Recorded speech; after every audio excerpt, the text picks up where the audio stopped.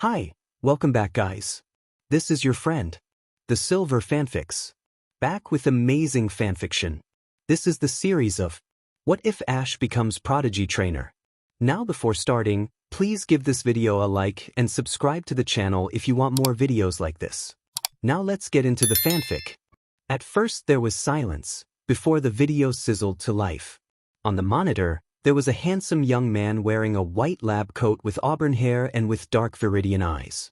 Besides him, a Blastoise was standing next to him with a mischievous smile on his face. Hello, and welcome to the world of Pokemon. My name is Professor Gary Oak. You may know my grandfather, the esteemed Professor Samuel Oak from the Kanto region. Gary said with a lazy smile on his face. Gary soon spread out his arms in excitement as if he was excited to continue this monologue of his. As you know, when children reach the age of 10 or older, they set out into the world on a journey of their own with their partner Pokemon. Gary said. However, soon he took on a more serious face as his tone became more grim. However, over the recent years we have found out that this process doesn't work for everyone, especially when it comes to connecting with Pokemon from all over the world. Gary then took on a smile again as he continued. So, 10 years ago, the professors from all across the world came together and established an academy for young up-and-coming trainers to grow and expand their bond with Pokemon in a way that fits them the best. This is the Pokemon Trainers Academy. Gary said with such enthusiasm. Here at the academy, young up-and-coming trainers can hone their skills and deepen their bond with their Pokemon in a controlled yet free environment that best suits their dreams, passions and desires. Gary said. Of course, here at the academy we have divided the school curriculum into several categories that we best feel suits the students' skills as a whole. The Pokemon Professor. First we have the Trainer course. Here is where Pokemon trainers study to become better battlers with their Pokemon and can grow stronger as a result of that training. Next is the Performance course. Here Pokemon trainers studying to become coordinators, performers and are more focused with showing off the appeal of their Pokemon can study here to their heart's content. Next, we have the Breeder course. Here trainers who wants to focus of taking care of their Pokemon and knowing what the best is for them can study to become the best breeders they can possibly be. Then we have the Research course, where trainers who seek to become researchers and professors can advance their studies in that regard. And finally, we have the Ranger course, where Pokemon trainers who seek to become Pokemon Rangers can study to their heart's content here in this course. Gary said having finished his explanation of the Academy's courses before staring back directly at the listener. So, if you want to deepen both your knowledge and bond of your Pokemon, then come to our beloved Academy and have a grand old time. Me and my faculty will welcome you with open arms. Gary said before signing off, leaving the listener open to a world of wonder and amazement. It was a warm shining day as the sun beamed down its rays on a white building with multiple facilities surrounding. For the uninitiated, this was the infamous Pokemon Trainers Academy. The place where trainers all over the world went in order to hone their skills, improve as a trainer and deepen the bond they have with their Pokemon. It was the start of a new school year as multiple new students and their loved ones were arriving at the academy to register for new experiences. This included the new student who was arriving in a black station wagon as it approached the school. Keenan was sleeping while holding one of his Pokeballs, not knowing that he and his parents had arrived at the academy he was going to attend. Soon the car stopped with a sudden jolt, waking Keenan up in a surprising manner. He soon saw the academy building through the window of the car and groaned. Honestly, he was still sorta of conflicted about doing this, but he ultimately stepped out of the car with his parents bringing out the rest of his stuff. Okay, so you got your Pokemon in your bag? His dad, Christian, asked. Yes. Keenan replied with a disinterested tone. And your suitcase? Yes. And your phone charger? Yes. And you have extra clothes so you don't end up naked in your dorm room. Dad! Keenan said, now embarrassed a bit.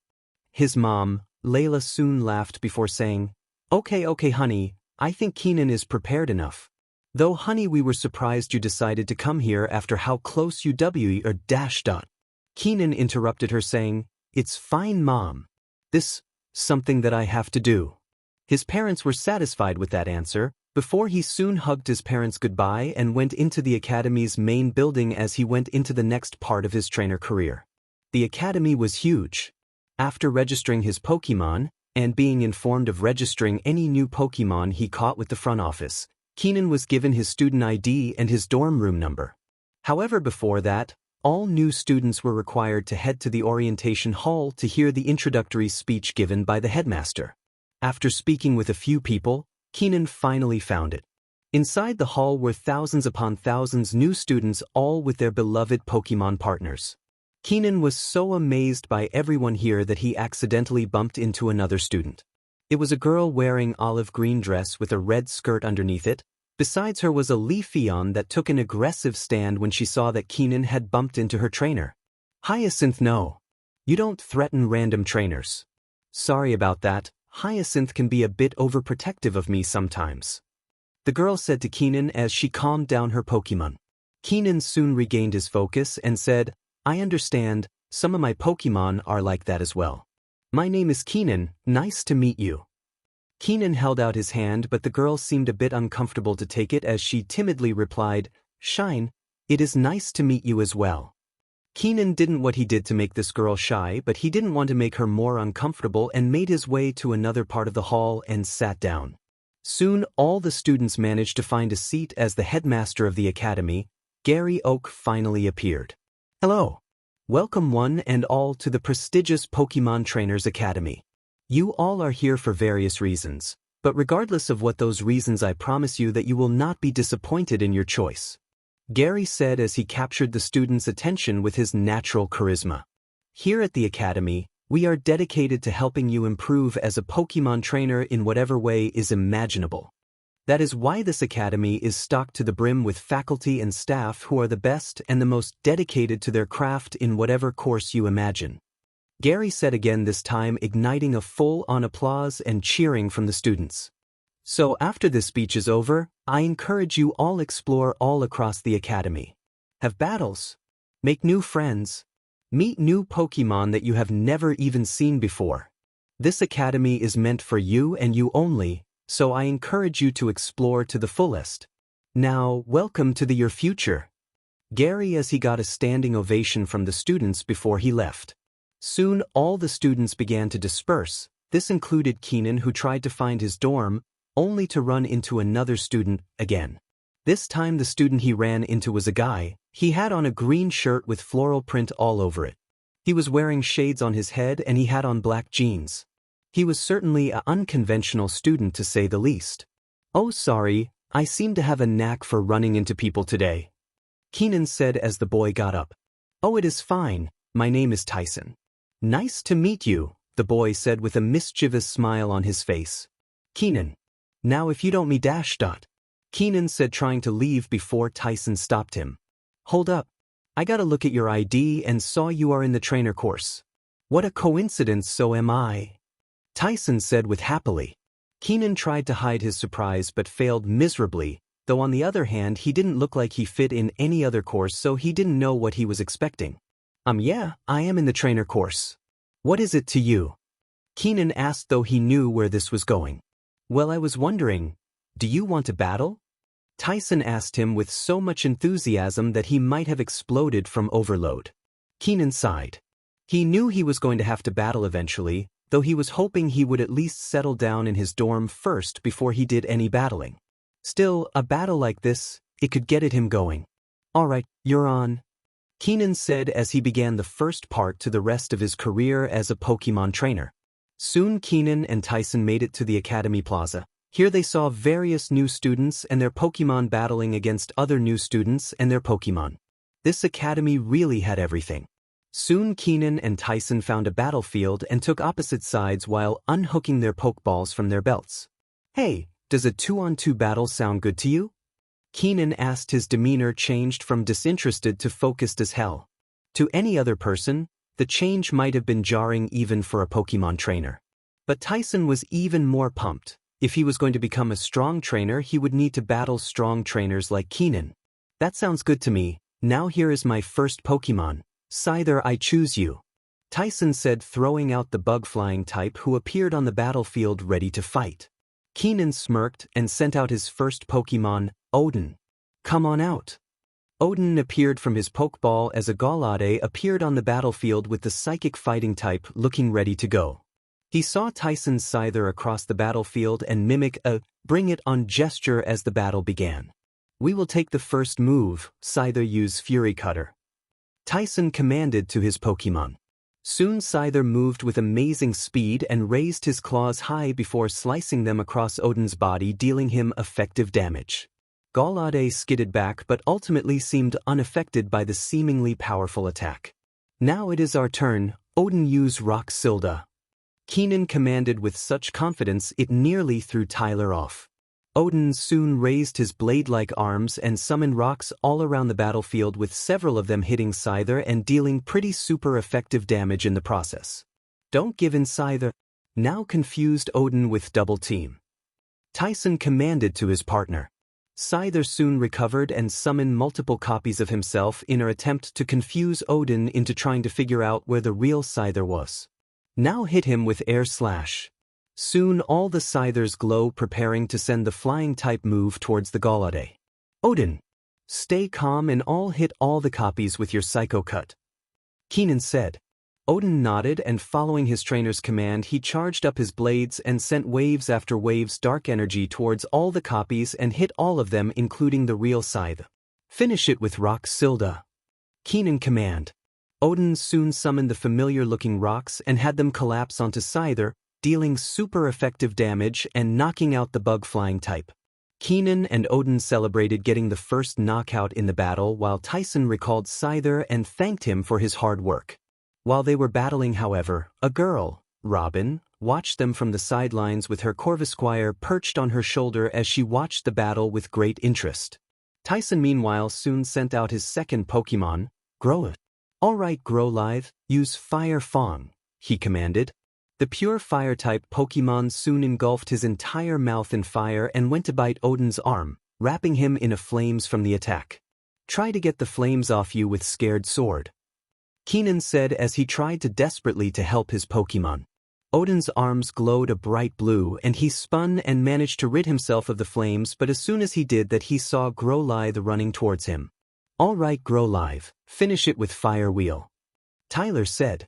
Soon Growlithe spun into a flaming wheel and it spun crazily fast and slammed directly into Odin's chest, making sure the psychic fighting type never had a chance to survive the attack as he fell down unconscious. Keenan was stunned. It had been a while since any opponent had managed to get the better of Odin. Except for him. However, he quickly shook off that thought and recalled Odin thanking him for his hard work before he saw Tyson and Growlithe celebrating by cuddling each other in a cute display of affection. Wow, your Growlithe is pretty strong. Keenan remarked at his opponents. Thanks, Growlithe and I have been together since the beginning, so our bond is the strongest it could be. Tyson said. Keenan smiled. He understood that feeling all too well as he brought his next Pokemon. I understand that feeling as well, and I think you will find out me and my next Pokemon share that same bond. Now Nami, come on out. Keenan said, sending out his second Pokemon. Nami came as she was revealed to an impressive-looking Samurott who turned around and immediately began liking Keenan, who laughed. Nami, we have a battle. I promise we can cuddle later. Keenan said as his Pokemon understood and took her position. Tyson gritted his teeth. It was obvious he had a type disadvantage, but he was planning on using Nami's larger body against. Tyson soon ordered Growlithe to use Flame Wheel. Growlithe soon rolled into a flaming wheel and headed straight for Nami. Keenan smirked and had Nami use Ice Beam. Nami soon fired a freezing jet of energy from her mouth, stopping the flame wheel in its track, shocking Tyson. Now use Aqua Jet. Keenan commanded. Nami surrounded herself in a veil of water as she headed straight towards and collided with the dog, dealing super effective to the fire type. It isn't over until it is over. Fire Wheel once more. Tyson commanded as Growlithe went straight towards. Checkmate. Keenan thought as he had Nami dodge before finishing things off with the Aqua Cutter. Nami soon brought down a veil of water down on Growlithe, dealing super effective damage and knocking him out. Nami returned to Keenan while Tyson ran over to check on Growlithe. Growlive soon got up and liked his trainer, indicating he was okay. That was a pretty fun battle. I haven't been pushed like that in a while. Keenan said to his opponent as he offered a respectful hand. Yeah, thanks. I had fun as well, though next time me and my Pokemon are going to win. Keenan and Tyler soon shared a hearty laugh while Robin walked off with a smile on her face, with the battle seemingly having impressed her as well.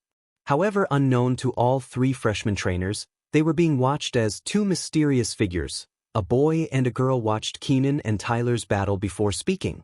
So what do you think? The boy asked towards his companion. The girl was lost in thought for a long time before she spoke up. They have potential, but they still have a long way to go before they reach the likes of us. The girl said as she left, leaving her companion to stew in his own thoughts. Soon the evening came, with everyone heading to their dorms. It took some time, but eventually Keenan found Samurot's Cove and found his dorm room within the building. As he entered his room, he saw a bed sitting on the far right corner of the room with someone. A pretty medium-built guy with his Sneasel on his shoulder. The medium-built guy looked up and said, "Ah hey, you must be my roommate. Didn't known you be such a cutie though." Keenan was a bit flabbergasted. This was pretty much the first time anyone had ever flirted with him, so he just said the first thing that came to his mind. "Oh sorry, but I don't swing that way," Keenan said, hoping it was the right thing to say. The medium-built guy was pretty surprised as his Sneasel started to snicker at her trainer's rejection. "Well, no matter, my name is Rex and it is nice to meet you. Looks like you and I are going to be roommates," Rex said, holding out a hand.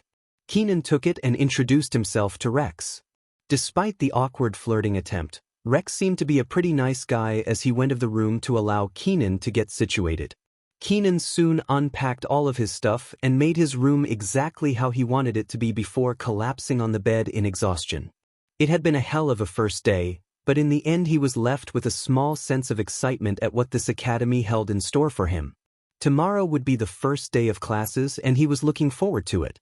There is a certain rumor going around the Trainers Academy, and if you have been here long enough then you might have heard. If you go to the Jirachi statue near the trainer courses facilities and make a wish to it, then it will come true. In fact, some say that Jirachi might even visit you themselves.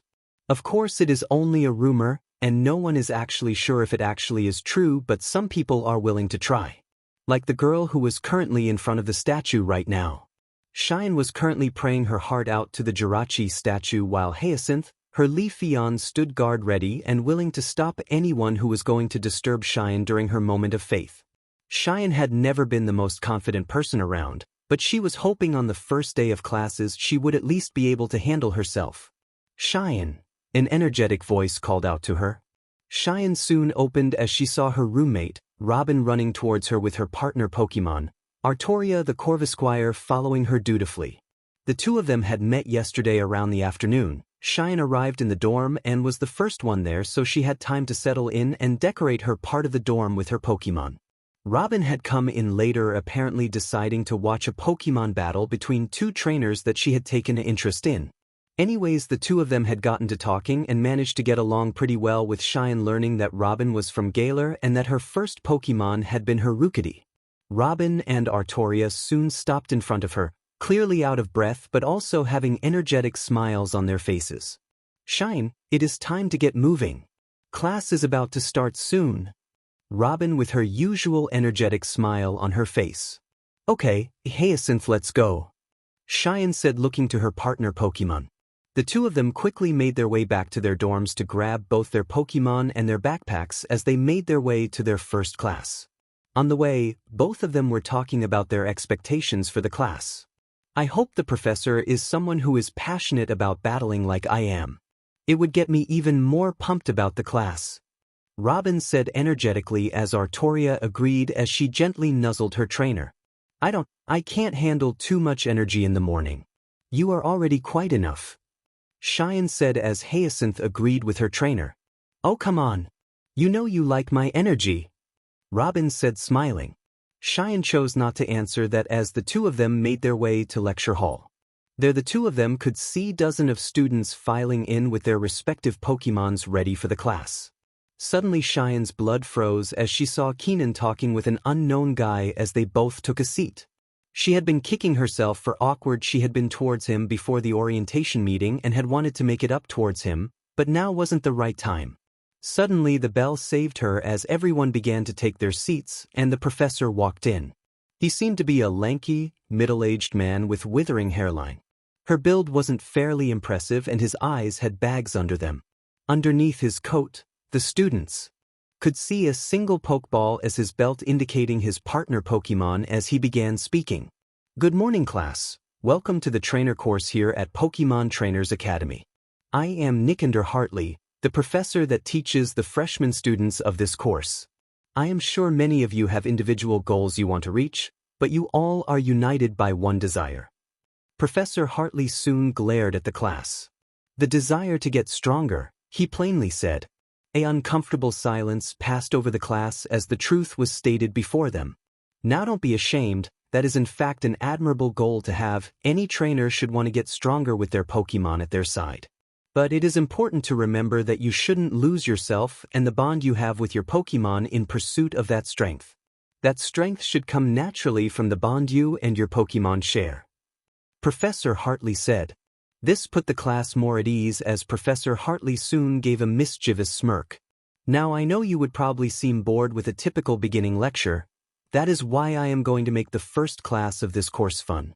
For the rest of class, you will be having Pokemon battles with your peers. I want to see what level of strength you are all at. The class cheered as they ran outside to start battling. Robin soon grabbed Cheyenne's hand and dragged her to a battlefield, wanting to battle her ever since they first met yesterday. Cheyenne didn't mind. In fact, she wanted the same thing as Robin as she took the opposite side of her on the battlefield. Professor Hartley had instructed them to have one-on-one battles, just so he could test their current level of strength. All right, I know who I am choosing for this battle. Blair, come on out. Robin said as she sent out her Aerocuda. Cheyenne smiled as she knew she was guaranteed to have the type advantage in this battle. Now Hyacinth, I choose you. Cheyenne yelled as she sent out her Leafeon. The two Pokemon squared each other up as the battle began. All right, I will start first. Blair, use Peck. Robin said. The fish-like Pokemon soon moved with amazing speed and used the super effective move on the grass-type evolution. Hyacinth, stay strong and use Razor Leaf. Cheyenne commanded to her Pokemon. Hyacinth endured the peck and saw an opening before sending razor-sharp leaves at the fish Pokemon, dealing super effective damage. Now follow up with Leaf Blade. Cheyenne said. Hyacinth's leaves soon became razor-sharp as she went to strike at Blair, but at the last minute Robin commanded Blair to use Aqua Jet as a veil of water soon covered her as met the Leaf Blade, showing their strength to be about equal. Blair, now use Agility. Robin said. Blair soon moved incredibly fast as her speed increased, making Cheyenne more wary of the fish Pokemon. Keep your eye on Blair and then use Leech Seed. Cheyenne said.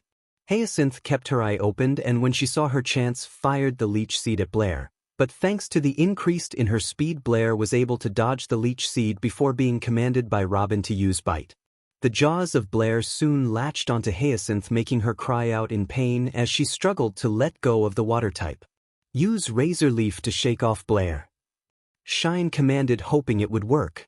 Hyacinth soon gritted her teeth and used Razor Leaf as she got the water type off her, but it is clear that she was using all of her strength to do so as she was exponentially tired. Now it is our chance to finish this. Blair, use Aqua Jet. Soon the Rush Pokemon covered herself in a veil of water and made her way to the evolution, making direct contact with Hyacinth and immediately knocked her out, making Robin the winner. As Robin celebrated her victory, Cheyenne rushed to her partner and asked if she was okay. Hyacinth liked her, though she looked a bit sad to have failed Cheyenne in this battle. Hey, don't be sad, that is why we are here, to get stronger together.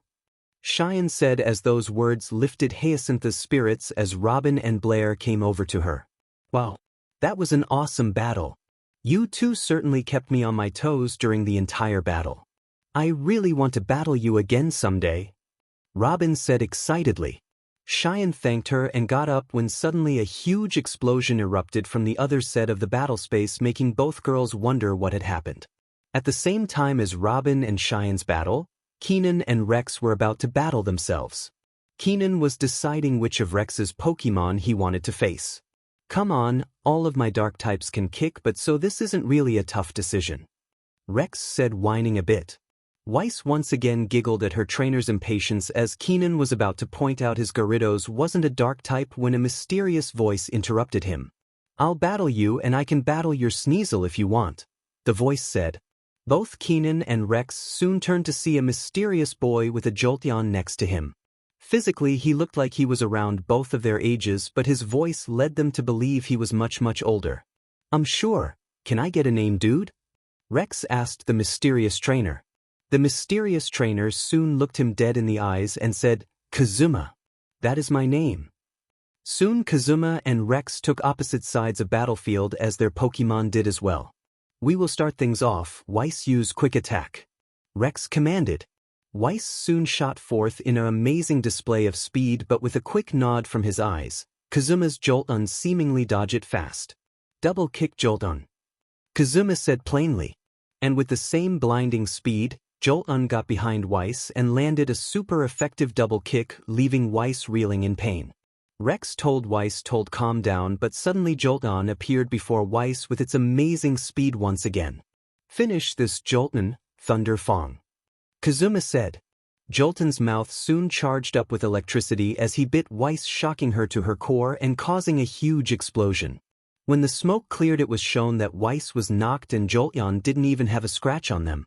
Well, looks like I win, Kazuma said with a smile as he and his Jolteon to walk off as Rex went to Weiss to see if she was okay, which she was. Keenan soon stared at the retreating Kazuma in amazement and a little of fear. Just who was he and where did he come from? Keenan thought as the first day of the trainer course classes came to an end. Around the same time that the trainer course were beginning their classes, the performance course students were also getting ready for their first class of the year. Lina Fey soon shifted throughout the students that were in the course just like her. She hadn't anticipated seeing this many students in the course, and admittedly it made her nervous. That was until her Fennekin jumped onto her, make her a lot more comfortable in the course as she sat down. Soon everyone who was in the course found a seat as they all awaited the professor to appear. However, suddenly, the entire classroom began to fill with smoke and mist, making everyone more anxious than they'd realize. Lina and Fennekin tried to stay calm, but even they were getting rattled. Suddenly sparks appeared from the stage as a swirl of majestic stars appeared before the students. Suddenly in front of them, a Piplup appeared before them, confusing everyone before Piplup's trainer appeared before them. It seemed to be a woman in her late 20s that appeared before them and bowed alongside her Piplup. The woman had dark blue hair that had been trussed up multiple but somehow still looked immaculate. Her slate gray eyes radiated confidence and playfulness as she soon turned to face the class. Everyone knew who this person was. Hello everyone, my name is Dawn Berlitz and I will be the freshman professor of the performance course. Nice to meet you, Dawn said as her Piplup gave an excited cry of hello as well. The classroom soon erupted into chaos. No one had expected their professor to be a current coordinator, let alone one who had already reached the rank of top coordinator. And certainly no one had expected her to teach the freshman students of the course. However, soon things were quieted down as Dawn simply clapped her hands and got the entire class attention. Now, quiet down. I know this is unexpected for you guys, but I demand to give in your attention and respect for this course. Now then, can anyone tell what a performer in your eyes is? Dawn asked the class. The class collectively went quiet with none of them knowing what to say. Soon a few of them raised their hands tentatively and gave answers that they hoped Dawn would like. A showcase participant, a dancer, and a coordinator. Close but not quite. You see, at least in my own view, a performer is someone who can create a beautiful visage with their Pokemon by their side. Someone who can do that can truly be called a performer in my eyes. Dawn said with such passion that it nearly scared the entire class. Lina meanwhile thought about Dawn's words. Would she really be able to create a beautiful visage with Fennekin? She hoped she would be able to. Lina's thoughts, however, were soon interrupted by Dawn herself. Okay, I am going to you guys have a 30-minute grace PRD to get to know each other. Have fun, Dawn said as the class dispersed for the moment. It didn't take long for Lina to find someone to talk. She didn't want to brag, but she had always been described as someone with a magnetic charm, meaning she could easily attract people to her. In this case, it was a girl who seemed to be around her age and had a Umbreon by her side. Lina looked her up and down and considered that she was friendly enough.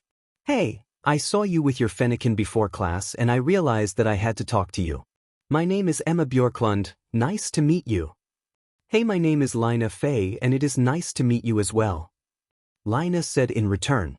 The two girls sat down as Umbreon and Fennekin began to play with each other. "So you have a Fennekin? I assume you are from Kalos, right?" Emma asked as she gave Lina a small smile. "Yep, and I got my starter from Professor Sycamore, though I decided to be different and attend the Trainer's Academy so I could get some extra experience as a performer before starting my journey." Emma nodded, saying she understood as she revealed that she competed in a few contests with Umbreon before deciding to come to the Trainer's Academy as well. "Well, I hope we both find what we are looking for. Honestly, I didn't expect Dawn Berlitz herself to be teaching this course. That woman is a legendary top coordinator," Lina said, gushing a bit. "I know. Hopefully with her help we will be able to become better performers as well," Emma said as her Umbreon came back towards her and nuzzled his trainer a bit. Lina smiled at the cute display as her Fennekin did the same. Soon, however, she heard an alarm going off indicating that the Grace PRD was in fact over, meaning all the students had to return to their seats. As everyone did in fact return to their seats, Dawn and Piplup soon went back up on the stage and Dawn continued to speak to the class. "Now then, I hope that you all enjoyed getting to know each other. As a performer, getting to know other performers, whether they be rivals, mentors, and even your friends, is a vital skill. It allows you to be able to learn new tricks and ideas and helps you and your Pokémon push the boundaries of your creativity," Dawn said to the class. The class took in Dawn's words and collectively promised to remember them. Soon Dawn smiled as she had something planned for the entire class. "Now, as a fun way to end our first class, I'm going to give you all a special performance with Piplup here." The entire class was taken aback by this as they weren't expecting that, but they soon began to cheer Dawn on, wanting to see a performance from a top coordinator. Dawn soon took a step back and told Piplup to get ready. "All right, Piplup, let's begin with your bubble beam," Dawn yelled out. Piplup soon jumped up and fired bubbles from his as the bubbles began to move in a circular motion and surround Piplup. "Now freeze them with Ice Beam," Dawn yelled. Soon Piplup fired a freezing beam of ice at the bubbles, make them freeze in place and leaving the entire class in awe of the performance. "Now for the grand finale. Spin and use Drill Peck," Dawn said. Piplup soon spun around like a top as his beak began to glow white and launched himself towards the bubbles. Soon as he hit the frozen bubbles, little blue sparks surrounded Piplup, making him look amazing as Piplup landed in front of Dawn, finishing their performance.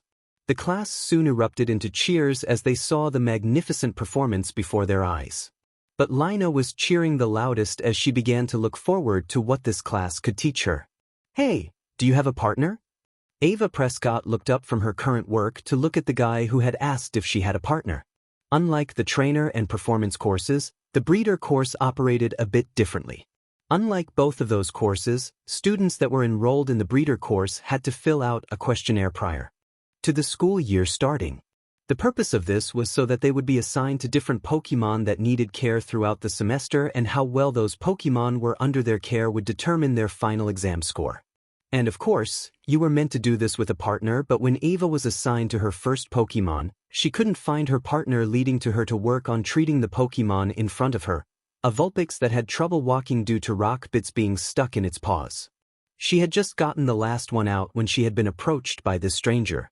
So she turned to look at him and said, "No, I don't, though I suppose you were the partner I was supposed to have?" "My name is Chris, nice to meet you," the strange boy said with a small smile on his face. Ava sighed. Well, he showed up at least, so she couldn't get snippy with him now. "Ava, now mind sanitizing yourself so we can work on the next Pokémon?" she asked him. Chris did just that as he partner Pokémon. Ivysaur came out to help them with a happy smile on her face. Ava cursed. She had been so wrapped up in her work that she hadn't thought to release any of her own Pokémon to help out. Remedying this, she sent out Garp, her Rillaboom, to help her out. With both Garp and Ivysaur out to help them, Ava and Chris saw their next Pokemon they needed to help. A Tinkadink whose hammer was dented and chipped while she had deep gashes on her body, like she had gotten into a terrible fight. Knowing Tinkadink species, that was probably the case. Okay, I can work on Tinkadink's gashes, you repair her hammer. Ava instructed him. Okay, I can handle that, but be careful, Tinkadink is a famously temperamental Pokemon. Chris advised her back. Ava nodded knowing what he meant. Tinkadink and her following evolutions were infamously chaotic Pokemon that were also a bit prideful, so they wouldn't accept help easily. Ava soon got a taste of that as she continuously tried to apply potion to Tinkadink so she could heal her wounds, but Tinkadink, true to their temperament, kept moving around so that she wouldn't receive the potion she needed to heal. It seemed like she would get the chance to heal this Tinkadink, when suddenly Chris went over to the Tinkadink, gently picked her up and whispered so sweet words to her so that she was more willing to let Ava apply the potion to her now. Ava looked somewhat impressed with Chris as they went to work on the next Pokemon that needed their help. Meanwhile, in an office in the breeder course building, Professor Alberta was talking to Gary with a frown on her face. She had often been criticized in years past for her teaching style, where she was mostly hands-off with her students, allowing to treat the Pokemon who needed help mostly be themselves with a few occasional lectures in the past. But she had always believed that this was the best way for her students to learn, through actually hands-on experience instead of a boring lecture and note-taking. But it seemed the criticism she received had finally caught up with her as she was talking with Gary. Headmaster Oak, I am sure this is wholly unnecessary. Yes, I understand he is one of the world's foremost expert on Pokemon care. I understand my teaching style may be a bit unorthodox, but I assure you it works. I understand he is an old friend yours, but I understand. So Professor Alberta hung up as she slumped down in her chair while her Duat came out and looked at her. Sorry, Duat, but it looks like I am going to have to deal with him again. Professor Alberta said to her partner Pokemon, who made a hissing sound. She petted him and reluctantly made her way to where the rest of her students were, given that time was about to run out. Meanwhile, back in the main classroom, Ava and Chris were relaxing as they and every other student were done for the day. Hey, there is something I want to ask you about, Ava said to her partner. Chris drank some water before he and Ivysaur looked at Ava weirdly. That thing you did with Tinkadink, where you got her to calm down when I couldn't. What was that? Ava asked him. Chris looked at Ivysaur before taking a deep breath to respond. To be honest, I am just as surprised as you. Ever since I was a kid, I have had that calming effect on Pokemon. Maybe it is because when I was a kid I spent a lot of time in nature and around Pokemon, but I still never quite understood it myself, Chris said to her as his Ivysaur nodded as if to corroborate his story. Ava sighed and accepted. She didn't want to push things too far with her partner so soon after all. Soon Professor Alberta came out and complimented them all on their work with the Pokemon they had to help. Being a Pokemon breeder is all about understanding a Pokemon's needs and fulfilling those needs to the best ability you can, all to showcase the bond that existed between humans and Pokemon. Professor Alberta said to them. All the students nodded, understanding her words as Ava and Chris noticed a change in her temperament. Now, with that being said, I would like to announce a surprise that many of you were not expecting so soon. All of the students looked around and wondered what the professor was about to say. It seems that the headmaster has called in an old friend of his to give a surprise lecture for this class next week. He is a world-renowned doctor for Pokemon, and I am sure you can all learn a lot from his lecture, I hope. Professor Alberta said with a tough smile on her face. As all the students cheered this development and relishing the chance to learn from a world-renowned breeder, Ava and Chris looked at each other wondering who this breeder was and why their professor looked so worried about him. It certainly created a level of fear and dread inside them as their first class ended for the day. It was a typical beginning day in the research course. Students were on their computers typing away at what they had done over the summer and why they had decided to come and study at the academy over going on their journeys. Just like in the breeder course, there was extracurricular work that research course students had to do before coming to the academy. Instead this time, they had to choose a Pokemon subject to use as their main topic that they wanted to cover for a year. And there is where we find ourselves in the research course building. The juniors and seniors of the course would be working with the freshmen to get them acclimated to the course. There was also another part of this. You see, juniors and seniors were allowed to pick one freshman as their research assistant to help when covering their chosen topics. Not only do the upperclassmen get help with their work, but the freshman receives some partial credit alongside the rest of the coursework. And so that is what the juniors and seniors were doing. They went around the room trying to scout the best freshmen to help them out. But one upperclassman was having trouble in particular as Gon fiddled with some of the pokeballs he has on him. It was particularly difficult for him to choose someone to help him, especially given who he was, but he resolved to put that behind him and try to find someone who could help him. And that is when the freshman professor for the course finally decided to walk in after being late for a majority of the class. Sorry everyone. My shuttle ran a bit late, but I see you guys have already began. Good. Professor Go Vierns said to them. Most of the students lit up in excitement seeing Go. After all, he was a famous researcher who worked with the headmaster Gary on the legendary Project Mew about a decade ago. And since then, he had published papers about Mew and various other legendary Pokemon. About what they were like, their sleeping habits, what they eat, and etc.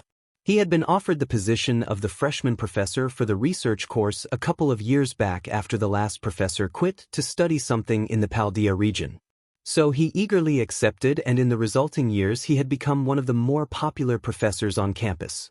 I see you guys are writing your beginning reports. Finish them and place them on my desk when you are done. Note, however, this only applies to the freshman students. Juniors and seniors, your professor informed me he expects you guys to be done in 15 minutes. Go told them all. Gon cursed. There was no way he could pick his assistant in just 15 minutes, but now he has two. Scrambling to find someone as the rest of his classmates finally did, Gon finally saw a freshman student with their Aksu and went over to them asking if they could be his assistant. Thankfully, the student agreed as they exchanged phone numbers, and before he left, he petted the student's Aksu, who responded happily to him. Oh, it seems like Aksu likes you. The student said. Yeah, I guess I have always been comfortable around dragon-type Pokemon. Gon said as he made his way back to the upperclassmen classroom. But before he could, Gon could have sworn he saw Go looking at him before turning his attention back to his papers. Soon class went on normally for both the freshman students and the upperclassmen. However, Gon couldn't get Go out of his head. Why was he looking at him? Gon soon tried to focus but had trouble getting into what they were supposed to be doing for today, which was just an easy icebreaker to catch up with each other. Soon for Gon, class mercifully came to the end as he grabbed his things and was prepared to head out the door, only to get stopped by his professor, saying that Go wanted to see him. Gon was extremely confused about why the freshman professor wanted to talk to him, but he didn't complain as he made his way to Go's office and knocked on the door. After 30 seconds of uncomfortable silence, the door to Go's office finally opened with the man eating a popsicle and waiting for the upperclassman student to enter. Gon, come in. We have much to talk about, Go said as he let him into his office. Thank you, Professor, but to be honest, I am still a bit confused about what is going on, Gon said to him. Go looked up and also seemed a bit confused as well. Well, it is just that you are the professor for the freshman students of this course and I am an upperclassman, so I am wondering what business is that you have with me. Go soon brought out a file that had Gon's name on it. Well, I was reading through your file and I have to say I am very impressed. I mean, winning the Evergrande conference at age 12, capturing a dangerous Pokemon hunter, befriending Latios and Latias? I mean, these are pretty impressive feats for someone of your age, though given who your grandfather is I should be dashed. Stop! Gon yelled out so loud that it took both him and Go by surprise. Sorry about that, but I would prefer if you didn't bring my grandfather up, Gon said to him. I see very well. But the point being, you are very talented, which makes you a perfect candidate for the next project I am working on, Go says. Gon was caught off guard. A new project? A new project, sir? What is it about? Gon asked curiously. Well, I can't give all the details now, but it is called Project Paradox, and it will be over in the Paldea region. Let me know if you are interested in it, Go said to him. Project Paradox, it was an intriguing name to say the least, but Gon wanted more information on it before he made his decision. Can I have some time to think about it?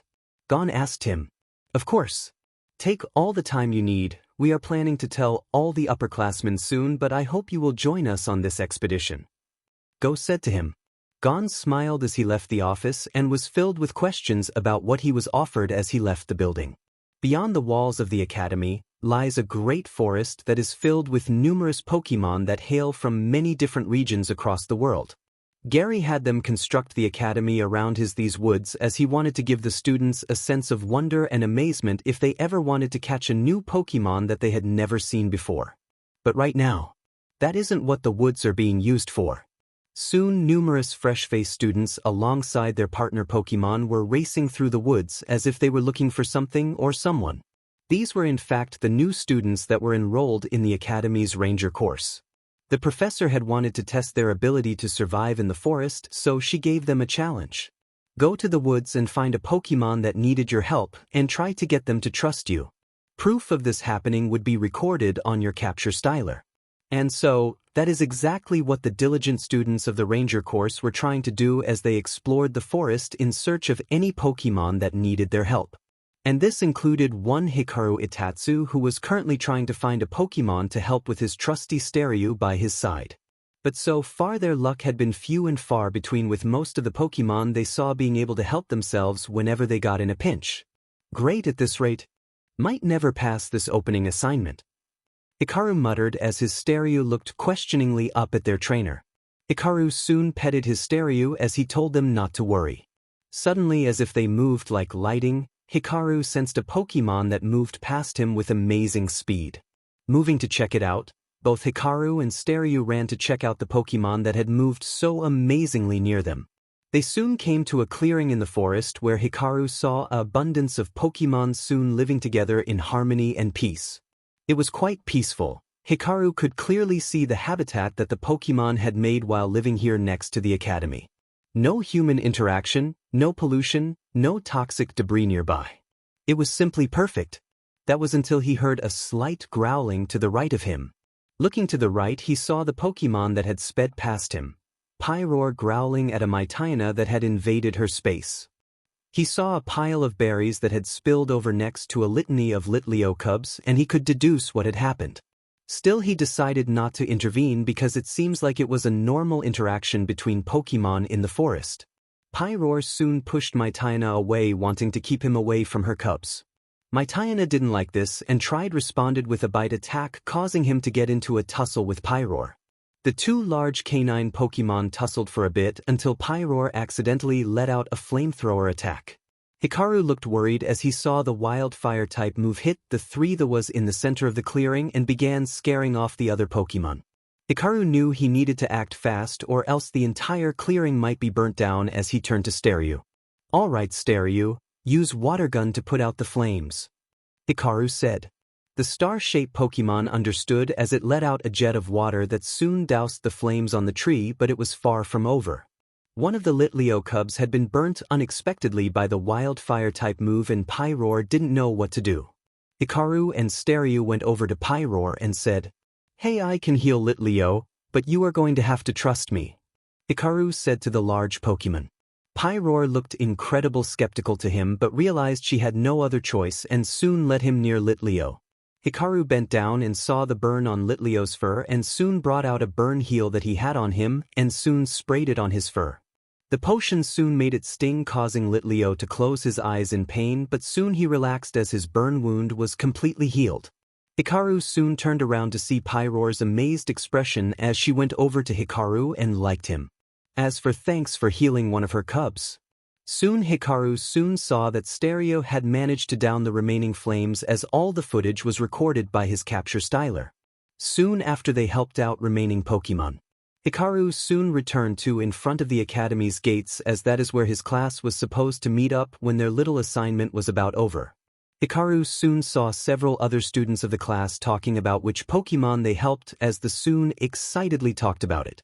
However, soon a loud gong sound reverberated throughout the entire class as a blue-haired woman soon took her position in front of the entire class. This was Professor Solana, the freshman professor of the class, as she began addressing the class. "Congratulations on a job well done, class.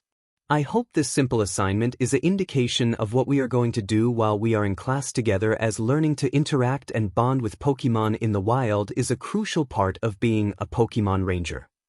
Solana soon said that starting tomorrow they would be paired up with another student as they would begin to learn how to work with each other as Rangers. However, as she was giving out this information, Hikaru soon saw Solana and blushed a bit, not expecting her to be the professor of this course. Soon he took his paper and walked out of the classroom, a bit frazzled by what happened in the course but at the same time excited as well. He wanted to go somewhere he could clear his head for a few minutes, and then he remembered the common area where students went unwind after class. So with a heavy heart, that is where he went as his class ended for the day. The common area. Often it was cited as a place where students often went to relax following their respective classes.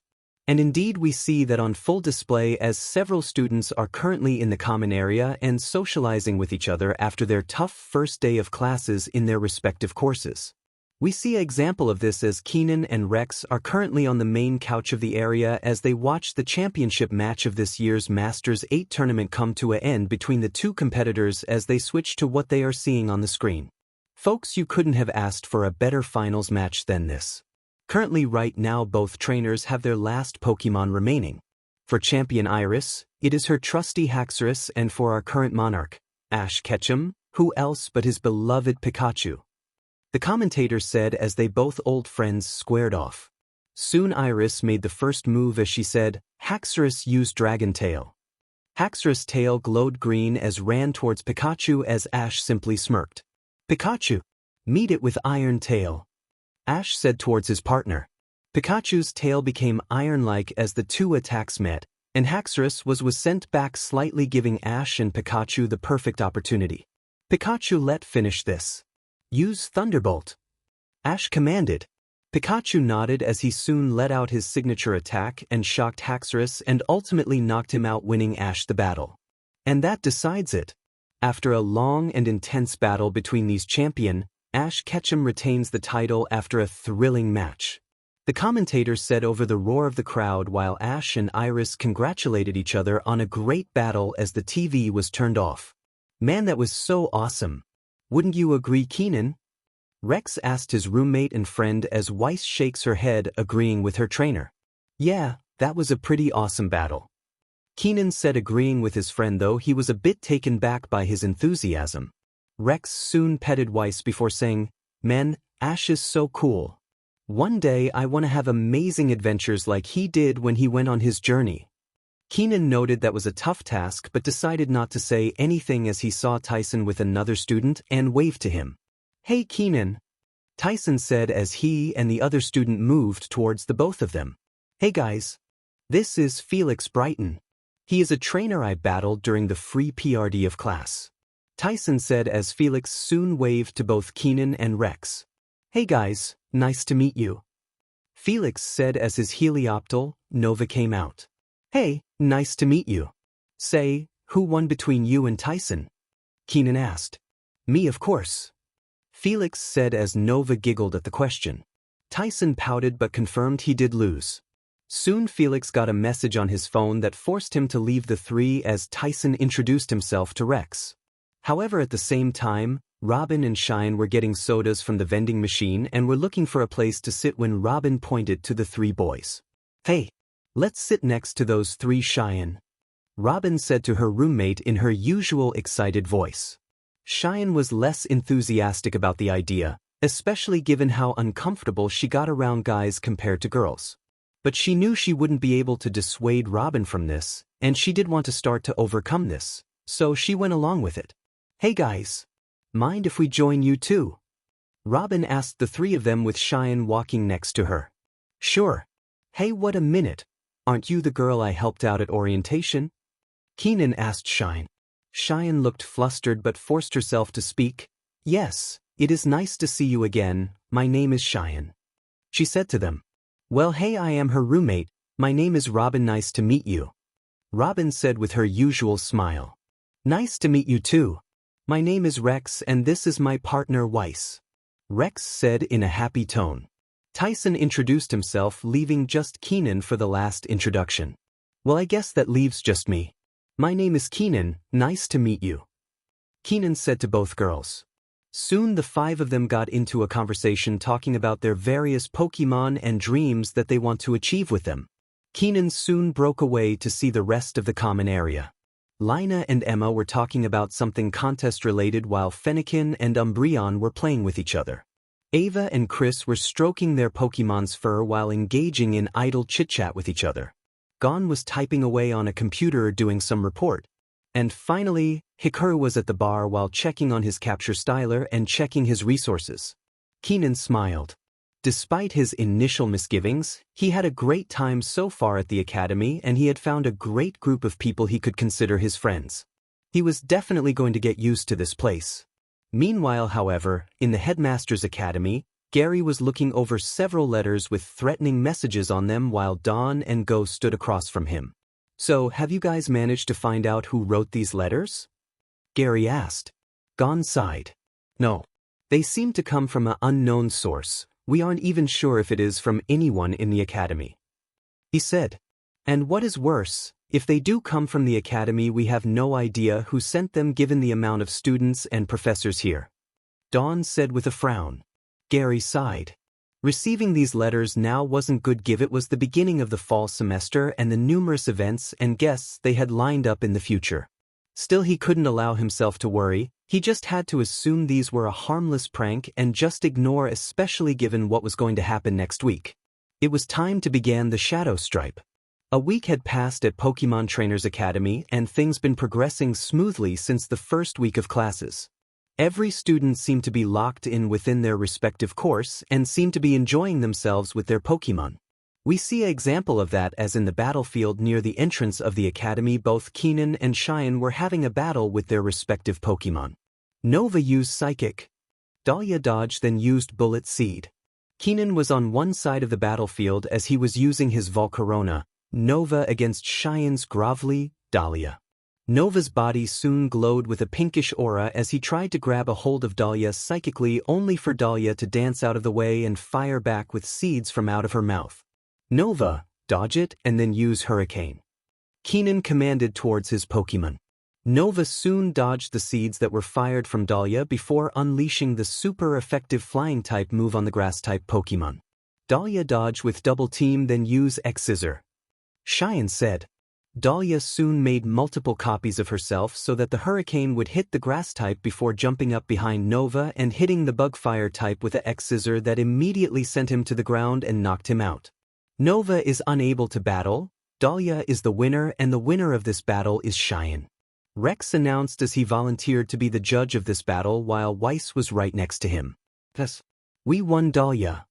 Cheyenne said in excitement as she ran up to Dahlia and hugged her, who immediately went into a lazy pose at the thought of her trainer's affection. Meanwhile, Nova looked upset that he couldn't win until Keenan walked up to him and hugged him. You did great, Nova, but it is clear we still have ways to improve. Now get a good rest. Keenan said, returning him to his Pokeball as Cheyenne did the same to Dahlia. Man, that was a fun battle. You are pretty strong, Cheyenne. Keenan said, walking up to his opponent and friend. Cheyenne blushed at the compliment, clearly not used to it, as she said, well, thanks, your Volcarona was pretty awesome as well. Rex soon ran up to them with Weiss and complimented them both on the great battle that they had, as it made him want to have a battle soon. Right, you haven't had a battle since? Kazuma. Keenan said, faltering. Memories of Kazuma and his absurdly powerful Jolteon from the first day of class still rang in Keenan's head as he wondered if he was going to get the chance to battle him soon. Hey, where is Tyson and Robin? Didn't they say that they were going to have a battle as well? Rex asked, somewhat confused where the two trainers were. Cheyenne soon pointed to the battle next to them as Tyson and Robin were battling, as Tyler was using his Nidorina and Robin was her Aerocuda, Blair. Tyson soon commanded his Nidorina to use Tackle while Robin commanded Blair to use Aqua Jet. Soon the two physical attacks met with Tyler's Nidorina having been knocked unconscious, making Robin and Blair the winners. Congratulations, you two, it looked like a pretty intense battle. Keenan said to both trainers as they recalled their Pokemon. Aw man, I still haven't won a battle since coming here. Tyson said as Robin come over to him. Hey, don't worry about it. Sure, you and your Pokemon will started winning soon. I can tell your Pokemon have been well trained as heck. Robin said. Keenan smiled at the warm sight of competition when suddenly he and the rest of his fellow trainers got a message on their phones instructing all the freshman students to come to the auditorium where orientation was held, confusing all of them. Meanwhile, with the performance course students, they were busy practicing different combinations that they could use in different performances that they took a part in. This included Lina, as she was having Fennekin practice with her fire-type moves. Alright, Fennekin, use Ember and then follow up with Scratch. Lina commanded to her Pokemon. Fennekin soon let out a small burst of fire before scratching at it with her little claws. The combination of the two attacks caused the small ball of fire to explode as fiery sparkles rained down and illuminated Fennekin's form. Lina smiled at this as she suddenly heard slow clapping behind her. Turning around, and she saw Emma walking up to her with her Umbreon. That was a nice combination. You really managed to show off Fennekin's fire-type abilities to the max. Emma said towards Lina. Thanks, I am just trying to come up with ways for Fennekin to show off her appeal to the maximum, Lina said as Fennekin jumped into her arms and nuzzled Lina in a sign of affection. That is certainly one way to do it, but have you ever considered trying to evolve Fennekin? Emma asked Lina. Lina was stumped and said no as her Fennekin looked at their trainer quizzically. Well, anyways, I think it is time we showed off our appeal, right, Umbreon? Emma said with Umbreon agreeing. Soon Umbreon got in front of his trainer and soon Emma ordered him to use Shadow Ball while then using Dark Pulse. Umbreon soon fired a ball of shadowy energy and then soon used the Dark Pulse attack directly at the Shadow Ball. Both attacks soon burst into dark sparkles that fell around Umbreon that accentuated the mystery and intrigue behind Umbreon's dark-type nature. Oh wow, that is so beautiful, Lina said, mesmerized by the performance that Emma had created before her. Emma soon looked satisfied with her performance when suddenly both her and Lina got a message that instructed all freshman students to come to the orientation hall, confusing them both. Ava wasn't the most reckless of individuals. Normally she liked to stay cool, calm and collected when faced with a situation. But even this was making her impatient. She was soon looking at an egg while writing down notes on her notebook while tapping her foot out of impatience. Hey, what is up? Chris asked as he suddenly came beside Ava, scaring the crap out of her.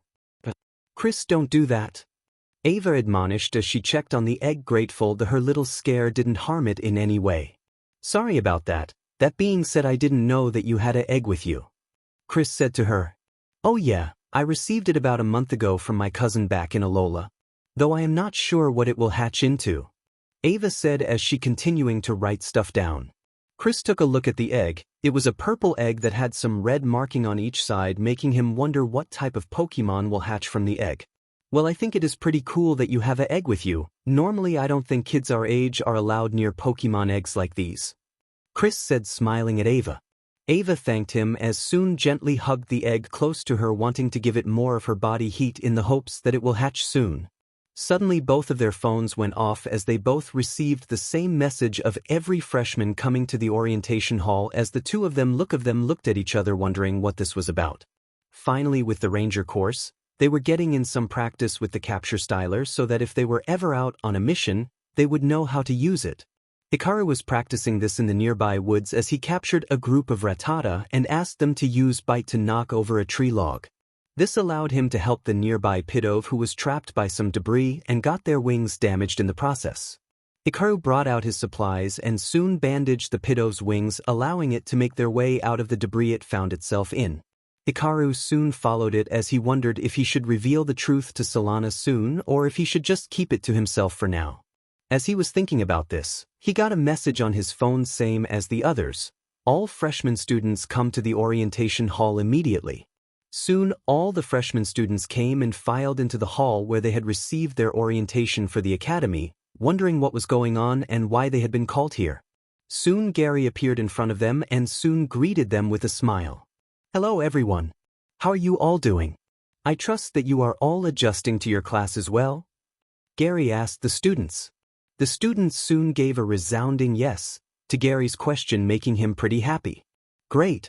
I am so glad to hear that, because now that a week has passed, It is time to enact one of the annual tests that we give all freshman students here at the academy, the shadow stripe, Gary said to them.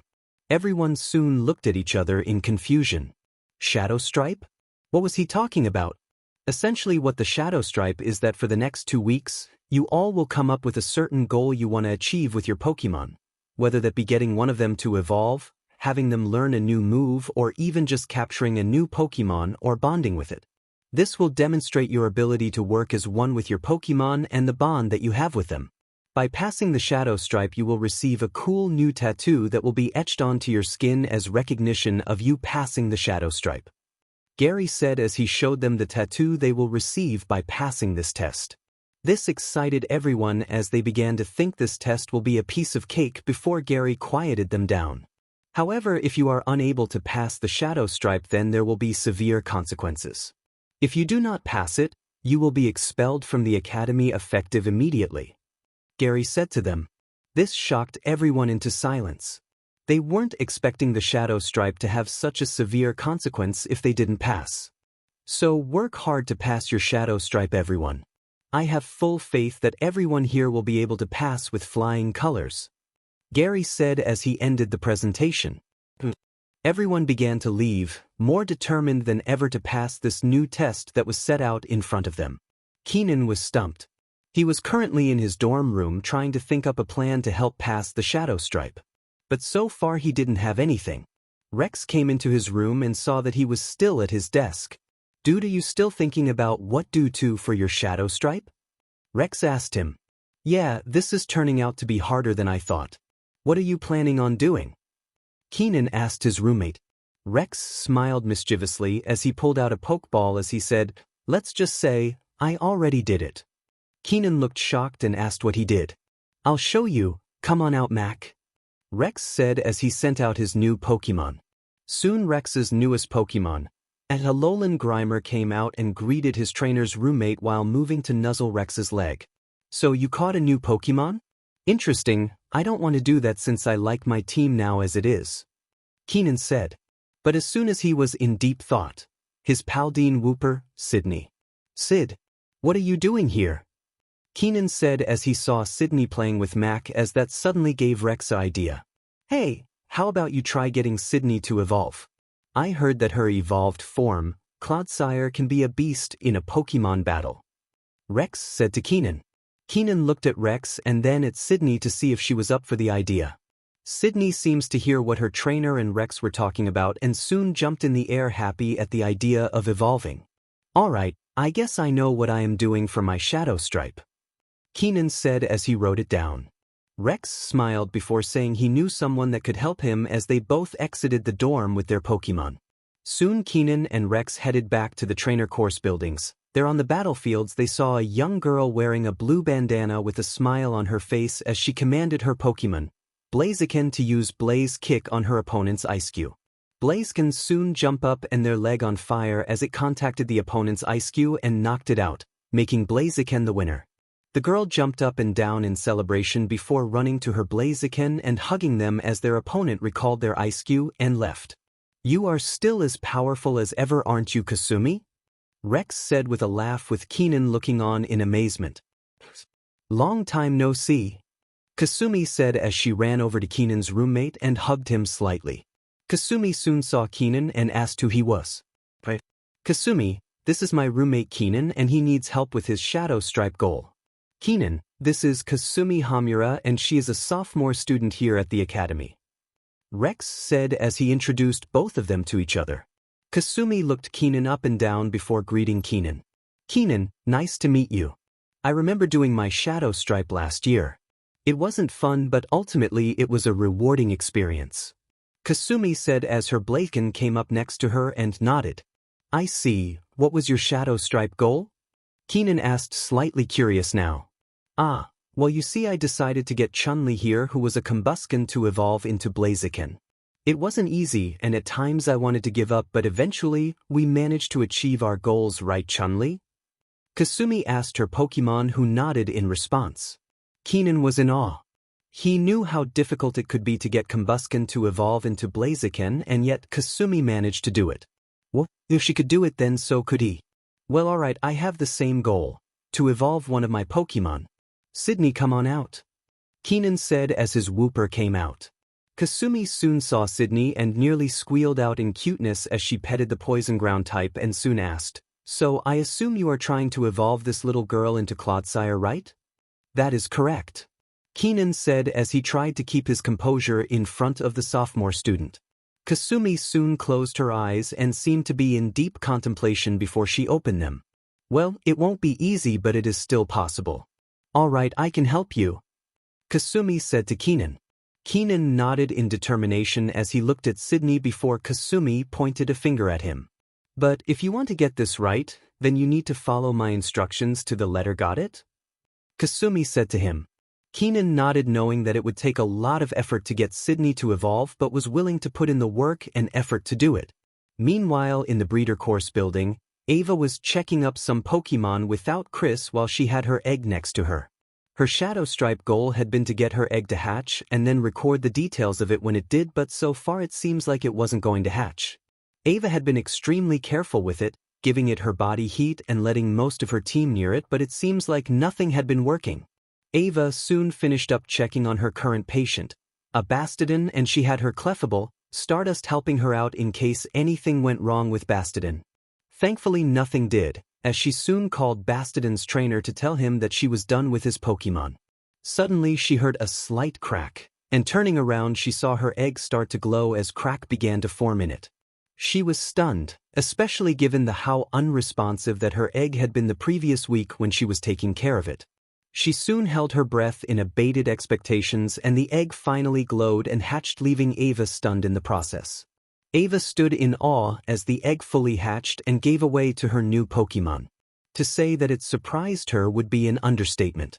Before her, standing on the remains of what used to be the egg, was a Sneasel as it opened her eyes in front of her. But it wasn't an ordinary Sneasel. Unlike a regular Sneasel which has a dark blue and red color scheme, this one had a much more purple fur with red across their head for a more consistent color scheme. She had heard about these Sneasels. Apparently then are variants that were found long ago in Hisui region, in what the Sinnoh region used to be called. She definitely wondered how her cousin managed to get an egg like this for her, but she figured she could do that later. She had a new Pokemon to greet anyways. Hi Sneasel, I am your new trainer.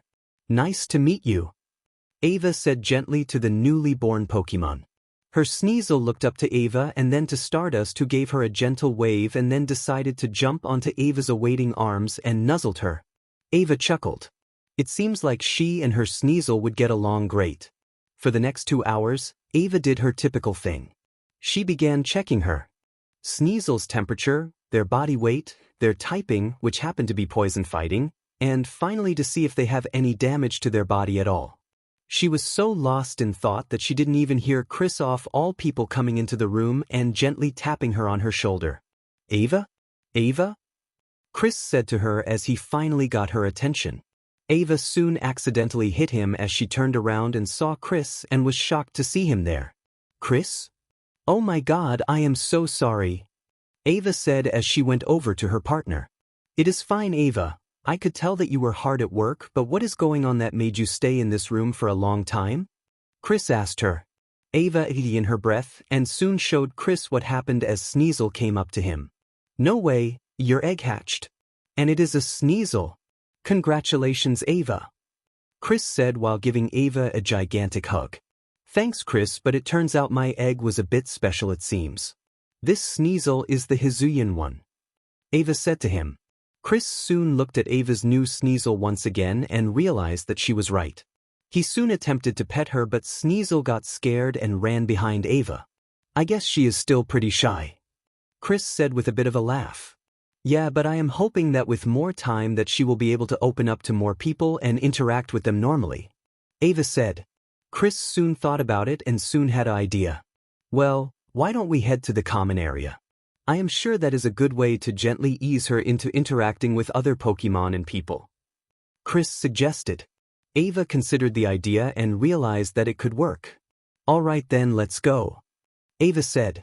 Soon both Ava and Chris headed to the common area. It wasn't as packed as it had been after the first day of school, but there was still plenty of students chatting with each other alongside their Pokemon. Ava and Chris soon sat at the pseudo bar and ordered 2 sodas for both of them. Chris let out his Ivysaur to get some air. Ivysaur soon saw Sneasel and sent out a vine of friendship towards the young Pokemon. Ava's Sneasel seemed apprehensive about it but soon decided to go towards Ivysaur after an encouraging nod from Ava. Soon both Pokemon began playing with each other as they seemed to become fast friends, making both of their trainers pretty happy. Suddenly a Corvisquire soon came up to them and squawked at the 2 Pokemon, making Sneasel scared and hide behind Ava. Ivysaur soon looked sad and brought out its vines trying to challenge Corvisquire until they heard a girl's voice call out to them. "Artoria! Stop, you know how rude that can be," Robin said, running up to her Pokemon. Artoria soon went on, perched on Robin's shoulder and nuzzled her a bit. "I am so sorry about that. You see, Artoria tends to be pretty energetic when it comes to meeting new Pokemon and people, and thus she tends to go a bit overboard," Robin said to them, and Cheyenne followed her as she kept a stoic expression on her face. "It is fine. I can tell your Corvisquire meant no real harm after all. I am Ava, by the way, and this is Chris. We are in the breeder course," Ava said, introducing herself to Robin. "Hi, my name is Robin and this is my roommate Cheyenne." Robin, and she introduced Cheyenne. "Hello, it is nice to meet you," Cheyenne said calmly, in complete contrast to Robin. Soon both sat down next to Ava and Chris and soon began talking about their respective experiences at the academy so far. "So, wow, your Sneasel recently hatched from egg? And it is a Hisuian Sneasel as well," Robin said in amazement. "I am surprised. I know that Hisuian Pokemon aren't exactly uncommon in today's age, but I still never expected to see one in real life," Cheyenne said as she saw Sneasel eating Pokemon food. "Yeah, they are an anomaly, but I don't mind. Sneasel seems pretty attached to me already," Ava said, chuckling a bit. Chris soon asked Ava if she thought of a nickname for Sneasel. "Well, I hadn't thought one originally, but I think I got one. I am going to call her Mink," Ava said. Her Sneasel looked up from her food and soon smiled at her, indicating that she liked the nickname. "Great. Well, I am glad to for you, Ava," Robin said as she gave her a bone-crushing hug. Ava thanked her as she tried to breathe again by getting Robin off her, as she finally did. "So what about you two? I assume you are in the trainer course?" Chris asked both of them as Robin soon nodded yes to that. "Yeah, and right now we are just trying to get our shadow stripes done and over with," Robin said as she looked exhausted by it. "Oh really, and what are your shadow stripe goals?" Ava asked. "Oh well, I wanted Artoria to learn a new move, and with the help of another student in our class we finally managed to get her to learn Aerial Ace," Robin said to Ava. "Nice. That is a pretty difficult flying type move to learn, so I commend you from doing that. And what about you, Cheyenne?" Ava asked her. Robin soon glared at Cheyenne, who simply hid behind her soda can. "I wanted to catch a new Pokemon, specifically a new grass-type Pokemon," Cheyenne said. Robin continued to glare at Cheyenne as Chris said that didn't sound too difficult. "Yeah, but Cheyenne wanted to catch a pure grass-type Pokemon, which means we had to search for hours." "I mean hours," Robin said as she comically began to cry. "Oh, calm down, Robin, it wasn't that bad. I mean, yes, it did take a long time, but we eventually found it," Cheyenne said, taking out a Pokeball. Soon she out her new Pokemon, a Eldegoss. "Oh wow, what a pretty Pokemon," Ava said as Eldegoss jumped up into Cheyenne's lap. "Yeah, this little one wanted to join me for a long time and I finally did. Her name is Rose," Cheyenne said as her Eldegoss waved to Ava and Chris. Ava waved back as she saw the 2 roommates exchanged ribs and petty insults before ultimately laughing with each other. She was glad she came here even more now. Meanwhile, in front of the trainer course building, Keenan and Kasumi were training with their Pokemon, trying to get Cindy to evolve into Clodsire. It wasn't going great as Keenan soon fell down. "Arg! I don't get it. What are we doing wrong?" Keenan yelled out, frustrated, as Sydney soon also sighed a bit frustrated. "Calm down, getting frustrated won't solve anything," Kasumi said as she and Chun-Li went over to Keenan. Keenan sighed as he petted Sydney a bit.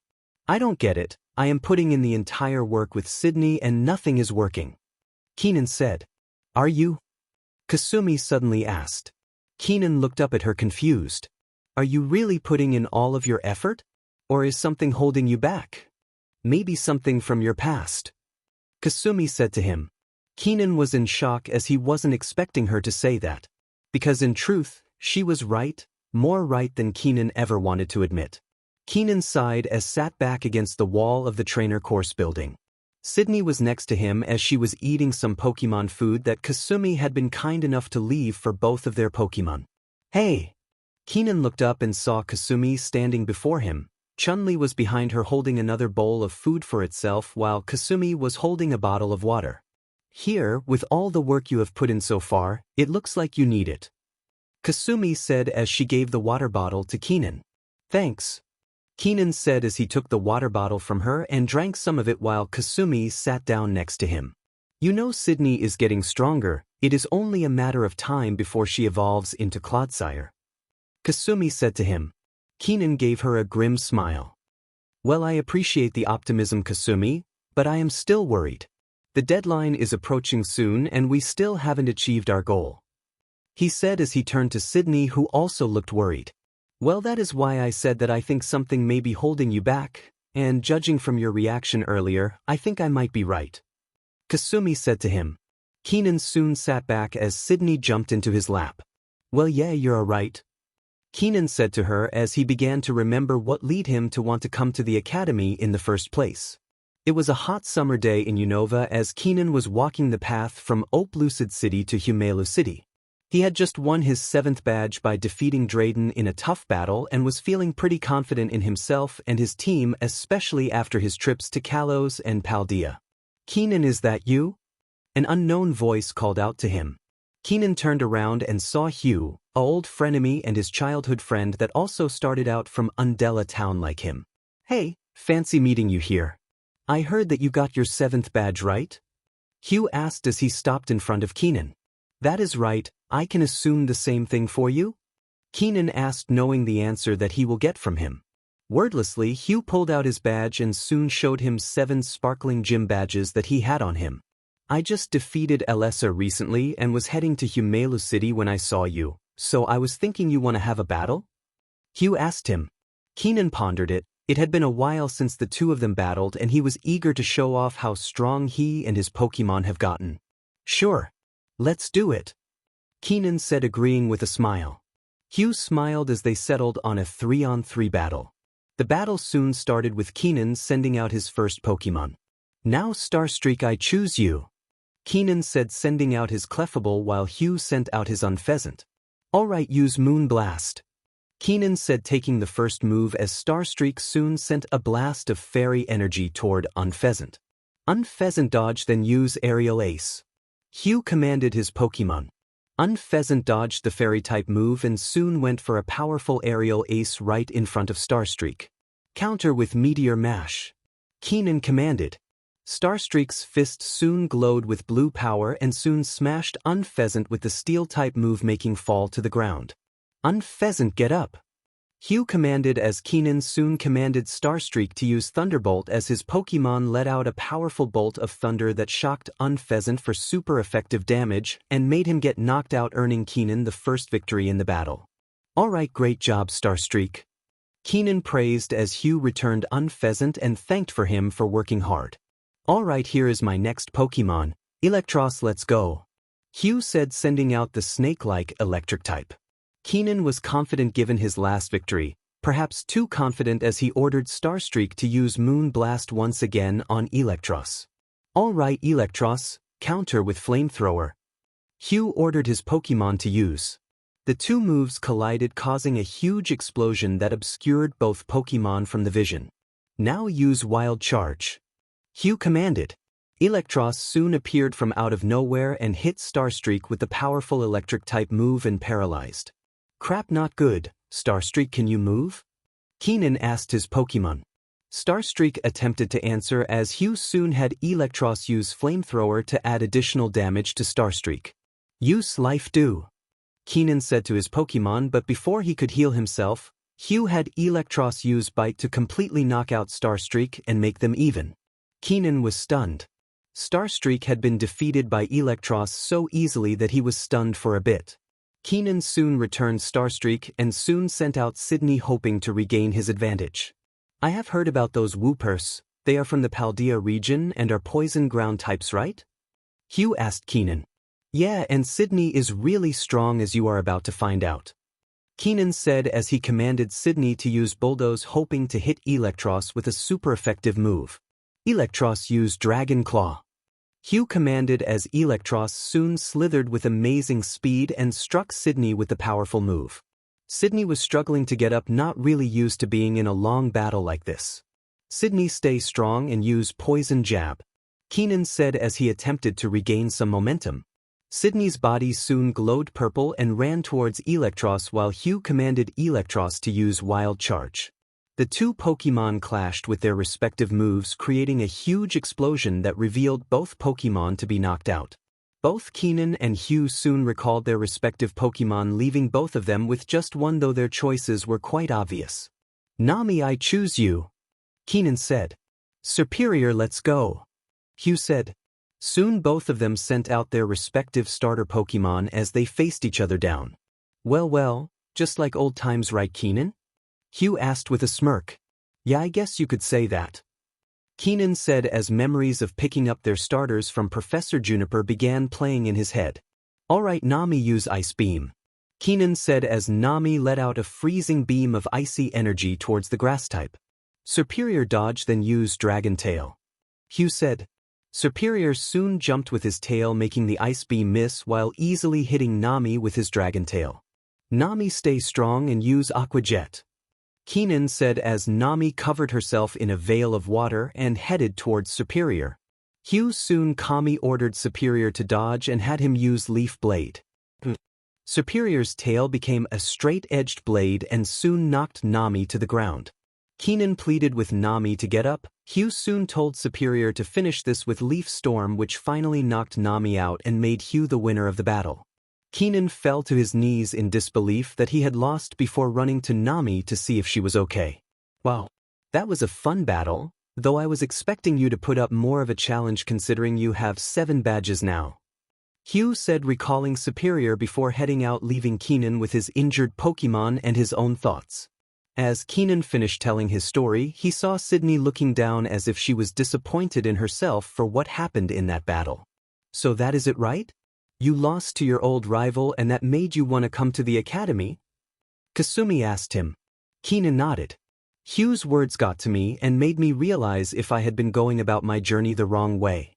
So, I talked to my parents about it and decided to come here. Kasumi soon stared in silence as if she was trying to come up with something to say. Well, Keenan, after hearing that story, I think you might be one of the strongest trainers I have ever met here at the academy, Kasumi said to him. Keenan soon looked up to her in surprise, as did Sydney. I mean, think about it. You were 1 badge away from the Unova League, but you decided to sacrifice it for the chance to grow as a trainer here at the academy. I think that is really strong of you. Kasumi soon held out her hand to Keenan. Now come on, let's show Hugh what you and Sydney are made of, Kasumi said to him. Keenan and Sydney looked at each other and then at Kasumi before Keenan took her hand, as he was filled with newfound determination to see this through to the end. Again. Tyson looked at his Growlithe and who soon nodded at him and soon sprayed a wall of flames against a tree bark in order to make it singed as Felix looked on. Tyson, for his Shadow Stripe, was attempting to teach his Growlithe Flamethrower with Felix's help, given that he had a Pokémon that could help them out with it. It took a couple of tries, and soon changes of clothes when they got burned, but now it seems like they had finally managed to get the hang of it. Alright, great. You guys are finally getting it, Felix said with a smile as Nova was on his shoulder, also giving them a look of acknowledgement. Tyson felt good. No, he felt great as Growlithe soon ran up to him and liked his face furiously at the prospect of finally achieving their Shadow Stripe goal. Felix came up to him as Nova began to play with Growlithe as congratulations for finally learning Flamethrower. Thanks, man, I would have never been able to accomplish this without your help, Tyson said to him. Soon as they were about to leave, Tyson saw Rex waving to him as he and Weiss soon skidded to a halt in front of the Kanto-born trainer. Felix soon sweated seeing Weiss and unconsciously moved behind Tyson to avoid the Sneasel. Hey Rex, what is up? Last time I heard, you were helping out Keenan with his shadow stripe goal. Tyson said to his friend. Yeah, that is the thing. I think he is about to achieve it and he wants all of us to be there. Rex said to him. Tyson looked shocked and surprised as he turned to Felix. Hey man, thank you for all the help, but I got to go and see if my friend will accomplish this. Tyson said to Felix. Of course, take care man, and hopefully we can battle again some other time. Felix said in a bit of a panicked voice. Soon Tyson and Rex made their way to where Keenan was as Felix sighed thankfully that Weiss was gone for now. Meanwhile in Decidueye's Grove, Cheyenne and Robin were hanging out. They were talking about their respective Pokemon and the recent announcement the school made in the midst of the Shadow Stripe PRD for the freshman students. So a field trip? I always hear that the academy takes one every year just for the freshmen. So I wonder where we are going. Cheyenne said to Robin. I hope it is Paldea or someplace else. I really want to try those new Paldine sandwiches that are famous over there. Robin said as she suddenly got a message on her phone, as did Cheyenne.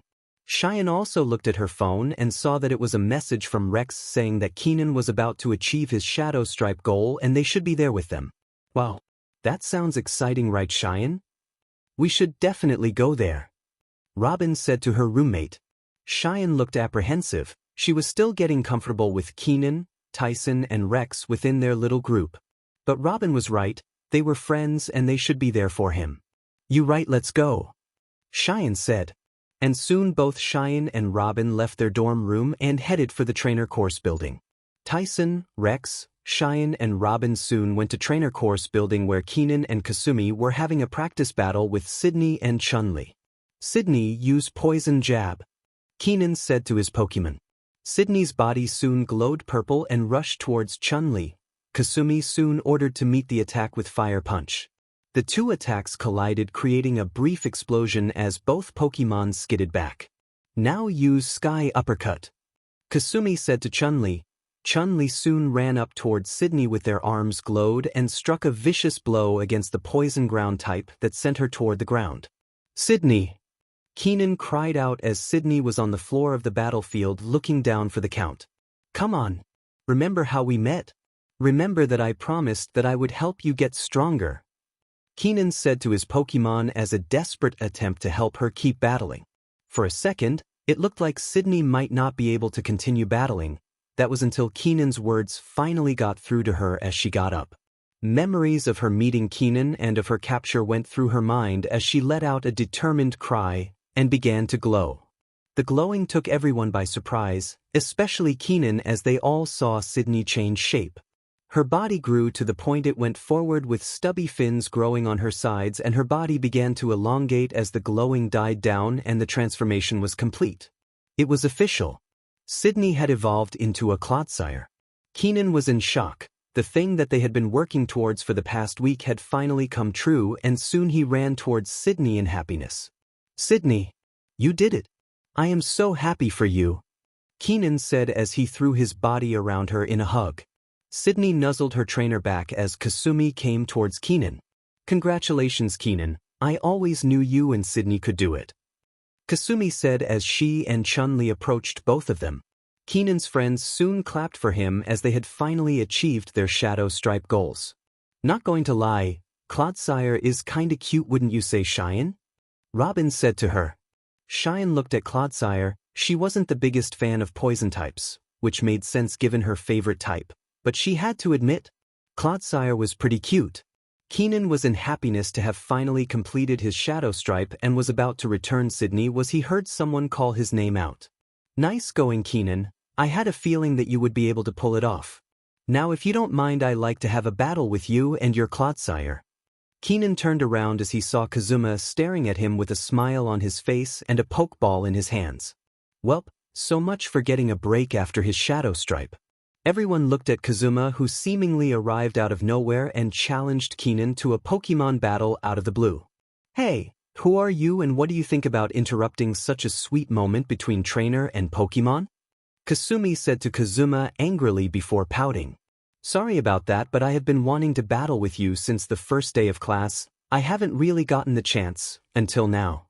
Kazuma said as he made his way over to the battlefield. Keenan looked down at Sydney wanting to see if she was up for it. Sydney looked up at Keenan and with a determined look and letting out a determined yelp said yes to the battle. Keenan nodded before looking back at Kazuma. Alright, I accept your challenge, Keenan said to him. Kazuma smiled as he ran over to the other side of the battlefield while Kasumi joined Keenan's friends. So do you guys know what Pokemon this Kazuma guy uses? Kasumi asked them. Rex sighed as he looked across the field, first at Keenan and then at Kazuma. Well, the only one I know is Jolteon and it is pretty strong, but against a Pokemon like Clodsire he might use a different Pokemon, Rex said. Kazuma soon brought out a Pokeball. Now Dragalge, I choose you, he said as the poison dragon type soon materialized on his side of the battlefield. Cheyenne frowned as she saw Dragalge appear. Great, another poison type, Cheyenne thought in her head. Keenan meanwhile had never seen this Pokemon before as he brought out his phone and scanned it with his Pokédex app. Dragalge, the mock kelp Pokemon. A poison and dragon type and the evolved form of Skrelp.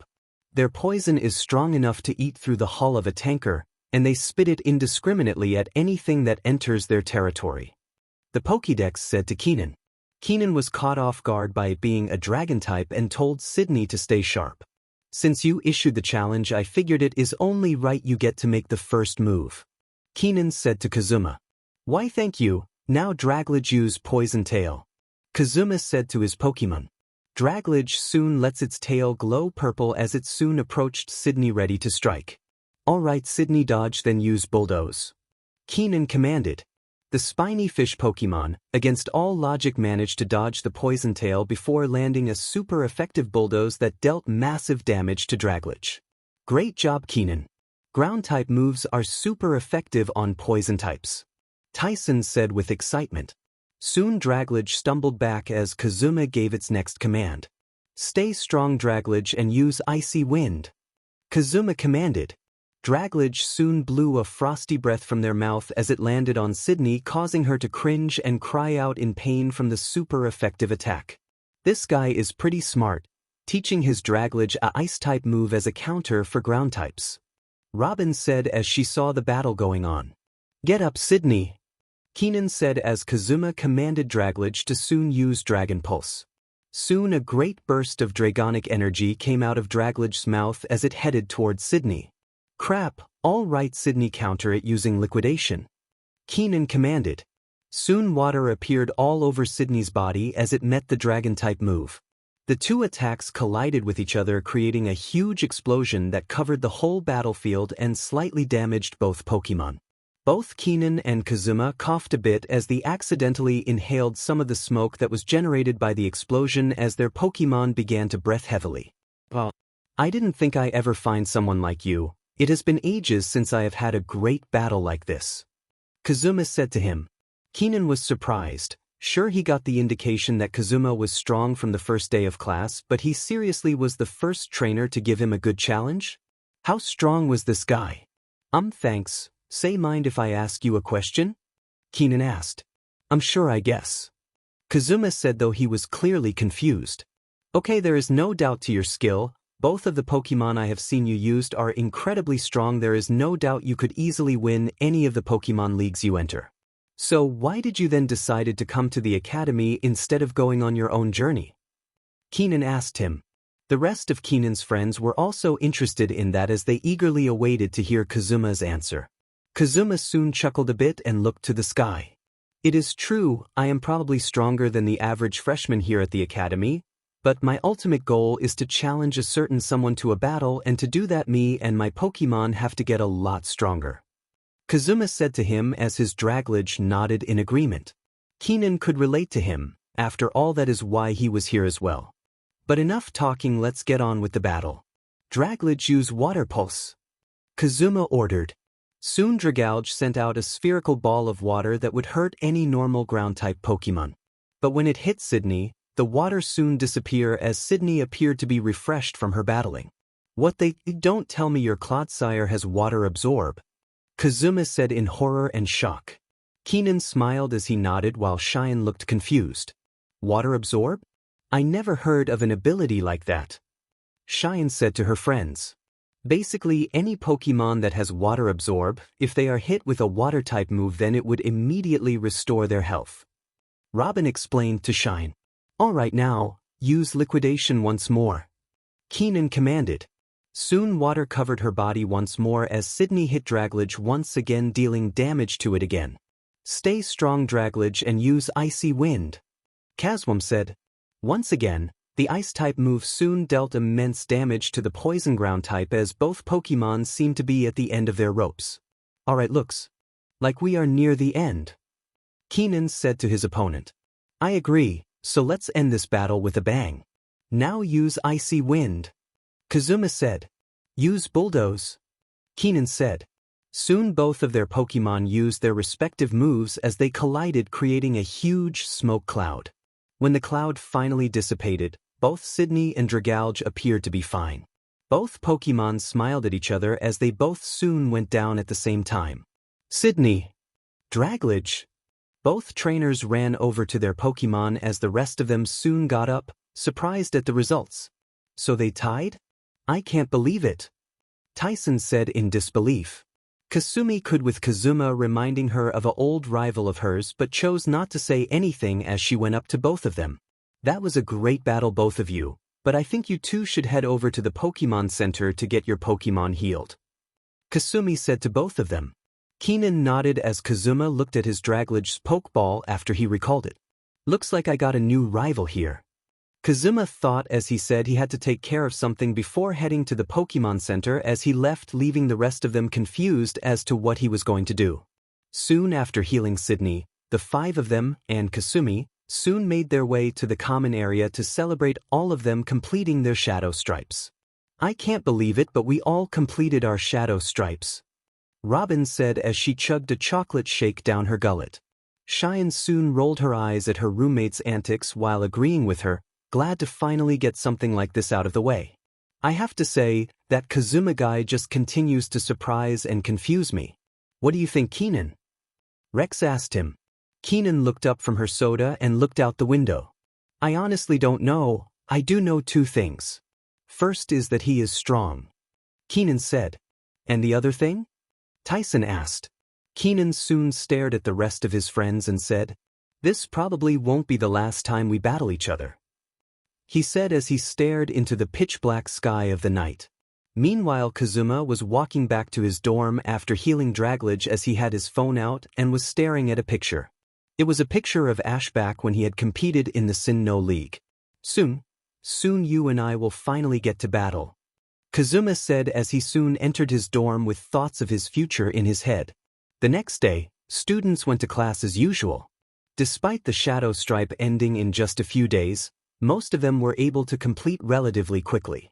Well, the most being a keyword here.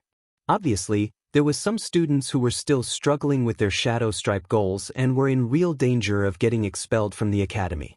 Obviously, one of these students just so happened to be Lina Fey of the performance course. Currently, Lina was outside the performance course building as she and her Gothorita were struggling to do something. Come on, why is this so difficult? Lina thought as her Gothorita looked at her, also being somewhat frustrated with themselves. Having trouble with your training? An unknown voice called out to her, getting Lina's attention. Lina turned around and saw Dawn and Piplup walking up towards her with a lazy and mischievous smile on their faces. Professor Berlitz. I wasn't expecting to see you and your Piplup here so early? Lina said, slightly shocked to see her professor here. Well, I usually arrive around this time to set up for class, however I saw you training here with your Gothorita and that piqued my interest. Lina sighed, realizing that Dawn had seen her failing to create a new combination with Gothorita, which had been her Shadow Stripe goal. I was surprised to see you using a different Pokemon other than your Fennekin, but it is good all the same. Though judging from your expression, I am guessing that things aren't going so well. Dawn said to her. Yeah. I wanted to see if I can create a new combination with another one of my Pokemon other than Fennekin, but so far it seems like nothing me and Gothorita are doing seems to work. Lina said as she absent-mindedly cuddled her Gothorita. Dawn and Piplup soon looked to be in contemplation before looking at Lina. I think I might know of a way to help you. Come with me. Dawn said as she took Lina to a different part of the training field. Soon Dawn and Lina arrived at the training field for the sophomores of the performance course. Tell me, Lina, your Gotharita, did it recently evolve from Gothita? Dawn asked her. Lina and her Gotharita looked up in surprise and nodded yes, but not sure where this was going. I thought, all right Lopunny, come on out. Dawn said, sending out her Pokemon. Soon the rabbit Pokemon came out as she gracefully posed in front of both her trainer and Lina. You see, back when Lopunny was a Buniri, I had a lot of combinations that would be perfect for the judges and audiences and would get them off their feet. But once she evolved, I found out that those same combinations that would sweep audiences of their feet wouldn't work anymore. Dawn said as she went up to Lopunny. Then what did you do? Lina asked out of curiosity. Dawn smiled as she walked up to Lopunny. Simple, I had to adapt. I had to come up with combinations that suited Lopunny, not Buniri, and as a result, I was able to come up with more appealing combinations that was able to help me become top coordinator eventually. Dawn said as she petted Lopunny. Lina wanted to argue until she looked at Gotharita until her Pokemon grabbed her hand.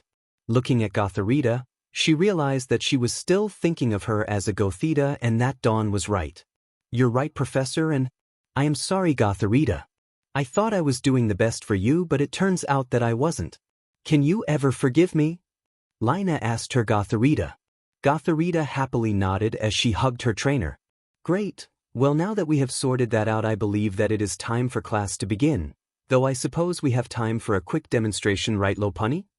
Dawn asked as Lopunny nodded back at her trainer. Lina was confused but had her confusion cleared up when she saw Dawn take a stance as Lopunny stood on field. All right, Lopunny, use bounce and then when you are in the air spin and use ice beam. Dawn said. The rabbit Pokemon nodded as she jumped up into the air and used her signature ice beam attack. The spinning of the frozen beam soon created frozen structure reminiscent of a theme park, causing Lina to smile in happiness. Now use high jump kick. Dawn said. Lopunny soon dropped to the structure and used high jump kick on it. The resulting clash of moves created snowflakes that rained down on the entire field. It was beautiful, that is what Lina thought as it reminded her of her family's recent trip to Snowbell that they had taken before she came to the academy. Okay. Now she knew what she had to do. Soon after class was over, Lina and her Gotharita were back on the sophomore training field. During class, she had been coming up with all sorts of ideas for combinations that she and Gotharita could do. And now, she finally came up with one she thinks that they could easily pull off to pass her Shadow Stripe. All right, Gotharita, you ready to do this? Lina asked after setting up her phone to record the performance. Gotharita nodded as she walked onto the field. All right, Gotharita, first use Rain Dance. Lina commanded. Gotharita nodded as she muttered some words as a huge rain cloud appeared above the field and began pouring rain. Now Gotharita, use SYOC into the rain cloud. Lina said, hoping that this would work. Gotharita soon sent the psychic type attack at the rain cloud. The psychic arrows hit the cloud as a great light emanated from it as it imitated the fact that lighting was coming out of the rain cloud, mimicking the thunderstorm. Now for the finishing touch, use Shadow Ball. Lina said. Gotharita soon fired Shadow Ball at the lighting rain cloud as it hit, and soon it exploded into several colorful sparks as it looked like it was raining rainbow shards. Simply put, it was beautiful. Soon Lina went over to her phone, who had managed to record the entire performance, as her Gotharita, who soon jumped into her arms happy that they managed to accomplish their Shadow Stripe goal. I know, Gotharita, we did it. Lina said happily as she went back to her dorm, happy that her skills as a performer had finally managed to grow a bit. After a furious 2 weeks, the Shadow Stripe was officially over. There was joy and pain from respective students, especially depending on they were able to complete their Shadow Stripe goal in the process. However, for Keenan, all that mattered was that he and his friends passed the ritual. Man, we did it. I can't believe it, right, buddy? Rex said, smiling as he gave Keenan a can of soda. He and Rex were celebrating their passage of the Shadow Stripe in their dorm, well, more like Rex was celebrating by himself. Keenan was simply sitting on the couch and calmly sipping some of his drink while his roommate made a fool of himself. Yeah, I know, but remember we have the striping ceremony in a few hours. Keenan reminded him. I swear you can be such a spoilsport sometimes. Come on, all of us just achieved really great. We deserve to celebrate a little. His roommate said in response to him. Keenan sighed as he took some of the chips that Rex had laid out for them and ate them. However, as soon as he did, he got a message on his phone from Tyson of all people. Hey, what is it? Rex asked. It is Tyson, he wants to meet up with us near the center of the academy. Keenan said as he got up. Rex sighed reluctantly but soon got up as he and Keenan soon went to meet Tyson at the academy center. When they saw Tyson, they also saw Cheyenne and Robin there as well. Confused, both Rex and Keenan went up to them. Hey, I am glad you two were able to make it, Tyson said with a cheerful smile on his face. Tyson, hey, any reason why you called us out here? Rex asked, evidently a bit irritated at having his and Keenan's impromptu party interrupted for no reason. Right, I wanted to do something for all of us passing our shadow stripes, Tyson said, smiling as he took out a marker and asked them to hold their hands out. The four of them held out their hands as Tyson soon drew a line on all their hands that when put together formed a perfect circle. And done. What do you guys think? Tyson asked with a smile as he put away the marker. What is this, Tyson? Not that I am complaining, but I am kind of confused. Robin said to him. Oh right, it is from this TV show that I watched back when I was a kid.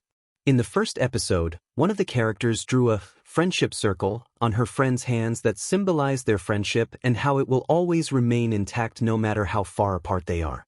So, I wanted to do that for our group, Tyson said, chuckling a bit. Keenan smiled. That sounded like a nice sentiment that he could get behind. That is very nice, Tyson. I feel like we could use something like that for our group, Keenan said as the others also agreed with him. Cheyenne soon checked the time and was shocked. Guys, I hate to ruin this lovely moment, but the striping ceremony starts in like 10 minutes. Cheyenne pointed out.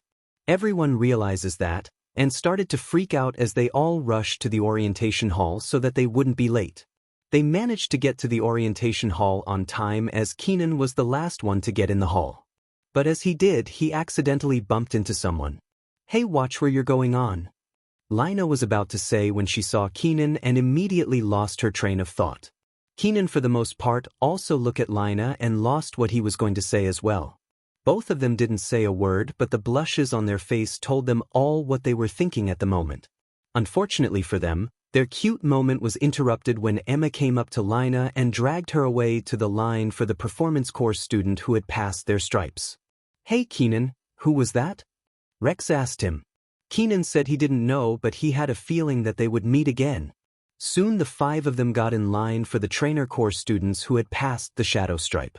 And as soon as it was Keenan's turn, he saw Professor Hartley alongside his assistant who was holding a small machine. Hello Keenan, congratulations on passing your shadow stripe, and I hope you enjoy the rest of your experience here at the academy, Professor Hartley said to him. His assistant soon asked Keenan to show his arm as he rolled up the sleeve of his shirt so that his arm showed. Soon the machine that the assistant was holding sent out a laser that touched his skin. It was painful, but it was brief as soon Keenan had a striped tattoo that was black in nature on his skin. Soon Keenan reunited with his friends as they all had the same tattoo on their skins as well. All right, who is up for a party in the common area? Rex asked with a smile on his face. Everyone responded excitedly as Keenan's mind was still on the girl he met as he followed his friends to the common. Briar Mallory had always loved the sea. That might be a weird statement to make coming from a fire-type trainer like himself, but it was the truth. The way the sea smelled and the way the Pokemon around the area played had always been main attractions to him whenever he visited the beach. But that wasn't why he was here now. Briar soon petted his Camerupt as he saw the person he was supposed to meet finally arrived, Ralphie Clifford. About time me and Camerupt were about to leave, Briar said to him as his Camerupt went to play with Ralphie's Cramorant who had followed him to the beach. Yeah, hold your breath. I got the information that you needed, Ralphie said, giving a dossier to Briar. Briar took the dossier and read over it, and soon his eyes widened. So it is true, they are in Galar, Briar said. Yeah, Nessa called me a few days ago and told me she spotted some grunts lurking around Hulbury. Had her spooked, Ralphie said. And just around the time of the field trip. Briar said as he looked to the sky. To say it was terrible timing would be an understatement. Then I guess I am going to have to be on my guard during the trip. Briar said as he thanked Ralphie for the information as he and Camerupt soon left the beach with the next their move already planned out. It had been a week since the Shadow Stripe had ended at the academy, and despite the many life-changing alterations that many of the students had been through, life simply goes on. Hikaru sighed as he soon let out his drill burr to break apart some rocks that had trapped some Eakins behind a cave-in. Most of the Ranger course freshman students had been able to pass their respective Shadow Stripes, though for Hikaru he had nearly gotten expelled from the academy for not being able to complete it in time. Hikaru soon brought out a tablet that he had been given. It contained the assignments that most of the freshman students had to do for their general coursework, and they had to complete it all within a day to receive credit for that class. As he ticked off the last assignment for the day, he heard a familiar chime on his phone. He soon recalled Drillbur and took out his phone. It was the message from Professor Solana instructing all the freshman students to come to her classroom. Hikaru sighed as soon petted the Eakins and went back to Solana's classroom to hear the news. Meanwhile, with the performance course students, it was a different story. A majority of the new freshman course had been expelled due to them not being able to pass the Shadow Stripes, and thus the class was greatly reduced as a result of the Shadow Stripe. Something that greatly shocked Lina when she came into class for the first time after the Shadow Stripe. Wow, I got to admit I wasn't expecting this. Emma said as she took her seat right beside Lina. Yeah, even the Ranger course lost less students than us. That is insane. Lina said as she brought out her notebook for today's class. Yeah, I guess this class is tougher than I thought, though I guess thankfully you and I were able to pass. Emma said. Lina nodded as she remembered when she went to get her stripe tattooed on her arm and the cute guy she had met during the ceremony. Oh yeah, though I guess it wasn't all bad for you. Emma said in a teasing tone towards Lina. Lina turned around blushing, and she looked away indignantly. I have no idea what you are talking about. Emma giggled before giving her friend a hug. Oh, don't lie, I saw you talking with that cute guy during the ceremony. Not gonna lie, you two had perfect chemistry together. Emma said excitedly. You crazy, I am here to study on how to be a performer. Not to fawn over guys I meet. Lina said in futile, though the visage of Keenan's cute face kept popping up in her face. Emma snorted out a laugh as she clearly didn't believe her. Lina rolled her eyes but out of the corner of them saw a girl in beautiful white dress talking with Professor Dawn before nodding her head and leaving the classroom. I wonder who she is? Lina thought as she saw the girl soon leave but not before looking at her and then leaving the classroom. Lina soon shook her head as Dawn soon started today's class, getting her to focus on what was going on now. Finally, at the trainer course, it seems like they weren't hit as hard with the Shadow Stripe, with only a third of them being expelled for completing it. Though that wasn't their primary concern, as members of the class were doing what they do best, having Pokemon battles. Tyson in particular, as he was battling against a random student's Clang with his Tyrogue. All right, Tyrogue, use Mega Punch, Tyson said to his fighting-type Pokemon. The Scuffle Pokemon's hands soon glowed blue as he soon punched the pure Steel-type Pokemon for super effective damage as he was already knocked out.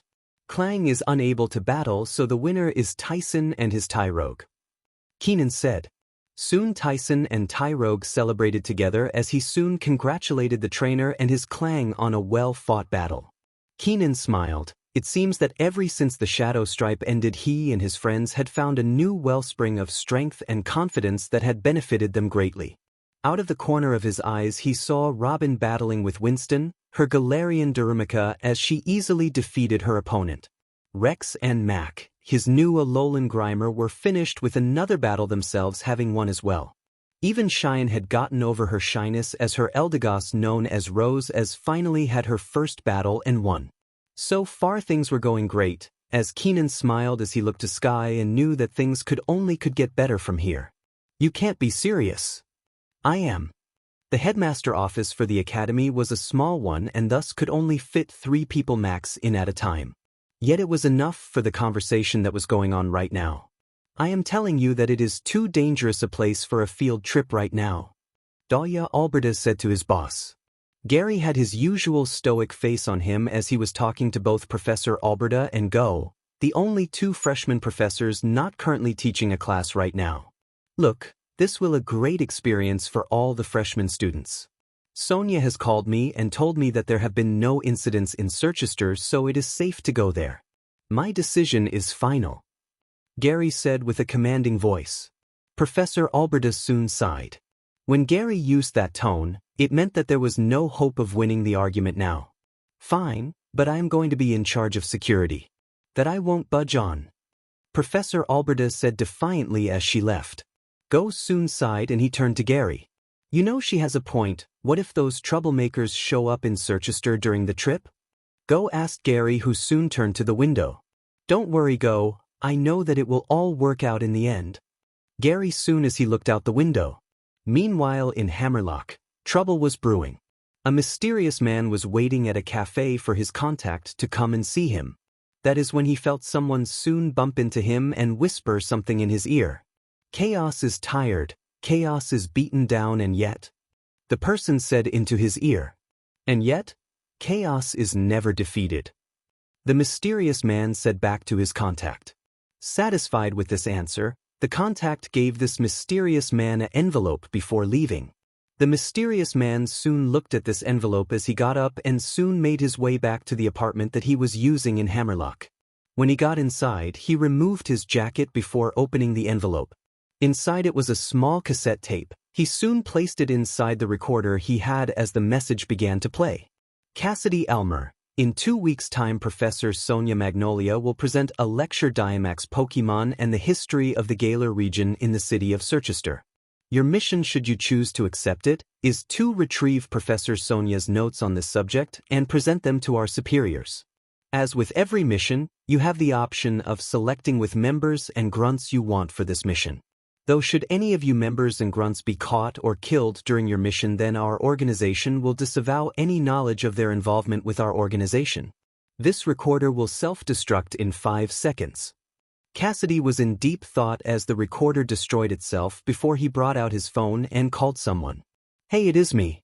Yeah, it is finally time to show the world who we are, he said in a sinister voice as he smirked quite cruelly before he hanged up and went to prepare for his important mission. It had been a few weeks since the shadow stripe ended and no students were truly settled into the life at the academy. So naturally it was time for them to take a slight break from the academy work that they had been doing. It was time for the academy's annual freshman trip. Soon all of the freshman students that were in the orientation hall were waiting for Gary to show up to do his usual thing.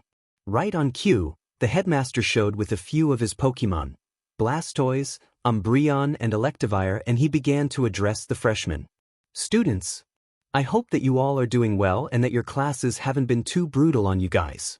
It is time for the annual trip that freshmen at the academy here take, and after careful consideration, the faculty and I have chosen the place we will be going to, Gary said as he turned to the screen.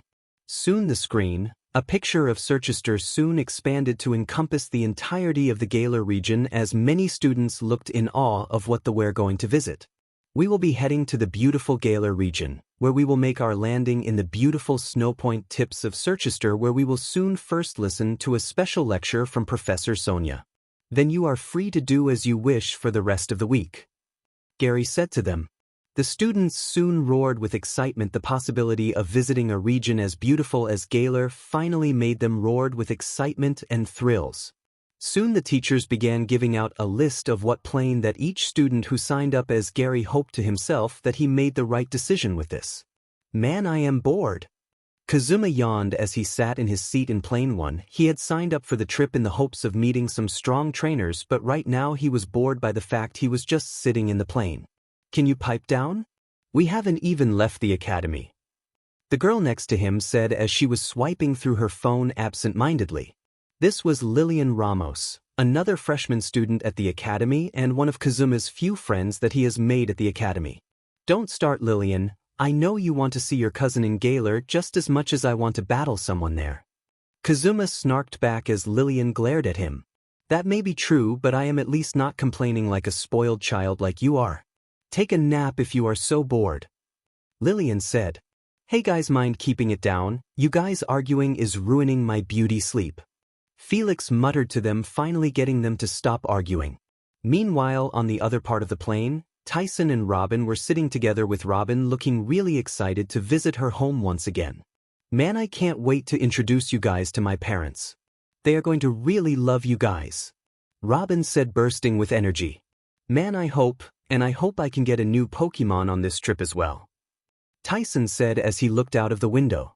Keenan meanwhile was looking for his seat. He hadn't really traveled by plane many times, so he was a bit lost in the process. Soon he finally found his seat, though admittedly he was taken aback by the person who was going to be sitting next to him. Lina was sitting in the seat next to him as she looked out the window before looking left as seeing Keenan next to her. "Oh, hi," Lina said with hints of a pink blush on her face. Keenan also blushed as he took his seat next to her. "Hello, fancy seeing you here," Keenan said. "Indeed, I was hoping that I could have sat with my friend Emma, but she, unfortunately, got assigned to a different seat." "No offense, of course," Lina said quickly. Keenan chuckled a bit. "None taken. I am Keenan, by the way. Trainer course, I assume you know," Keenan said to her. "Nice to meet you, call me Lina. Performance course, as you know as well," Lina said, smiling. Soon they felt the plane moving as everyone soon got excited as the plane took off and headed for the Galar region.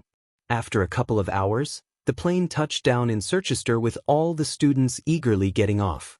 "All right, follow me, students. We will get you situated at the hotel and then we will head to Professor Sonia lecture, which takes place tomorrow morning," Dawn said as she led the students to the hotel. Keenan smiled as he turned around and saw the people and Pokemon playing the snow-covered city and smiled. This was going to be a good trip. In another part of Circhester, Cassidy and his team were preparing for their operation tomorrow. "All right, so here is the plan. We sneak into the lecture and right after it ends we sneak up on Professor Sonia and take her notes. If she decides to resist, you have my permission to knock her out and take her hostage. But I repeat, do not kill her. The boss explicitly told us not to do that. If anything goes wrong, we will be forced to abort the mission," Cassidy said to them. Question: I heard that there are students from Pokemon Trainers Academy attending the lecture. What happens if any of them decides to interfere with our mission? One of the grunts said to him. Cassidy sighed. That was a high likelihood of that happening. If any one of those brats decides to interfere, then I will deal with them myself and let them know why that is a bad idea, but hopefully they will understand why that is a bad idea in the first place and back off instantly. All right, everyone ready? Cassidy said to his group. His grunts all nodded as Cassidy smiled. All right, fist squad, roll out, Cassidy said with a cruel smile. The next day, all the freshman students had gotten up and were eating breakfast at the hotel's lobby while the professors discussed the day's activity. So we will have sit down for Professor Sonia's lecture, and when that is over we will set them free to do what they want in Circhester until around 8 o'clock. Go said as he outlined the plan. Nicander soon looked at Solana to see what her input was. Well, you are the expert here. You think it is safe to turn them loose after the lecture? Solana soon sighed as she gave her Plusle some food before responding. I am positive, the city has been swept and no signs of any intruders or evil people have been spotted, Solana said to her fellow professors. Meanwhile, the students were discussing what they were going to do after the lecture. I want to take you to the Hero's Bath and Bob's Your Uncle. They are the two most popular places here in Circhester. Then maybe after that you guys can visit my parents, Robin said with excitement. Cheyenne smiled at her roommate's usual energetic persona as she spooned some cereal into her mouth. Well, I want to see some of the pure grass-type Pokemon that they have in this region, Cheyenne said as she could feel the excitement of her Pokemon through her Pokeballs. Rex said he wanted to meet some of the dark types in this region and maybe even catch one, while Tyson said he wanted to battle someone strong. That just left Keenan, who was seemingly staring into space. Keenan, you okay, man? Rex said to him. Keenan soon snapped back to reality and stared at his friends. Oh yeah? Yeah, I am excited to see what cool Pokemon are here in Circhester, Keenan said, though his focus wasn't 100% there. Then with Lina and Emma, The two of them were discussing contest stuff, including a contest hall that had been built in Circhester about a year ago. I was thinking about checking it out with Umbreon. What do you say, you want to join me? Emma asked her friend. Sure, I am sure that it will help me come up with some new contest combinations in the future, Lina said as she stared at Keenan and his friends. To tell you the truth, ever since the two of them met at the striping ceremony, she hadn't been able to get him off her mind. Emma soon noticed her gaze, and soon a devious smile crept up on her face. Oh, is that the boy you meet at the striping ceremony? He looks so cute, Emma said as she got up to say hi to them. Emma, get back here, Lina said to her friend, blushing, but it was all in vain as her friend made her way to the 5 trainer course students. Hello. I figured that we should introduce ourselves. My name is Emma and it is nice to meet you all. And this is my friend Lina. Emma said she introduced herself and Lina to the group. Tyson blushed as Keenan said it was nice to meet her and introduced them to her before blushing when he saw Lina and said it was nice to see her again. You two know each other? Tyson asked him. Yeah, we sat together on the plane ride over here, Keenan said. While that was going on, Ava, Chris and Hikaru were talking with each other. Originally Hikaru was going to sit with some of his fellow Ranger Corps students, but then he saw Ava and Chris sitting together and decided to give them some company. One thing led to another and soon all of them were talking like they were old friends. Is it hard to be a Pokemon Ranger? Ava asked as she bit into some of her eggs. Yes, but I relish that challenge, especially when it comes to keeping Pokemon safe from hunters, Hikaru said as he turned to see Professor Solana, who was having breakfast with the other professors. Chris soon took a swig of orange juice. And besides, I am sure being a breeder comes with its own set of challenges, Hikaru said. Yes, not letting a rambunctious Tinkadink hit you on the head, Chris said. Soon all 3 of them exploded in laughter like the rest of the students in the lobby. All of them were blissfully unaware of the chaos that they would experience later that day. Soon after breakfast, all of the students and the professors soon made their way to Circhester Stadium where the lecture was being held. All of them filed into the stadium, with some eager to hear the lecture while some were on their phones waiting for this to end. And of course, some of them were planning to make sure that chaos was the norm after a few minutes. Soon, a orange-haired woman and 2 assistants in lab coats made their way over to the center of the stadium as the orange-haired professor soon made her way over to the mic in the center. Hello everyone. My name is Sonia Lauron Magnolia and I am the local professor here in the Galar region. My main area of expertise is of course the history of the Galar region, but of course today I will be showing you just how that history stretches far and wide and intertwines with the phenomenon of Dynamax here in out lovely Reggie Dashed, Sonia said before her mic was suddenly cut off. Everyone was suddenly confused as suddenly some began to fill the stadium, making everyone suddenly cough. Then a huge explosion occurred that rocked the entire stadium and made everyone topple over. And from the explosion, several grunts were red uniforms with what appeared to be the fighting type symbol appeared in the stadium as a big burly man soon stepped in front and addressed the entire stadium. So sorry to make a mess here, but we will be claiming those notes in the name of the Fist Squad if you don't mind, Cassidy said in a deep voice. The grunts soon left out their Pokemon. Various Tyrages, Panchams and Mankeys soon clashed with several Pokemon let out by the students who had jumped out of the stands to fight the grunts. It was total mayhem. Cassidy soon made his way to where Sonia was as her 2 lab assistants soon tore off their lab coats, revealing themselves to be actually here bodyguards went to confront Cassidy. Cassidy soon turned to the 2 grunts he had with him as he let them deal with the 2 bodyguards while he took the notes from Sonia. Keenan soon saw Cassidy approaching Sonia and realized he had to do something as Lina soon approached him. Hey, what do you think you are doing? Lina asked him. Probably something stupid. You in? Keenan asked her. Lina smiled, indicating she was ready to battle alongside him. Soon the both of them scampered down from the stands and confronted Cassidy. Hey, stop right there, Keenan said to him as the admin turned around. You two have guts, especially for students. I can respect that. That being said, back off. If you two fight me, then I won't hold anything back, Cassidy said to them with a sinister grin. Both of them simply responded by enlarging their respective Pokeballs and sending them out. Stella, I choose you. Swablu, let's go. Both Pokemon came out as a Bravery, and a Swablu soon came up as the Fighting-type admin soon smirked and let out his Pokemon. Conkeldurr, destroy them. Cassidy said. Soon the muscular Pokemon came out and roared, slightly terrifying both flying types, but soon they held firm. Stella, use Brave Bird. Swablu, use Peck. Soon both flying types unleashed powerful moves on the muscular Pokemon. And both being flying-type moves, it should have been realistically super effective on Conkeldurr.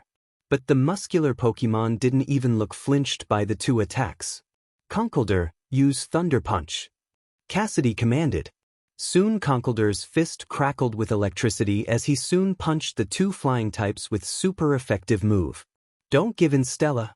Use Metal Claw. Swablu, Dragon Breath. Soon both flying types unleashed their second attacks, but Cassidy had Conkeldurr dodge before landing another super effective move in Stone Edge, knocking both Pokemon out. Soon Keenan and Lina went to their Pokemon to check on them as Cassidy ordered Conkeldurr to finish them off with Hammer Arm.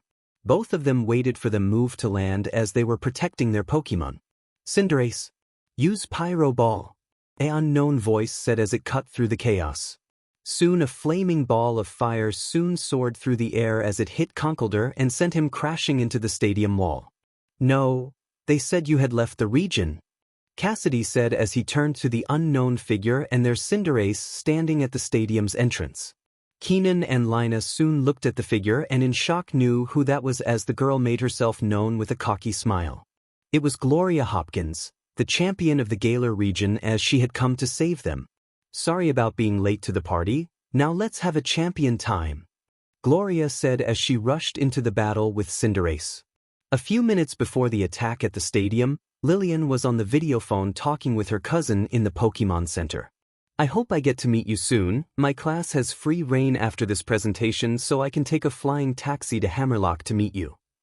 Lillian said to them. Right, and maybe bring some of your friends with you as well. I would love to meet them. The voice said back to her. Lillian was debating that, but before she could say anything back to her cousin, 3 Fist Squad goons soon came into the Pokemon Center. Alright, nobody move. This center is now under our control. The grunts said as they released Tyrage, Pancham and Mankey to show that they mean business. Lillian sighed as she hung up and soon released her Dragapult and turned to the grunts. Well, Dragapult, wanna have some fun? Lillian asked with a slight smirk on her face as she went to confront the grunts. Meanwhile, in the stadium, Cassidy was cursing up a storm. He thought that he and his squad were in the clear, especially after he just defeated Keenan and Lina, but Gloria's arrival soon complicated things. They had to retreat for now. Fall back, everyone, Cassidy ordered as he recalled Conkeldurr. Soon one of his grunts pulled out a smoke bomb and smashed it on the ground. A giant smoke cloud soon covered the whole area, making everyone cough, and when it dissipated, all of them had disappeared. Gloria groaned as she and Cinderace soon went over to Sonia, who lying on the side of her podium, clearly having been shaken up by the attack. Professor Sonia? Are you okay? Gloria asked her up as she helped Sonia up. I am fine, Gloria, though I have to admit I wasn't expecting that to happen. I thought security for this stadium was airtight. Sonia said, clearly confused. Yeah, me too. I guess I'm going to have to talk with Gordy about tightening up stadium security. Gloria said. Sonia soon nodded as the professors that were in the stadium soon went to check on the students. Is everyone okay? Nikander asked as his Boltund soon helped any student that was injured by the attack. Most of the students responded with either good or fine. Despite being caught off guard, they had been able to hold their own against the grunts for the most part. Their injuries mostly came from the explosion and one student who tried jumping over the guardrails and ended up scraping his knee. A furious Dahlia soon went up to Solana, who was helping students and their Pokemon that were injured. What the hell, Solana? I thought you said that these jokers weren't in the city. What happened? Dahlia said, screaming at her. Solana glared at her as she helped a final student with their injuries and soon turned to the irate professor. Listen, clearly they overcame our intelligence. All we can do now is help the students who were hurt and their Pokemon as well. Solana said in a firm tone back. Dahlia was shaken by the firmness of the voice Solana had addressed her with and soon agreed with that and apologized. She soon volunteered to look at the various Pokemon and see if there was anything wrong with them. Gloria meanwhile went up to Keenan and Lina, who were holding on to their Pokemon respectively, and soon went down to them. "Hey, you two and your Pokemon soon battled pretty bravely against those guys. However, I think it will do us a world of good if we got them to the Pokemon Center," Gloria said to them. Keenan and Lina soon nodded as they joined their fellow students in exiting the stadium. Soon at the Pokemon Center, many students were having their Pokemon checked out while also chatting about now what the trip was going to be. Lillian soon met up with Felix and Kazuma, who were drinking some water in the lobby. "Hey, where were you when the attack happened?" Kazuma asked her, feeling slightly sad that she wasn't there with them. "Relax, man. I was in the center talking to my cousin when 3 idiot grunts tried taking it over. I was able to deal with them with my Dragapult and them off to Officer Jenny before they could do anything," Lillian said as she sat down. Meanwhile, just outside the examining room, Keenan and Lina were watching over their Pokemon as Gloria was with them. "They will be fine. I know Nurse Joy is very capable of doing her job here," Gloria said. Miss Champion, the guys who attacked the stadium, who were those guys?" Lina asked, still confused about the whole thing that happened. "From what I have been able to gather, you guys were attacked by the Fist Squad, a fighting-type division of a much larger organization that has been making waves recently, Team Chaos. But who they are and what they want is beyond us right now," Gloria said to them. Keenan squinted his eyes at Stella being treated and soon turned around to face Gloria. But the Galar champion beat him to the punch for what he was going to probably say. "No," Gloria said simply.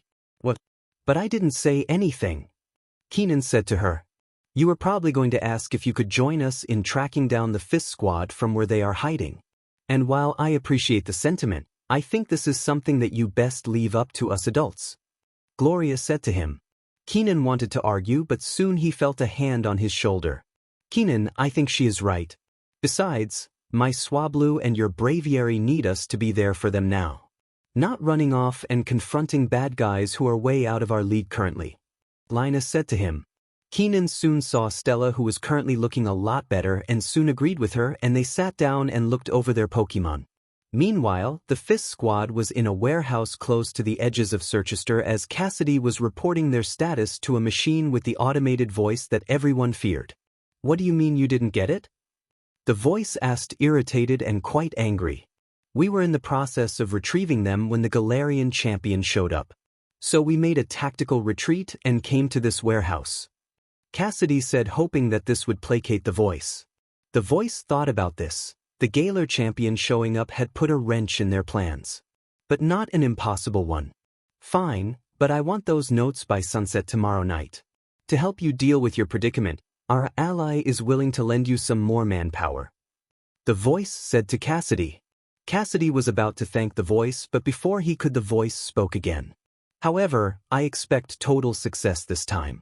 Failure again will result in the most unpleasant of punishments, I am sure you know," the voice told him as it signed off. Cassidy soon sighed as he looked outside, wondering if this was the right decision he made, before telling his men to move out and head for the Pokemon Center.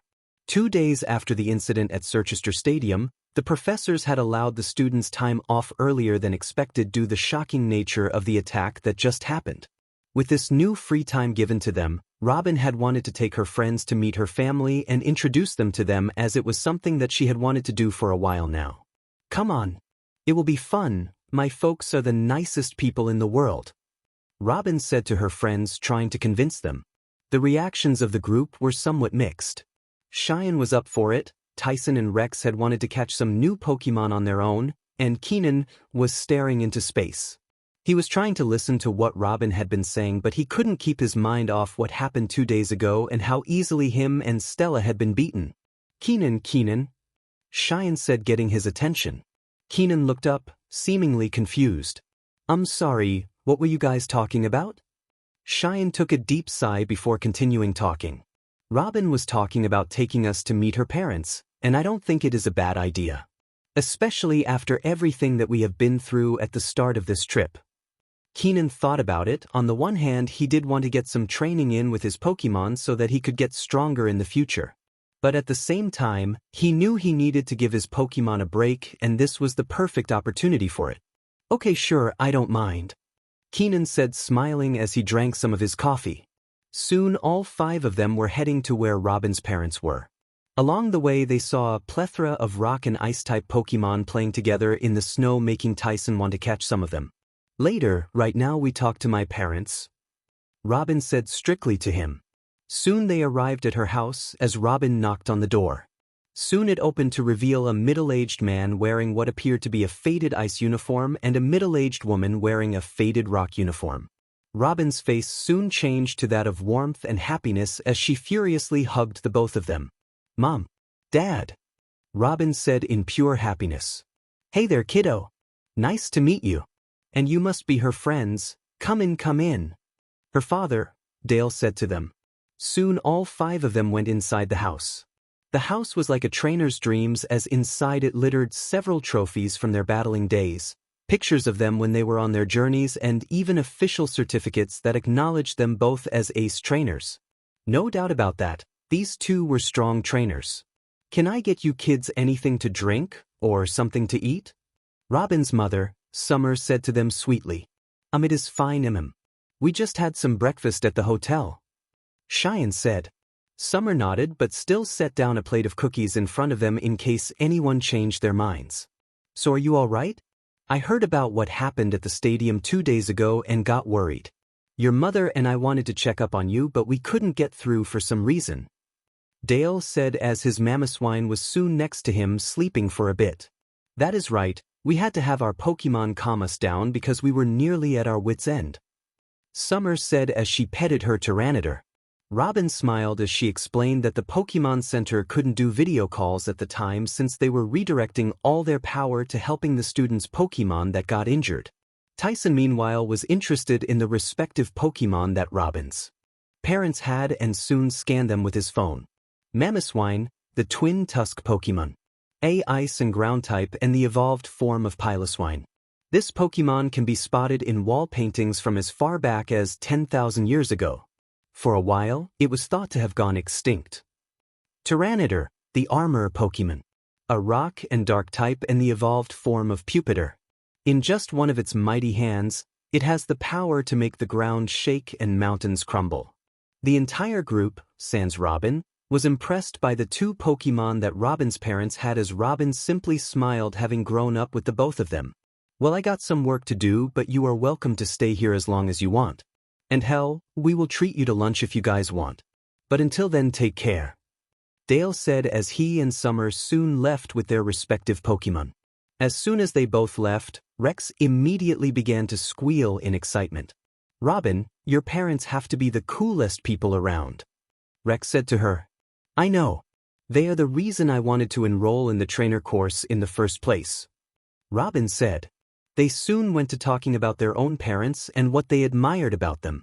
Well, all of them except for Cheyenne, who simply was quiet next to them. What is up, Cheyenne? You haven't said much about your folks this entire conversation, Robin said to her. Cheyenne smiled a painful smile as she set the cookie she was eating down. Well, truth be told, I am not exactly on the best terms with my dad, so to speak, she said to the group. Suddenly a cold wave of silence washed over the group as they heard that. Robin soon placed a comforting hand on Cheyenne's shoulder. I didn't know the dash. It is fine. I mean, I doubt my dad even knows where I am, so it isn't that big of a deal. Really? The group nodded as they soon decided to go their separate ways for the time being. Keenan went to train, Cheyenne and Robin went to get some lunch, and Rex and Tyson went to catch some Pokemon. Yet they left not knowing they might have stumbled upon a horrible truth. Meanwhile, near the Pokemon Center, Cassidy and his goons were approaching the center in order to kidnap Sonia again and get her notes on Dynamax. I figured you show up, an unknown voice said to them. Cassidy looked straight forward and scowled as he saw Gloria of all people alongside a small retinue of officers next to her. Champion, to what do I owe this pleasure to? Cassidy asked, clearly upset with what has happened. Gloria went forward with a slight smirk on her face. I know all about you, Cassidy, and about the organization you work for. And rest assured, whatever Team Chaos wants from this city, you will not get it. Gloria soon sent out her Cinderace as Cassidy soon sent out Conkeldurr. You sure about that? Cassidy asked as a wicked smile soon appeared on his face. Gloria responded with a confident smirk on her face. Positive.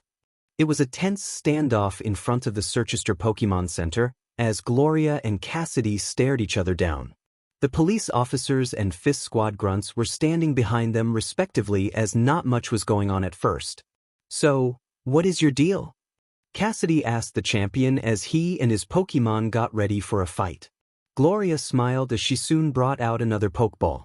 Face me in a double battle. If you win, then I will hand over the notes about Dynamax that you are desperately trying to gain. Gloria said to him.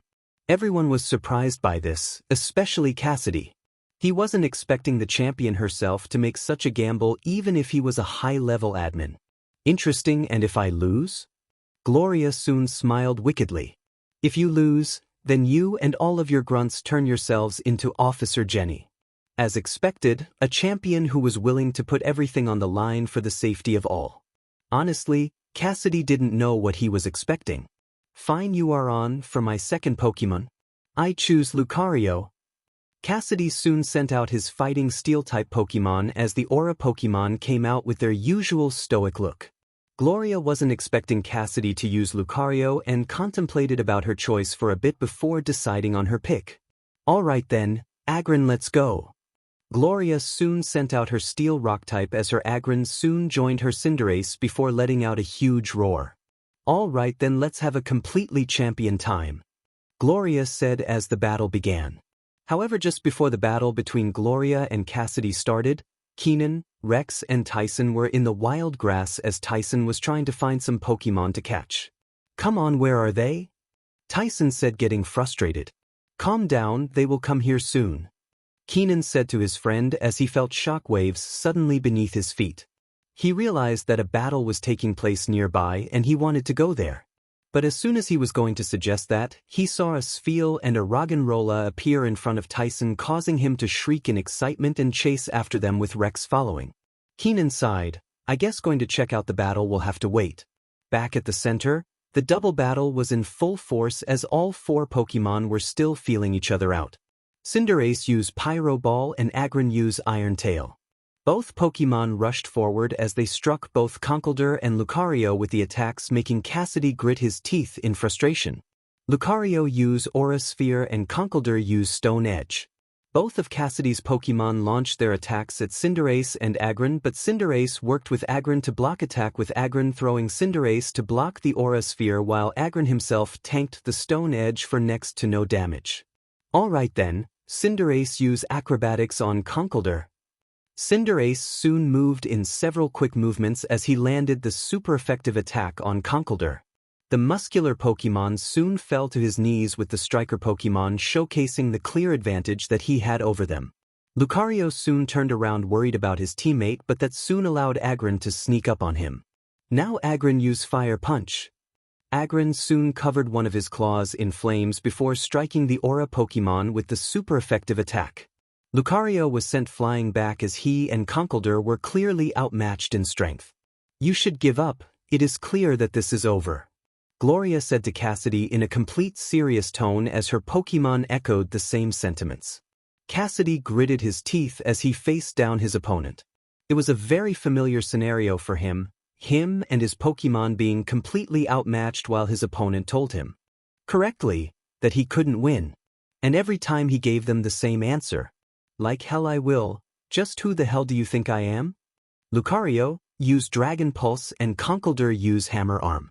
Lucario soon let out a dragon beam of energy while Conkeldurr rushed forward with two glowing arms. Gloria sighed as Cinderace used Pyro Ball to stop them in their tracks while Agron finished them off with Iron Head as it knocked them both out. Cassidy was silent as he had lost. Recalling his Pokemon, he did nothing as the officers soon moved forward intent on arresting him. However, soon a grunt of his soon pulled out his last smoke grenade as his slammed it on the ground, causing the smoke to confuse both Gloria and the officers as Cassidy regained his sense of mind and soon escaped with his grunts, leaving several officers confused and Gloria herself to be slightly set off. Heading back instead the Pokemon Center, Sonia soon walked up to Gloria with a scowl on her face, clearly unhappy that she put her life's work on the line with her battle with Cassidy. "Gloria, what were you thinking? I could have lost my notes about Dynamax if it was for you," Sonia said to the Galar champion. "It was a risk I was willing to take in order to capture them, and it nearly worked too," Gloria said as she cursed the grunt that used the smoke grenade to escape. But this whole incident here in Circhester made Gloria realize that this Team Chaos was far more dangerous than she and the others' champions had given them credit for. She would need to tell the others about what had happened here before things got out of hand. Meanwhile, the Fist Squad had made their way back to their base. Cassidy soon threw off his gloves on the ground and before taking a deep sigh. "Well, that could have gone better," Cassidy said as he sat down. "Well, sir, it wasn't a complete loss," one of his grunts said as he presented him with a disc.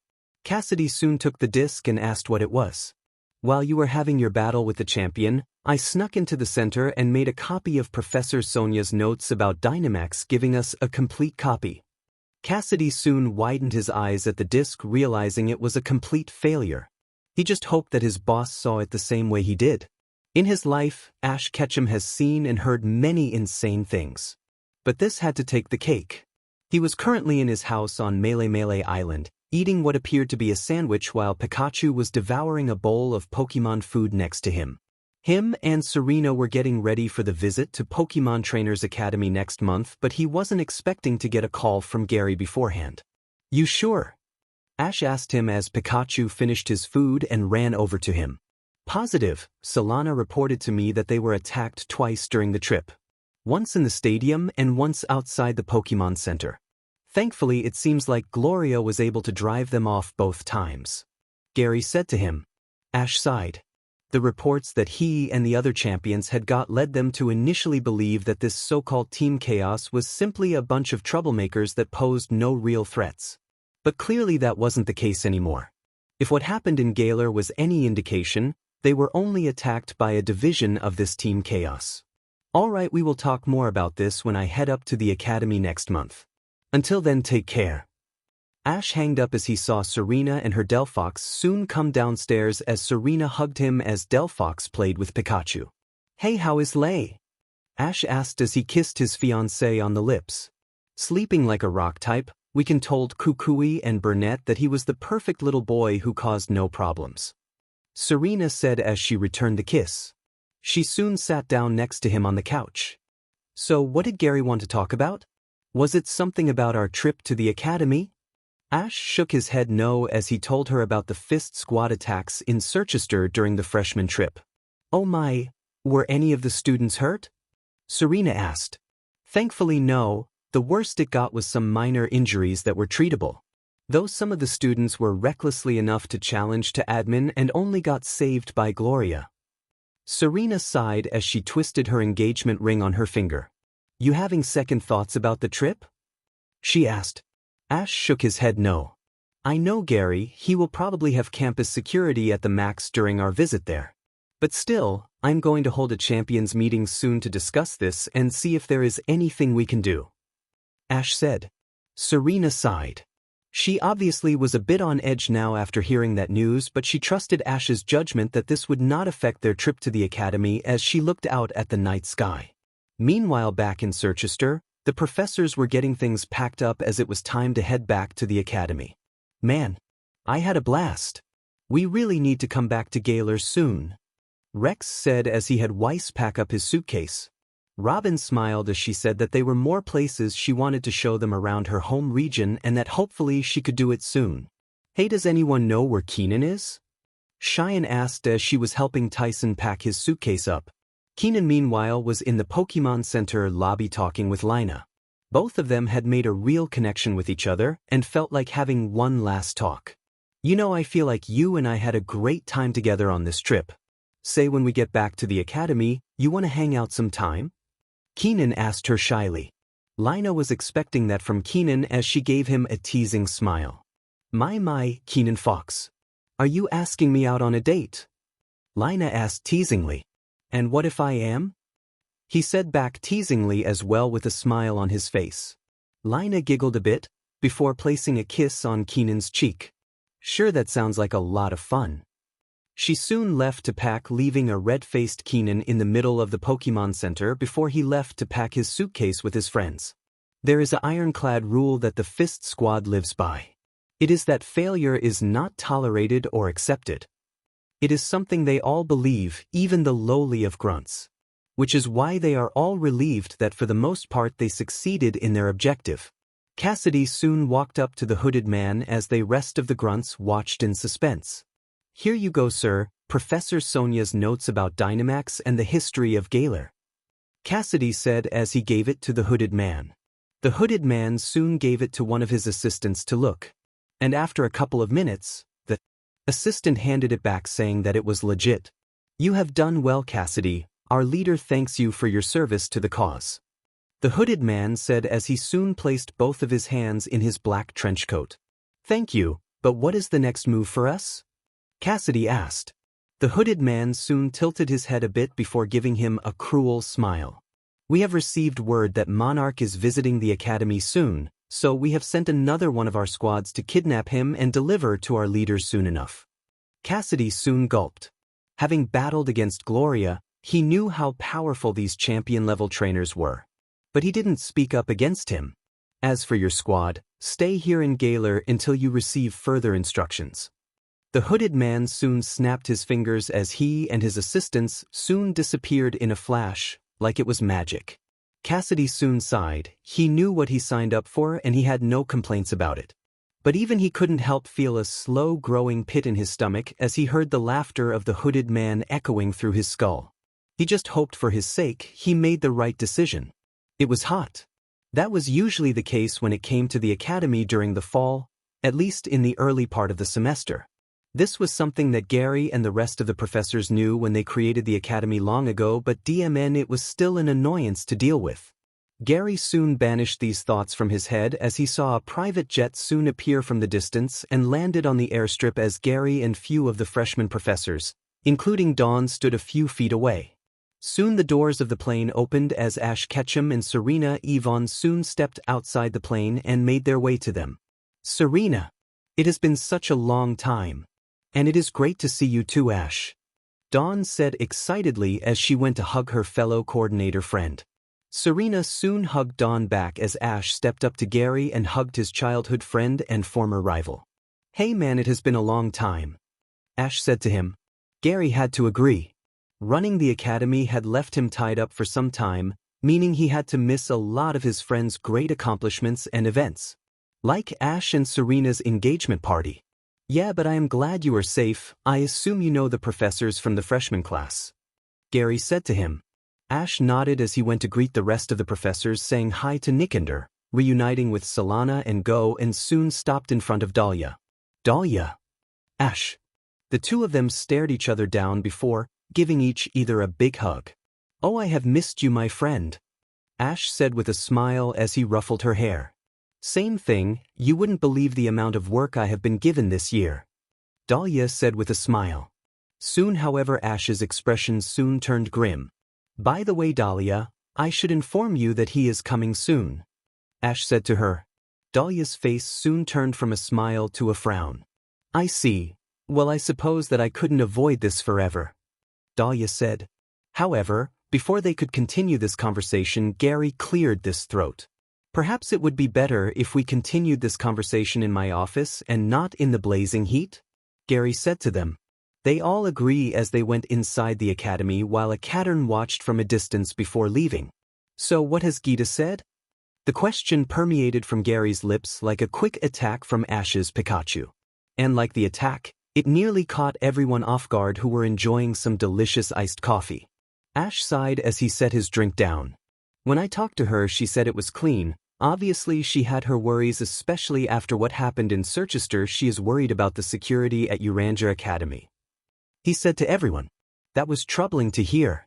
The group that attacked them in Circhester seemed to be pretty powerful, and they didn't know if they had other divisions stationed in different regions.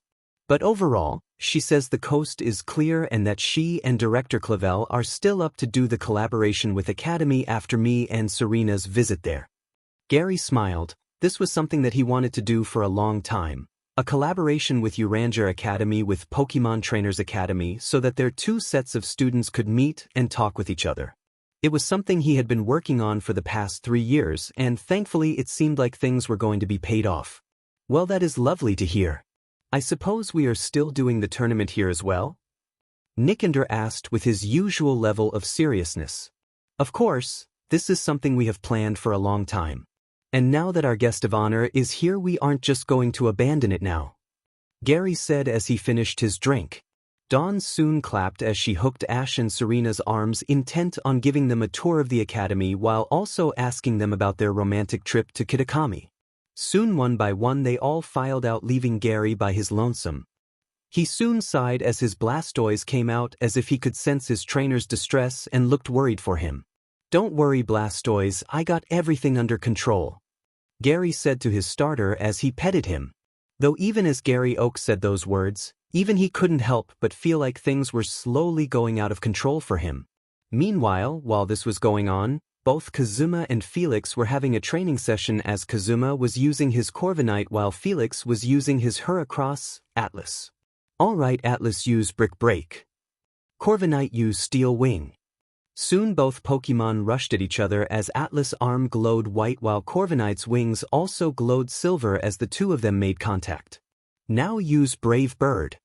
Corviknight soon wrapped itself in flames before diving down and spreading its wings as it was filled with energy and barreled towards Atlas.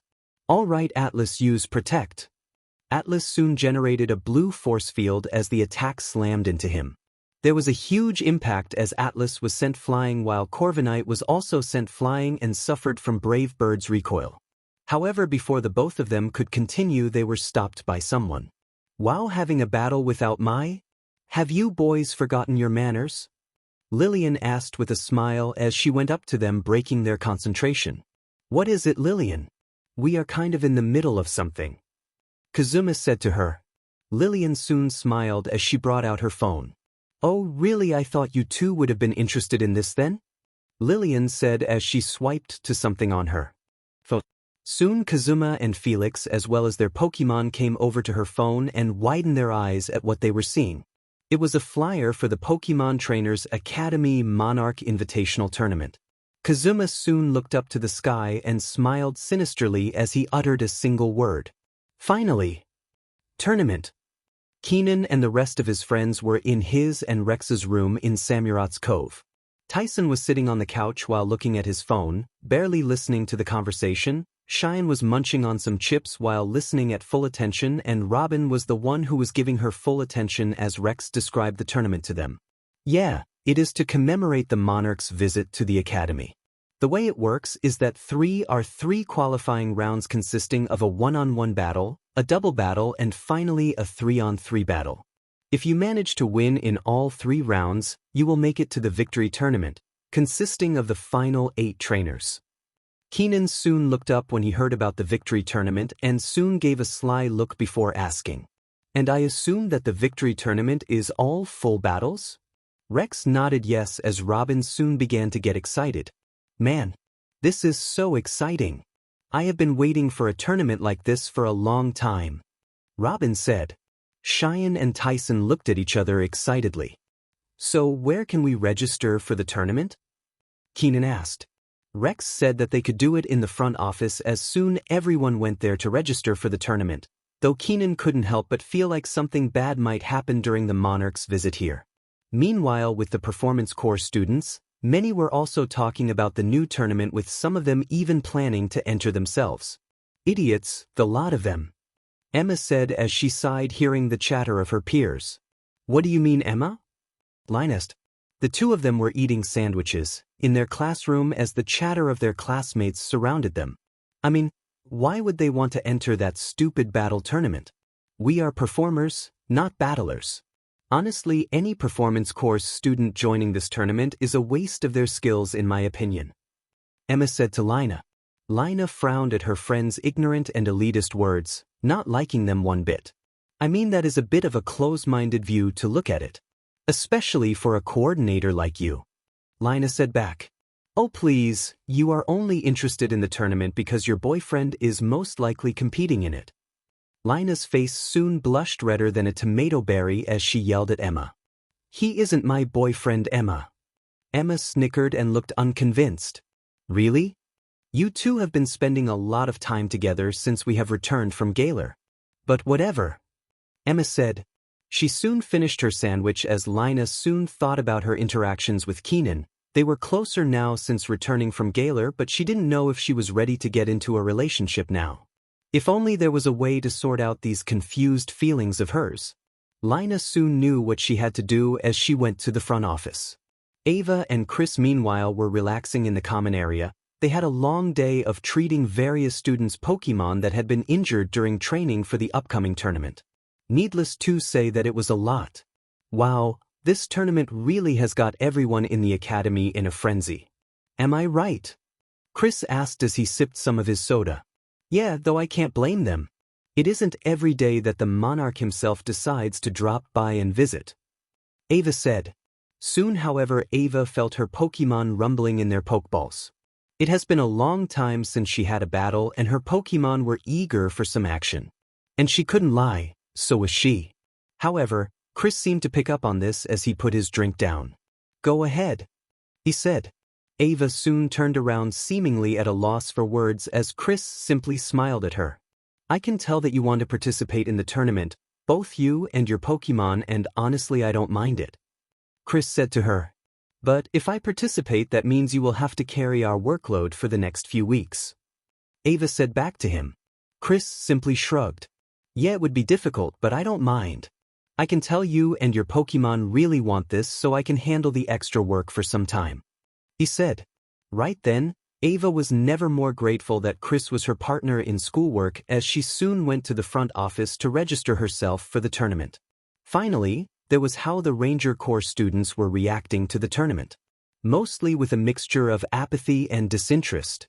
Most Pokemon Rangers weren't super hardcore battlers in the first place, and while a majority of them had respect for Ash for all the times he helped them out, they still didn't care much for a battle tournament when their time could be spent being used more productively. All except one thought about that. Hikaru looked at a flyer for the tournament and sighed a bit. The rational part of his brain knew that he didn't need to do this, that his time probably would have been better spent focusing on his ranger duties instead. But he then remembered how useless he was during the incident in Gaylor and knew he needed to become stronger in order to improve as a ranger. Hikaru sighed as he took a look at one of his Pokemon, Stereo, who said to him that they were with him all the way. Hikaru was thankful for that and with a heavy heart soon went to the front office. In the evening, Gary was in his office sipping on some coffee when one of his assistants came into his office to inform him of something. Sir, registration for the tournament has ended and we will begin official battles tomorrow. His assistant said to him. Gary turned around and smiled at that news. Very well, it is time for the Pokemon Trainers Academy Monarch Invitational Tournament to begin. It was time. The stadium was pumping full of energy as students from all different classes and courses were filed into the stadium to watch the very first qualification battle of the tournament. And of course, what battle would be complete without commentary? Good morning. Everyone across the academy is here for a dazzling display of some high-octane Pokemon battling as we kick off the Pokemon Trainers Academy Monarch Invitational Tournament. Freddie George Jr. said as he greeted a raucous crowd inside the stadium. The crowd soon roared with excitement as Freddie continued his commentary. Now, of course, for anyone out there who is just joining us, this is how the tournament will work. There will be 3 qualification rounds featuring a different type of battle each round. The first round will be a 1-on-1 battle, the second round will be a double battle, and the last round will be a 3-on-3 battle. The 8 trainers who make it out of the qualification round will be in the victory tournament, which are all full battles extravaganzas. And of course, the winner of this tournament will get the opportunity to battle our dear monarch, Ash Ketchum, in an exhibition battle. The crowd roared to life once again as Lina soon looked around in awe. Man, I never knew that there were so many students at the academy, she said. Emma soon was sitting next to her with a calm look on her face. Of course, we only hang out around the freshmen, which warps our perception of the academy. In reality, there are probably thousands of students here outside the freshman students. Emma said to her. Meanwhile, Cheyenne, Robin, Rex, and Tyson were sitting together. Tyson was munching on a bag of popcorn and offered some to his friends. Cheyenne was the only one who accepted, while both Robin and Tyson declined. Wow, this turnout might be bigger than the Silver Conference when it comes around. Cheyenne said in awe. Meh, I am not impressed. The average gym battle in Gaylor would easily outclass this in a heartbeat. Still, I am surprised that everyone showed up to this. I mean, this is only a qualification battle, and yet the turnout is insane. Robin said.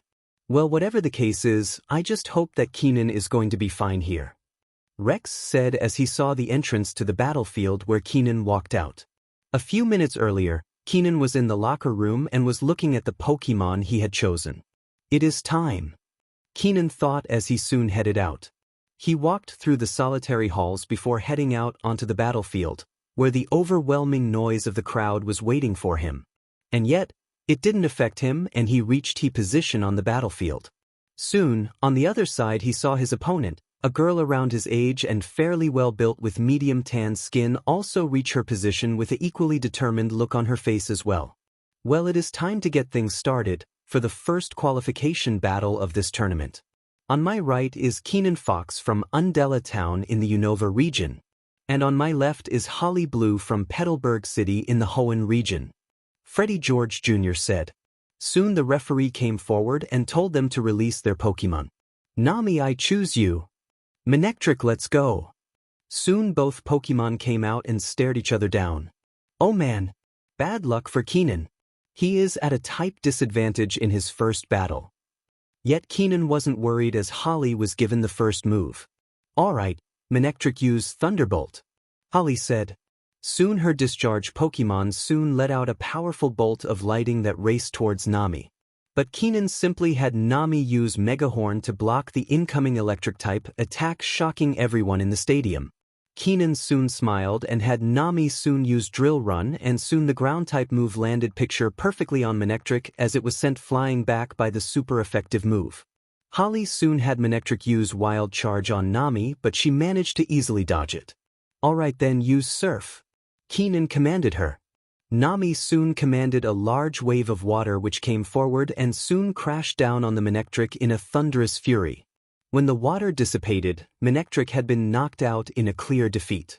Manectric is unable to battle, which means the winner of this battle is Keenan, the referee said as the stadium exploded in cheers for Keenan. Keenan soon smiled as he petted Nami a bit and recalled her as he left the battlefield, leaving everyone mystified. In the stands, his friends looked to be in awe at how short the battle was. And they were in awe at how strong Keenan had gotten since the last time they had seen him battle.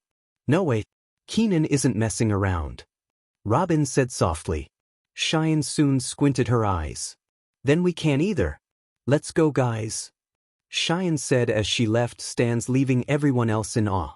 In a different part of the stands, Kazuma had been watching the battle from his spot, and seeing the quick victory from his rival made him smile. So I see how it is, Keenan. You aren't holding back in this tournament. Hell, you have decided to go all out in this tournament, have you? Well, fine. I was waiting for this moment. Soon our battle will rock the entire academy down to its very core, Kazuma said in glee.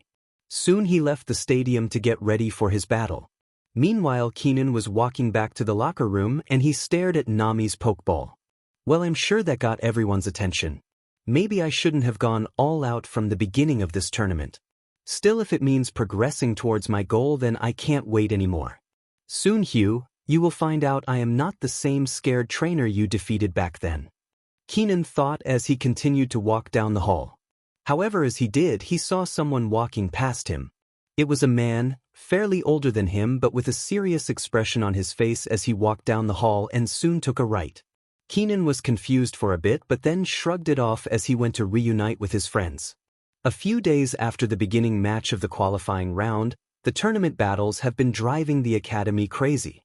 Something forcing entire classes to stop as majority of students would leave to go see the tournament battle. Cheyenne has never experienced a crazy phenomenon like this before, let alone been a part of it before. So needlessly to say, she was pretty excited to be a part of this. Currently, she was on her bed with her phone in her hands, as she was swiping through her opponent's, Carlisa Daniels' profile. As she was doing this, Hyacinth was laying down next to her and occasionally liking her hand. Seeing Carlisa's profile made her worry. Most of the Pokemon she had were counters to grass-type Pokemon, Cheyenne's specialty. And not to mention, most of them were pretty strong and capable, meaning that it was going to be a very difficult battle for her if she wanted to win. Cheyenne soon sighed as she put her phone in her pocket and soon whistled to Hyacinth.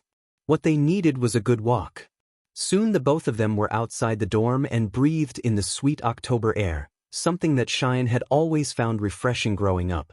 However, it seemed she was engrossed in it as she accidentally crashed into someone and fell down. It was another girl. She was tall and beautiful and exuded a sorta of confidence about herself. Not to mention, she was clearly a couple of years older than Cheyenne. She soon glared at Cheyenne and called her out.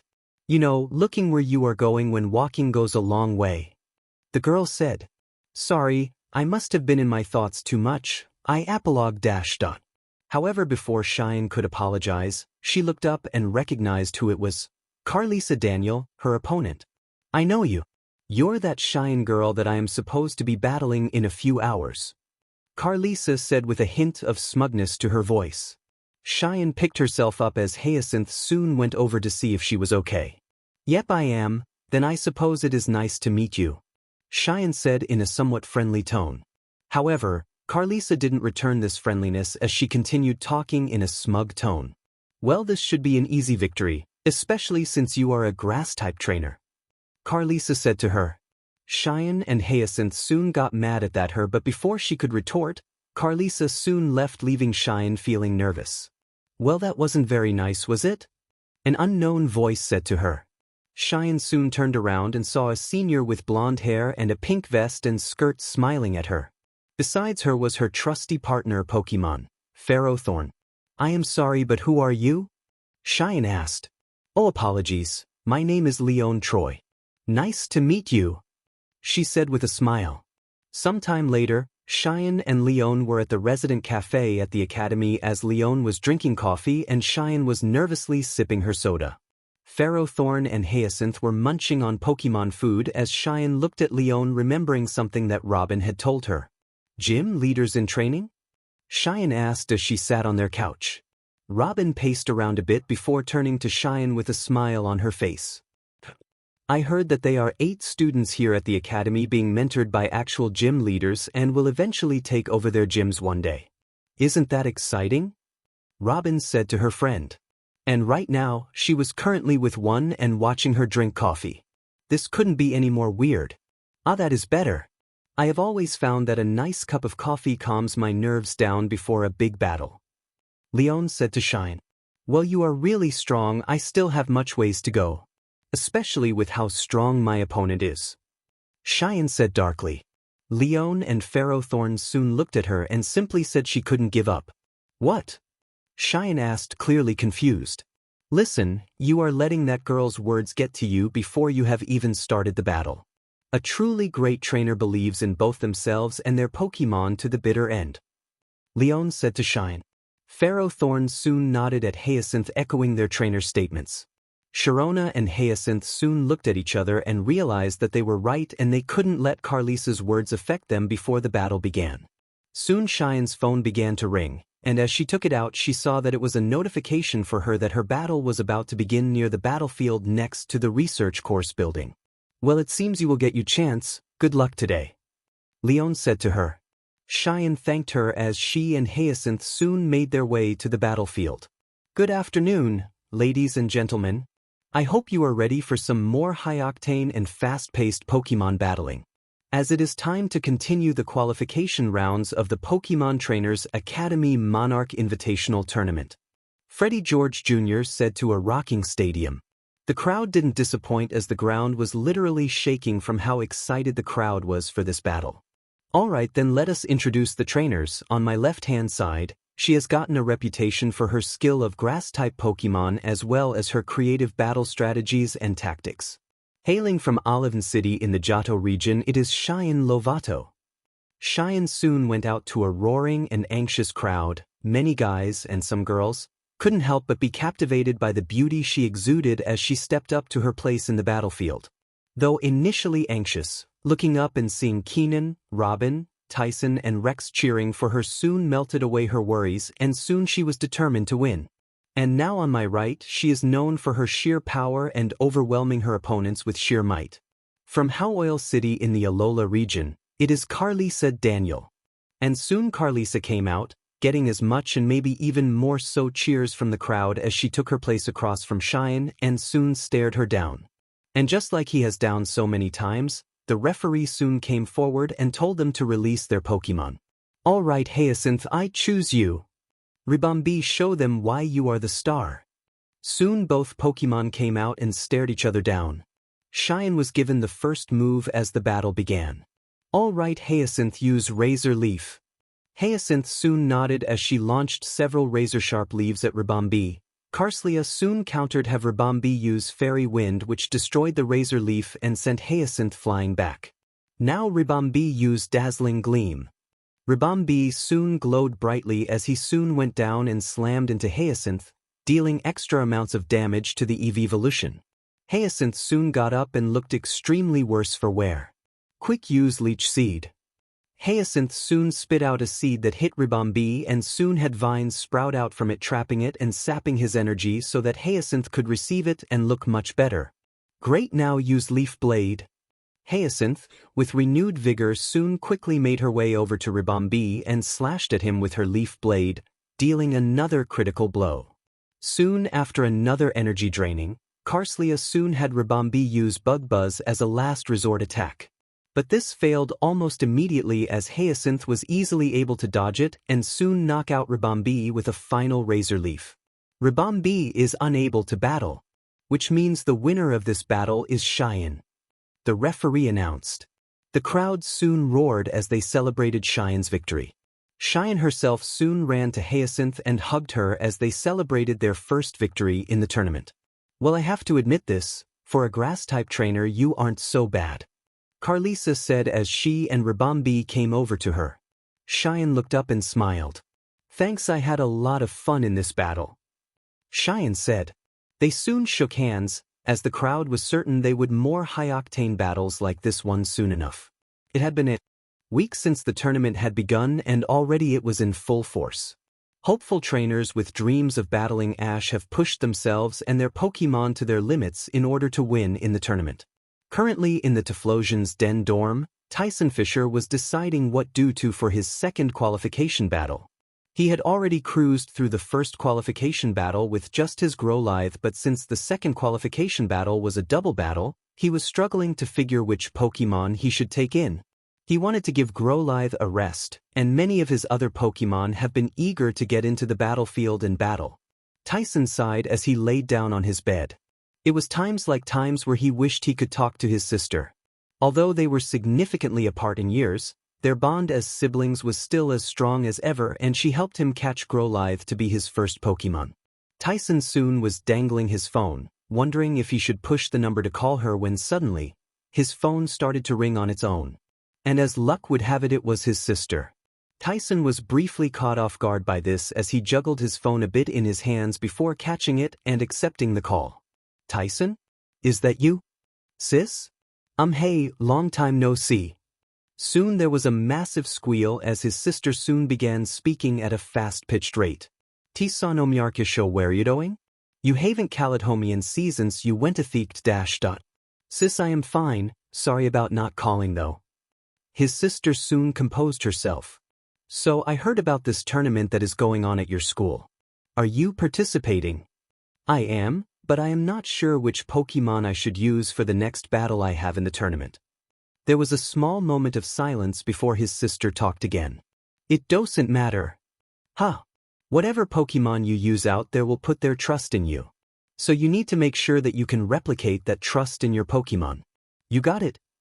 Tyson could understand what his sister, and he knew what he needed to do. I get it. Thanks for helping me out as usual, sis.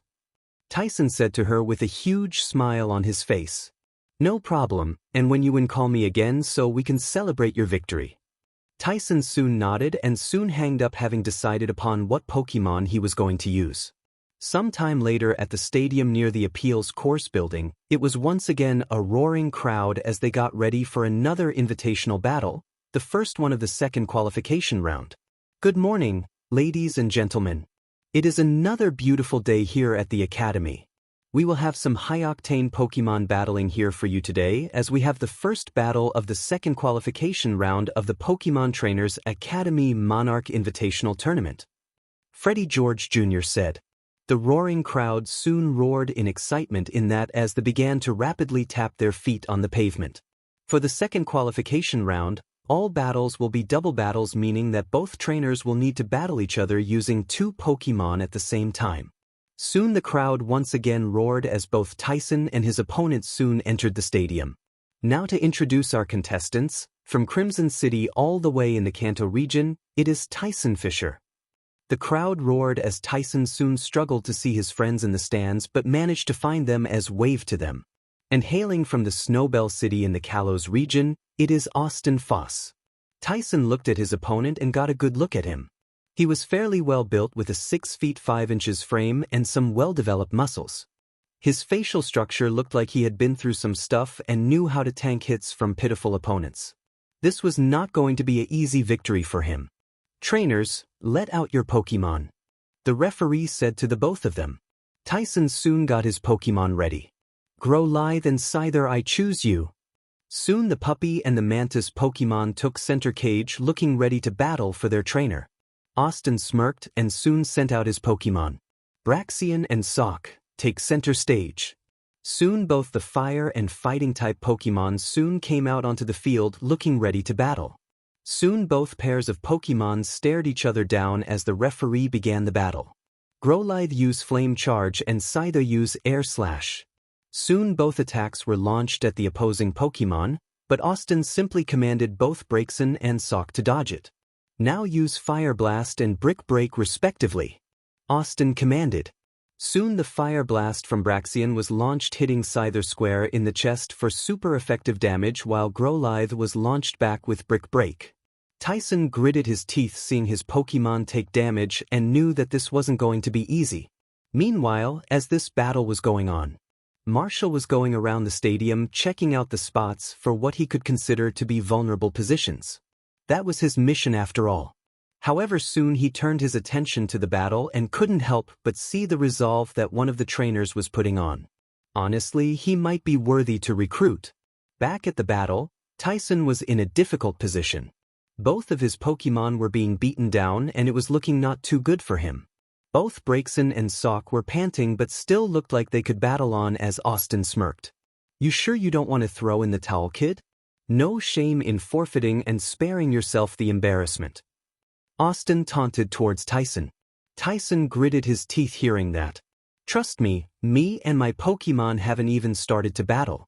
Tyson said in to respond to his taunting. That being said, he had a point. With the beating that his Pokemon had taken, it wouldn't take long until they were defeated. So he needed to act fast.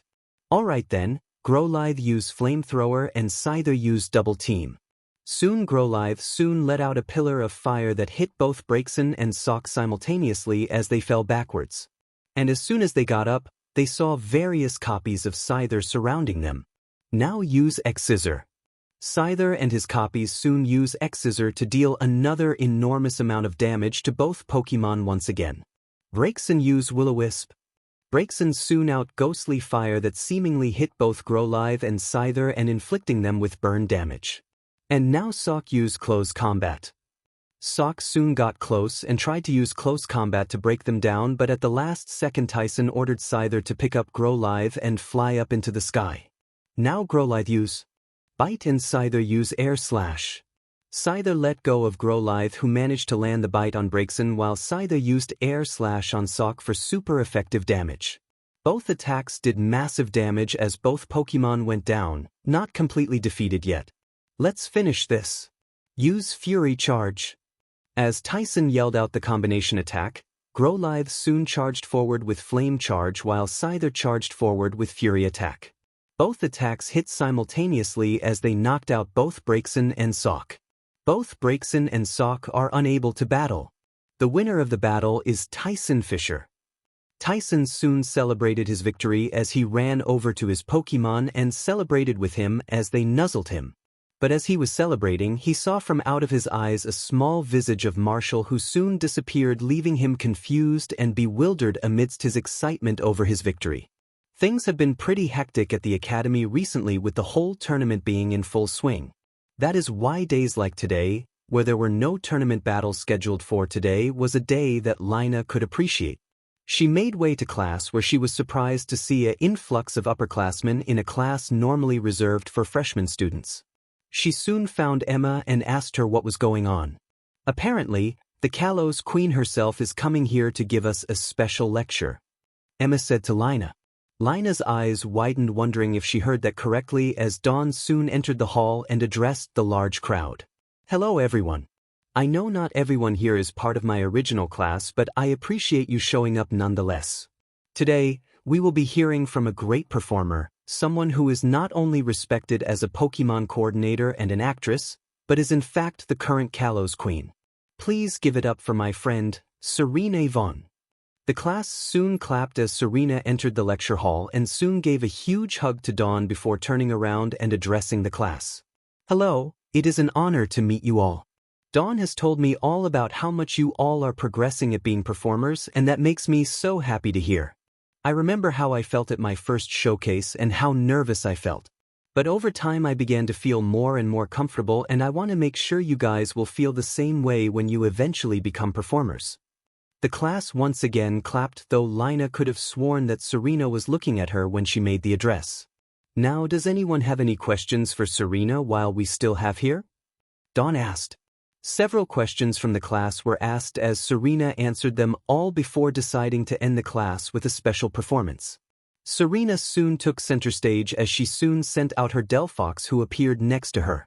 Serena soon began to dance as Delphox used mystical fire to surround Serena in beautifully wrapped flames. Serena jumped into the air as a mysterious soon appeared behind her, which eventually revealed itself to be her Mega Absol as he appeared before her as the flames died down. Although the performance was short, it was still beautiful done and made everyone, especially Lina, realize what they should aspire to be.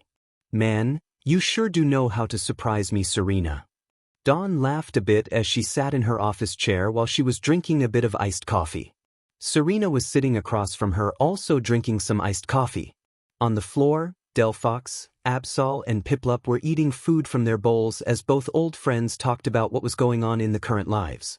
Well, I was going to tell you guys I found the Absolite, but it slipped my mind when me and Ash went to Kitakami, Serena said to Dawn.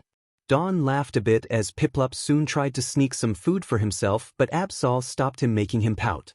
Speaking of you and Ash, have you figured out what you want to do for the wedding? Dawn asked as she set her coffee down.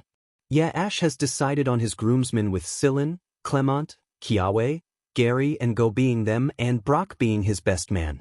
As for me, I have decided to make you, May, Misty, Chloe and Iris my bridesmaids, while Shauna is my maid of honor, Serena said to Dawn, telling her the wedding cast that they have decided on. Dawn smiled as she was glad to be part of the wedding cast. Suddenly there was a knock on the door as a girl who looked to be around 16 years old entered the room. Professor, may I come in? The girl asked. Yes, Yumi, you can. Serena, this is Yumi Agaya. She is a sophomore that I am personally tutoring as a coordinator. Yumi, you know who my friend, right? Dawn said as she introduced both of them to each other. Yumi nodded as she introduced herself to Serena and told Dawn that the performance stage in the lecture hall was a bit burned from Serena's small performance there. Thank you, Yumi, I will fix that immediately. You may go, Dawn said to her. Yumi nodded as she left. She seems like a dependable student, Serena said to her. Yeah, she looks out for the younger students whenever trouble arises, so she is really indispensable. But that being said, I need to go now and take care of the stage you accidentally burned, Dawn said, getting up to her. As Dawn left, Serena also decided to go outside and clear her head as ran into someone she didn't expect to see. After the lecture, Lina decided to go to one of the practice fields and try a new combination with her Fennekin and Swablu that she'd been inspired by after seeing Serena's performance earlier. Although she was still in the tournament, she considered this be much more important than the next opponent she was battling. However, she was having no luck getting the combination the way she wanted and she was getting frustrated, something that her Pokemon could obviously see. Having trouble? An unknown voice said behind her. Lina soon turned around and saw Serena walking up to her and gave her a gentle smile. Yeah, you could say that. Oh, sorry about the casual greeting, Miss Yvonne. Lina said to her quickly after realizing her mistake. It is fine, I don't mind. That being said, I couldn't help but notice that you were having trouble your combination. Serena said to her. Was I really that obvious? Lina asked as she sighed.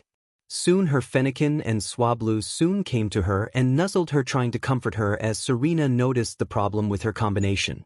I think I know why your combination isn't working why you want it. Serena said to her. Really, why? Lina asked her. You are trying to force it. Most performance combinations happen when they are natural and free-flowing. So if you go with the flow, then I am sure your combination that you are working on will work. Lina couldn't help but feel inspired hearing the advice given to her by Serena. However, before this nice moment could be continued, Lina suddenly got a message on her phone.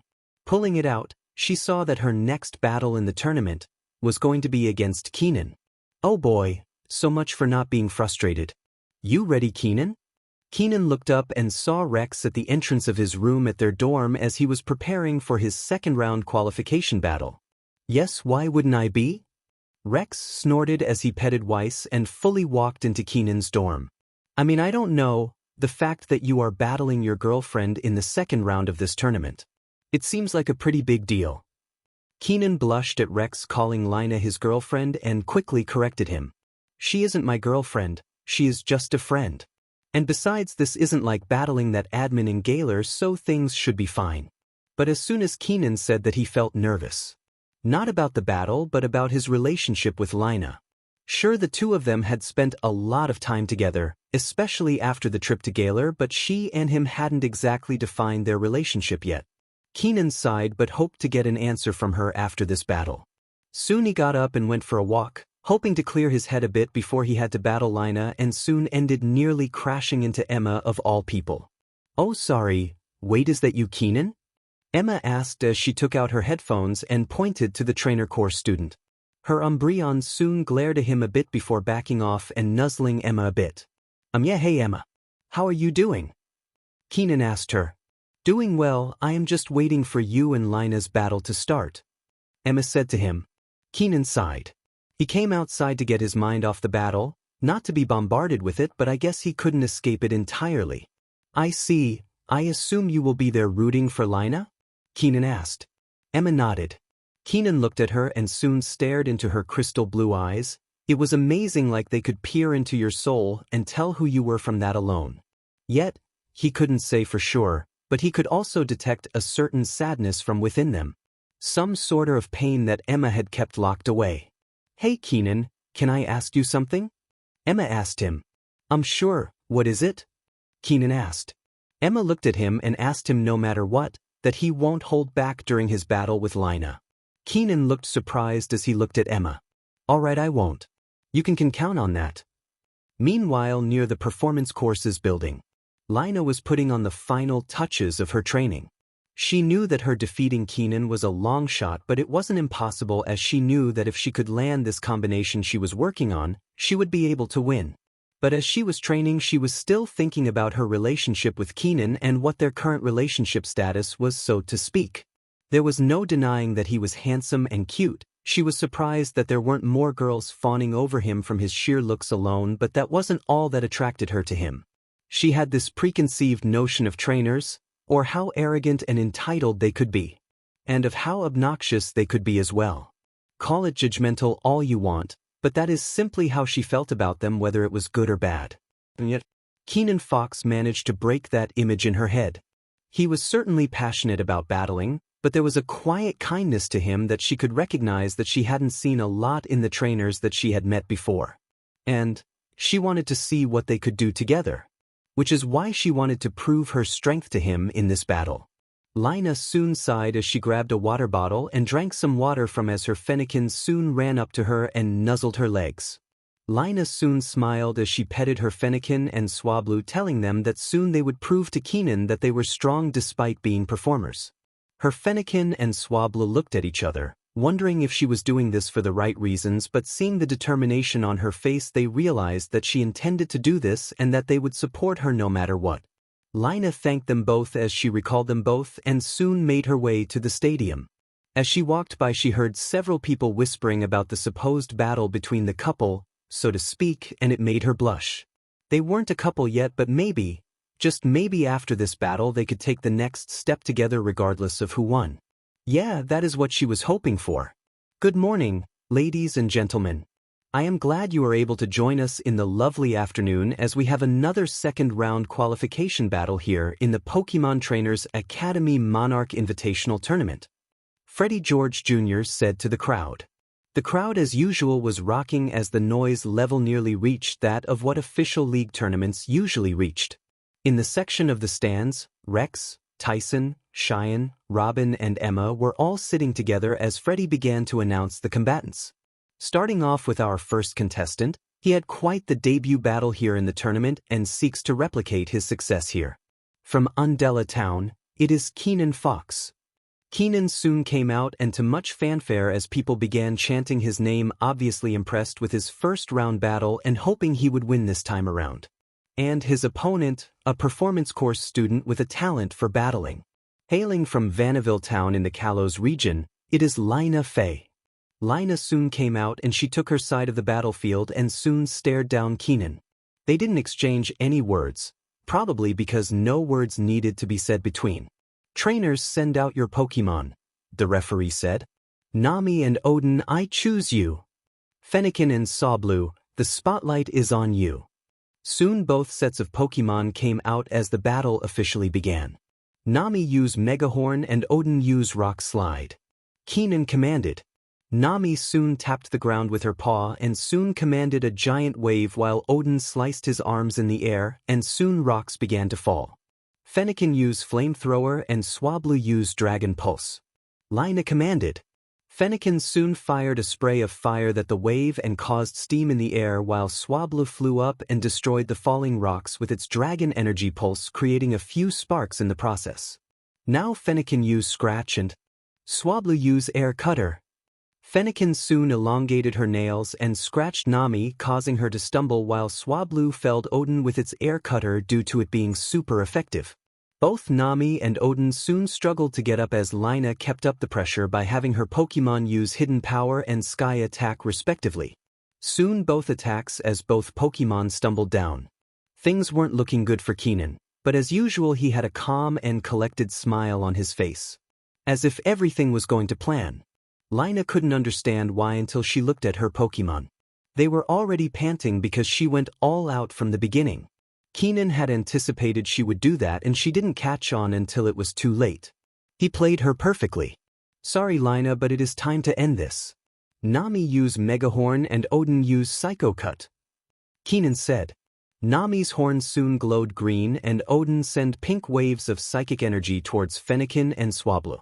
Both Pokemon were absolute too tired to dodge the attacks and the attacks did major damage as both of Lina's Pokemon were knocked out. Both Fennekin and Swablu are unable to battle. Keenan is the winner here. The referee announced. The crowd soon roared as Keenan went to his Pokemon to congratulate them on winning while Lina congratulated her Pokemon on a job well done. Soon both of them recalled their Pokemon and met in the middle of the battlefield. That was a great battle. I had a good time. Lina said to Keenan. Right back at you. You were a worthy foe. Keenan said to her. And then as if on instinct both of them soon kissed each other. The crowd soon roared with even further excitement, but for Keenan and Lina they simply didn't care. It was a cool day at the academy. It had been a couple of days since the second qualification round of the tournament had ended. People were going around their business like usual, students were going to class, Professors were planning curriculums and Pokémon were frolicking around without a care in the world. It almost felt serene, peaceful, even with the massive uproar of the tournament still in the distance. Yet, little did they know that they were still chained down despite supposedly being free. This is the thought of a man in a black leather coat as he walked down the campus halls and kept his head down. He was trying not to be noticed given that he had some important business to take care of. However, on his way to where he was going, he stopped and looked outside the window. He saw a couple, a boy and a girl, talking with each other. They were having a picnic in which the boy had brought a bowl of crudely made mac and cheese.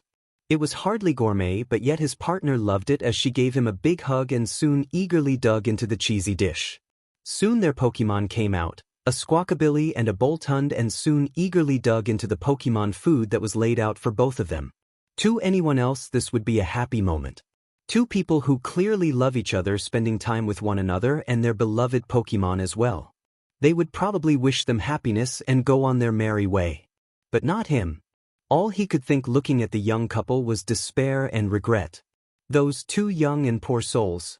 Just like everyone else, they don't know how they are prisoners to this cruel world of ours. He thought. Soon, however, he realized that he was running late and soon went on his way. As sad he felt for the couple and for everyone else on this campus, he was comforted by the notion that soon he would free them from this torment, once they had gotten the necessary ingredients. Soon no one would be shackled down by this world and its rules anymore, everyone would be free. Free in the truest sense of the word. And oh boy, that would be a grand thing to ultimately see, wouldn't it be after all? Meanwhile, at the same time, Keenan was in his dorm doing some homework. While special exceptions were given to those still participating in the tournament, they still were required to do the work that their class required of them. That is why Keenan was in his dorm room and was scribbling on paper instead of being outside and potentially training for the third round of the qualification round to get to the victory tournament. It was frustrating, but hey, what can you do? As he was working on his homework, Rex, holding a frappe, soon came into his dorm room with Weiss near his side and simply smirked at him. Geez, and here I think that you might care more about your homework than the tournament. Rex said teasingly to his roommate as he took a sip from his drink. Keenan looked up and glared at Rex, who was lucky. Fortunately for him, he had been able to pass through the first two qualification battles relatively easily, allowing himself more time to work on his homework. The tournament will come and go, but this homework is much more important in the long term for our classes.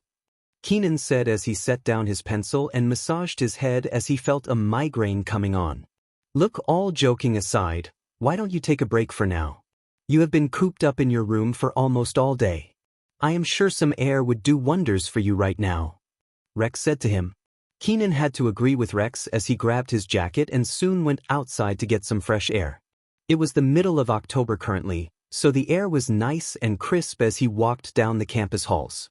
He could see some Halloween decorations littering the campus as he smirked, wondering what Lino wanted to do with him for Halloween in terms of a costume.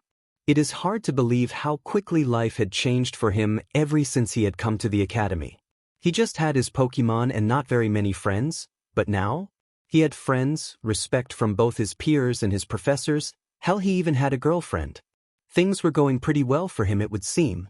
But as he was thinking that, he accidentally ran into a tall man in a black leather coat who made fall down on his butt. You okay? The man said as he offered his hand up.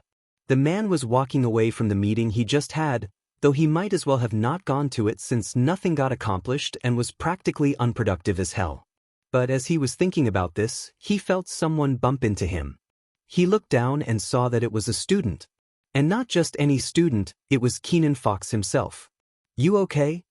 He asked as he gave a helping hand to the young student. Oh, thank you, and sorry for bumping into. I should have looked where I was going, Keenan said as he took his hand and got back up on his feet. The man smiled. It was always nice to meet a young person with manners. Don't worry about it. Just don't make it a habit, Keenan, and you should be fine. Oh, thanks, I guess. Wait, how do you know my name? Keenan asked, slightly confused. Well, you would have to be pretty ignorant to not know the star trainer of the tournament. My name is Cologne, by the way. Cologne said to him, having revealed his own name to make Keenan at ease. Keenan nodded as he relaxed a bit and soon asked Cologne what he was doing here at the academy. I am a prominent trainer that has been on the circuit for the last few years. The headmaster here reached out to me and offered me an invite to this tournament as a spectator, and here I am. Cologne said to him. Keenan seemed to buy it and asked how he liked the academy so far. Sadly, I don't think it is for me. Call me old-fashioned, but I much prefer getting to travel the world on a journey of my own than being cooped up at an academy like this. I feel like that just offers more freedom, wouldn't you agree? Cologne asked Keenan. Keenan soon thought about it. Sure, he had been on a journey of his own before and it offered more freedom for sure. But at the same time, being at the academy was also freeing in its own way. Apologies, can't say that I agree with you, Keenan said to him. He saw Cologne briefly frown before quickly putting a face once again. Well, that is a shame, but what can you do? Good luck in the tournament, Keenan, and may the odds be ever in your favor, Cologne said. He soon walked off as he simply left Keenan with more questions than answers about who he truly was. It was time. After an extended break for students, it was time to begin the third round of the qualifying rounds of the tournament. And for Tyson, he was dreading this as he looked at the opponent he got for his matchup. It was Rex. Tyson knew that he would have to face one of his friends in the tournament soon enough, but he didn't expect it would be this soon. He was contemplating this in the commons area where he saw a scene of people having fun and drinking their hearts out, with soda obviously, as they were just having fun with each other. Man, this is nice. I wish the others were here so we could celebrate with each other, Tyson said as he sipped some of his Coke from his red Solo cup. But as soon as he saw that, he heard two of his poke balls opening. He soon saw his Growlithe and Scyther. His Growlithe soon yipped and went to lick his face while Scyther soon nuzzled his neck, indicating that they would go out and battle their hardest for him tomorrow. Thanks you guys, I really appreciate that, Tyson said as he soon left to get ready for tomorrow's battle. Meanwhile, Rex was going over his Pokemon, wondering which ones he should use in his battle with Tyson tomorrow. I know I want to use Weiss and Blair in my battle tomorrow, but who else I should use as well? Rex asked. He thought about it. Keenan, who's sipping on a frappe and swiping through his phone, soon approached him. Doesn't Tyson have a Tyrage? Maybe if you have one, use a flying type, Keenan said to him. Rex soon caught on as he brought a great ball that he had never taken out and soon released the Pokemon inside it. It was Crone, his Murkrow that acted like a mother to his other Pokemon and to himself at times. Hey Crone, you want to battle tomorrow? Rex asked his Murkrow. Crone soon stretched her wings and looked at the Sneasel and Houndour and soon nodded yes as she nuzzled Rex in the process. Great. I know that the three of us together will definitely win tomorrow, Rex said surely. Weiss, Blair and Crone soon cheered in agreement and Keenan soon smiled at the four of them, knowing that tomorrow's battle will be one for the record books. Soon the fated day came as many students and even some members of the faculty soon flocked to the stadium. Good morning, ladies and gentlemen. Welcome to the third round of the qualifying round of the Pokemon Trainers Academy Monarch Invitational Tournament, Freddie George Jr. said to the rocking crowd. The crowd responded with a loud roar as Keenan, Cheyenne and Robin soon made it to their seats to watch the battle between their friends. As you know, the winner of this battle will be heading directly to the victory tournament, so in the spirit of this competition, all battles this round will be 3-on-3 battles, Freddie George Jr. said. Soon both Tyson and Rex made their way out of the corners and soon appeared on the battlefield against each other. Of course, here is our battlers. Hailing from Crimson City, his unique battling style has left many opponents in the dust. It is Tyson Fisher. Tyson soon waved to the crowd as they chanted his name before he took his place on the battlefield. And his opponent, a master of Dark-type Pokemon and intimidating his opponents left and right, from the Savay Islands, it is Rex Washer. Rex soon also waved to the crowd before staring down Tyson. They didn't have anything to say to each other, knowing what they both had to do. Trainers, this will be a 3-on-3 battle. The battle will be over while all of one side's Pokemon are unable to battle. Furthermore, substations are allowed. Is that clear? The referee asked both of them. Both Tyson and Rex soon nodded yes as they brought out their Pokemon. All right, battle begin. Tyrage, I choose you. Blair, let's go. Soon both Pokemon were sent out as Tyson was given the first move. Tyridge used Karate Chop. Tyridge soon used his amazing speed to go up to Blair and strike the Dark Fire type with amazing power. Blair used Flamethrower to shake him off. Blair soon let out a jet of flames, but Tyridge soon managed to dodge the attack as Tyson soon yelled out for Tyridge to use High Jump Kick, landing another super effective attack. Blair looked to be in immense pain as Rex commanded him to use Fire Fong. Blair soon filled its mouth with fire and bit Tyridge, engulf him in flames, but Tyson told him to power through it and commanded a final Karate Chop which knocked out Blair. Houndour is unable to battle. Tyridge is the winner. The referee said as the crowd soon cheered for the first victory of the battle. Meanwhile, watching from the VIP area, Cologne was munching on some popcorn as he saw the two trainers battling it out. They had some promise, he thought, as Rex recalled Blair and thanked him for his hard work before sending out Crone as his second Pokemon. Crone soon took to the skies looking confident that she would take down Tyridge. Crone, use Sky Attack. Rex commanded. Crone soon engulfed herself in a blue aura and flew down and hit Tyridge with a super effective attack. Tyson told Tyridge to stay calm and use Rock Silda to get Crone down. Dodge it, then use Air Slash, Rex said. Crone easily dodged the falling rocks before sending a super effective Air Slash towards Tyridge which knocked him out. Tyridge is unable to battle. Murkrow is the winner. The crowd roared once again as Rex evened things up. Tyson recalled his Tyridge thanking him for giving it his all before sending out Scyther. Scyther soon gave a mighty battle cry as he was ready to battle. Once more use Sky Attack. Use Fury Cutter. Soon both attacks were followed through as they clashed, creating a dust cloud that covered the battlefield. Scyther looked through it and found Crone in the middle of it. Use X-Scissor, Tyson commanded. Soon Scyther, using his speed, soon on top of Crone and dealt her a powerful blow with X-Scissor. Crone tried to retaliate with Dark Pulse, but Scyther dodged it and soon used Bug Buzz to finish it off. Murkrow is unable to battle. Scyther is the winner, the referee said. Soon the crowd roared even louder as Rex was down to his last Pokemon. Tyson soon thanked Scyther for her work before recalling him and sent out his final Pokemon, Groy. Rex soon looked down and said it was all up to her and soon sent out Weiss. Growlithe and Weiss soon circled each other as the referee soon said begin. Growlithe use Flame Charge. Soon Growlithe soon charged into a ball of fire as he slammed into Weiss, dealing a lot of damage. Stay strong and use Icy Wind. Weiss soon recovered and soon used Icy Wind to try to slow down Growlithe. It worked to a degree as Growlithe was stopped in his tracks. Now use Metal Claw. Weiss claws soon turned metallic and swiped at Growlithe as the puppy Pokemon soon grimaced in pain. Growlithe used Flamethrower. Growlithe soon opened his eyes and fired a point-blank flamethrower at Weiss, who was flung away and soon knocked out, ending the battle. Sneasel is unable to battle, which means the winner of this battle is Tyson. Soon the crowd nearly exploded as they cheered for the winner. Growlithe soon ran and jumped into Tyson's arms, who nuzzled him back as he became the first trainer to reach the victory tournament. Rex and Weiss came over to congratulate their friend on his victory.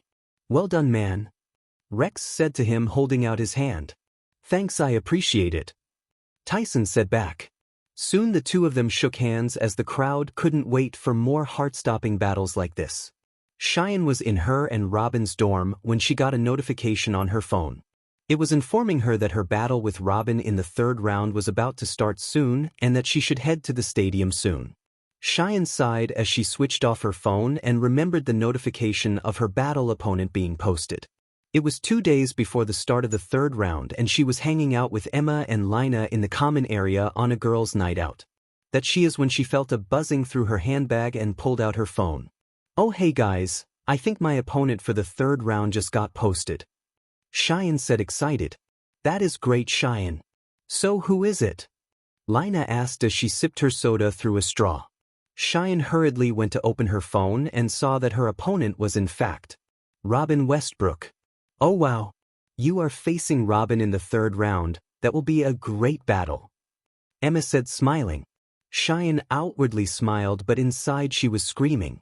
Soon Cheyenne entered back into reality after remembering the fact she still needed to get to the stadium and she needed to select her Pokemon. She looked at her squad. Obviously, she wanted to take Hyacinth with her as she was her ace, but she was debating the other two. It doesn't matter about strategy, a Pokemon battle is all about having fun, you hear.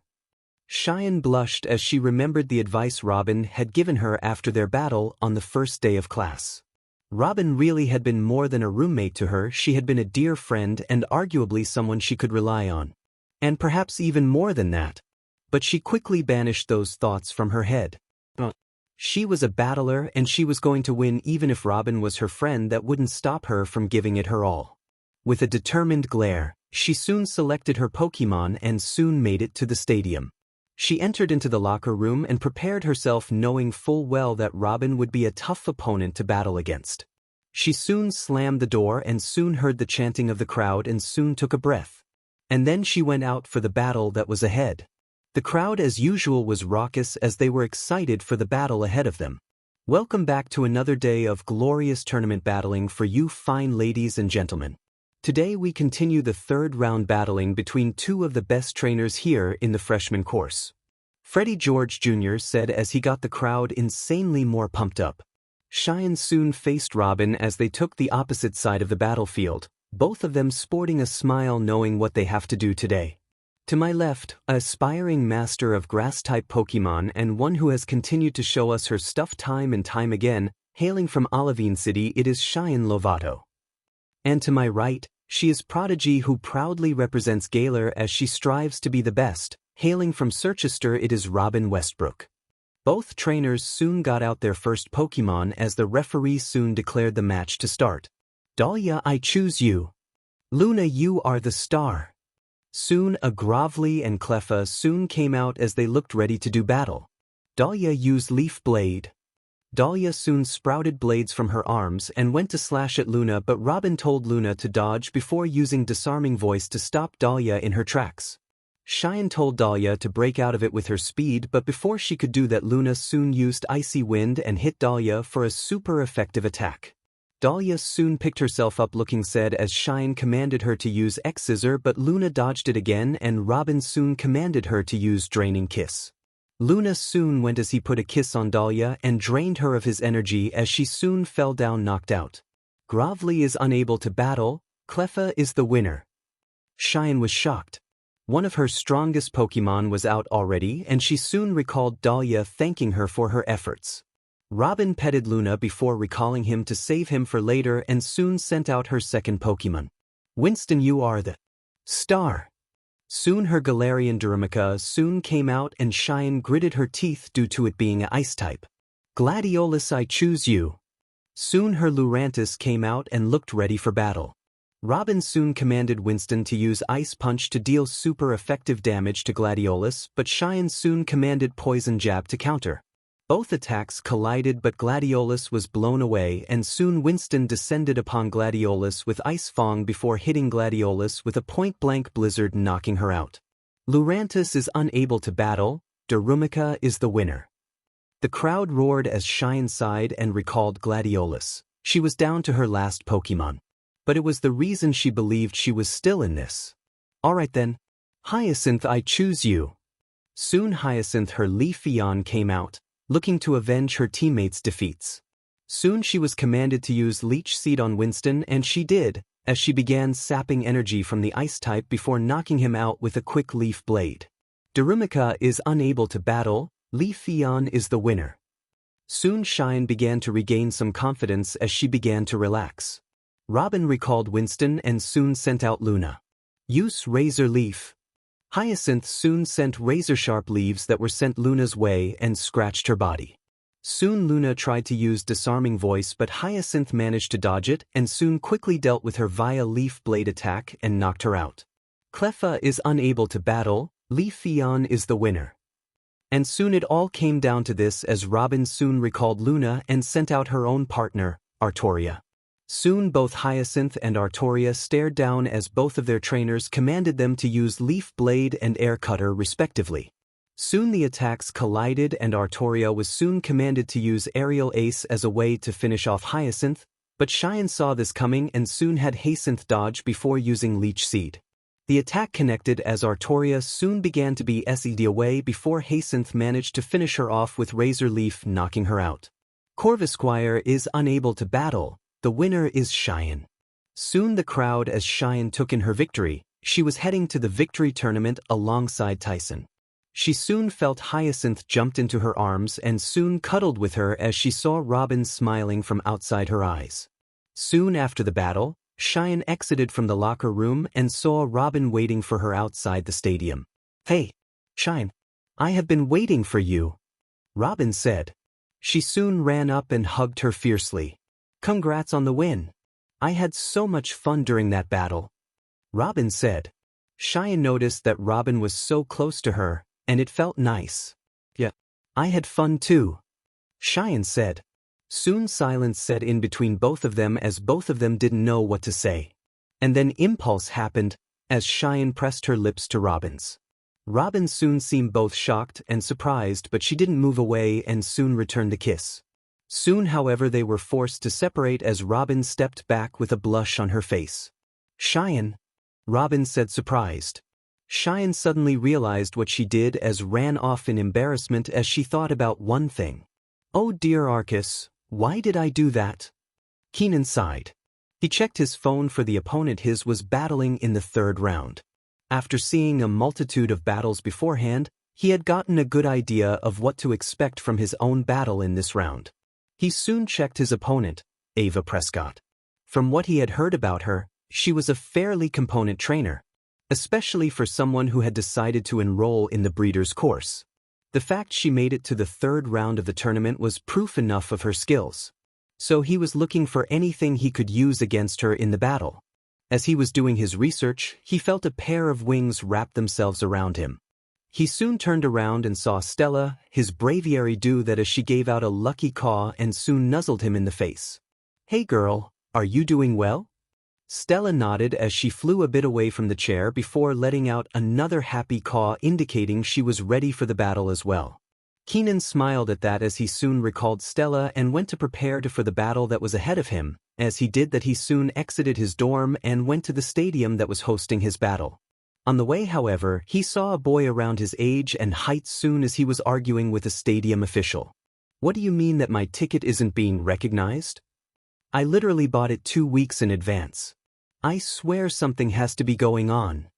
Keenan soon frowned hearing that the poor guy couldn't get into the stadium as he ran up to him. "Hey, what is going on? Can you believe this?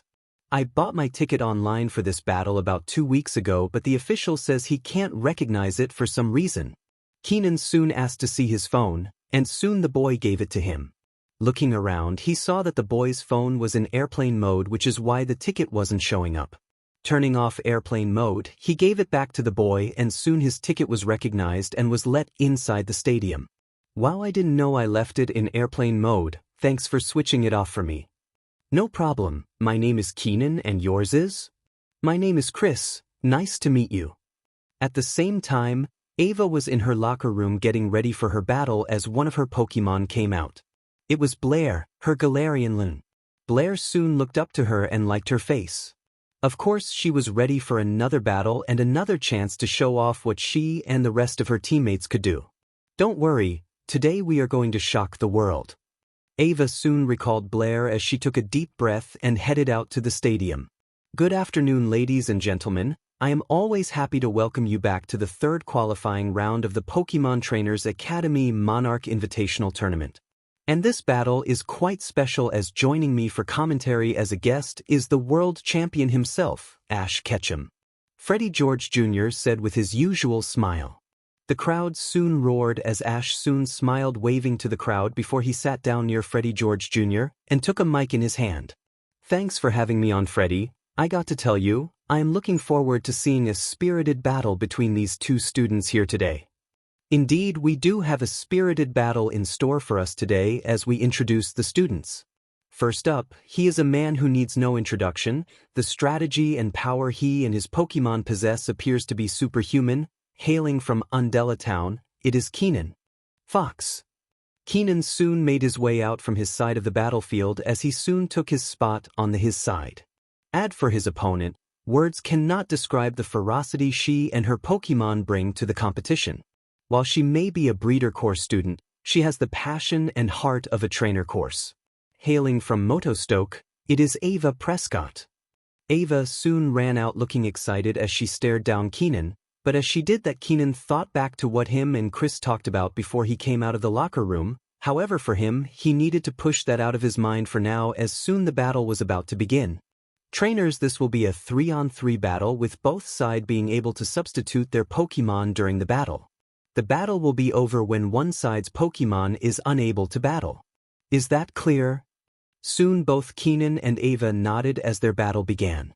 Meanwhile, as Keenan and Ava's battle was happening, Serena was making her way to the stadium so she could be there for Ash when she suddenly saw someone yelling on their phone before hanging up and looking frustrated. Against her better judgment, she went over to the man and spoke. "Hello, are you okay?" The man, who turned out to be Cologne, soon looked up to Serena and gave her a small smile. "Yeah, I will be fine. I just got off the phone with my boyfriend and well, let's just say things aren't going well for us right now." Serena felt bad for him, but she debated on whether or not she should get involved in his personal life. But before she could decide, the guy soon walked up the hill and soon appeared close to her. The guy had slightly pale green hair, with red eyes that seemingly unnerved Serena. His pale skin seemed cool against the autumn weather as cheeks started to redden against the upcoming cold.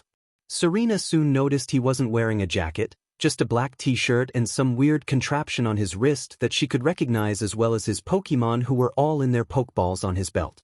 "Well, I'm heading to the stadium. Do you want to walk with me?" Serena asked him as she went out on a limb here. The young man smiled as he responded. "Sure, it would be my pleasure," he said. Soon both of them walked to the stadium. On the way she learned that his name was Cologne Utrano. He was from the Unova region and that he was a trainer traveling around the world and planning on completing the Pokemon Leagues, though Gary had invited him to see the tournament and potentially have an exhibition battle with Ash. "Really? Ash didn't tell me about that," Serena said, a bit confused. "To be fair, I don't think Ash knows. I have been trying to get him to agree to it, but I haven't been able to talk to him so far, which is why I am glad that I ran into you." Serena blushed at that, but she quickly shook off her embarrassment and told Cologne she could get him that meeting with Ash. Cologne soon smiled sinisterly. "How lovely! Nami, I choose you. Go Riptide." Soon Keenan and Ava soon sent out their first Pokemon as Keenan's trusty and reliable Samurott soon came out ready to battle. As for Ava, her Gyarados, Riptide soon came out looking ferocious as ever as they two of them squared off for a devastating battle. Keenan soon ordered Nami to use Ice Beam. Soon Nami began charging up frozen energy until she unleashed the beam as it hit Riptide with devastating effect. Riptide recoiled in pain but soon managed to tank the attack. "Alright then Riptide, use Dragon Dance." Riptide soon began to move his body in a rhythmic sense before letting out a mighty roar as his attack power was soon increased. Ava soon ordered him to use Earthquake and soon he did, slapping the ground with his powerful tail to produce a devastating attack that startled Nami from where she was sitting. Seeing their chance, Ava soon ordered Riptide to use Crunch and soon he went in for a devastating bite. However, Keenan and Nami saw this coming and Keenan soon ordered Nami to use Aqua Jet. Nami soon covered herself in a veil of water and met Riptide's attack, causing the sea dragon to wobble a bit. And with lightning reflexes, Keenan soon ordered Nami to use Mega Horn. And with a glowing horn, Nami soon felled Riptide, knocking him unconscious. Gyarados is unable to battle, Samurott is the winner. The crowd cheered in reaction to the first knockout of the battle as Nami soon panted a bit but ultimately smiled as she looked Keenan's way, who gave his partner a thumbs up. Meanwhile, Ava recalled her Gyarados and thanked him for his effort as Keenan opted to keep Nami in. Soon Ava took out her next Pokemon and sent out Garp, her Rillaboom, as he let out a mighty roar indicating he was ready for this. Keenan remained calm and soon ordered another Ice Beam from Nami, but Garp was somehow quicker as Ava ordered him to use Drum Beating. Soon Garp quickly banged on the ground as roots sprouted up and smacked Nami quickly to super effective attack. Keenan was caught off guard by Garp's speed and before he could fire off another command, Ava commanded him to use body press and he did, quickly knocking out Nami from the battle. Samurad is unable to battle, Rillaboom is the winner.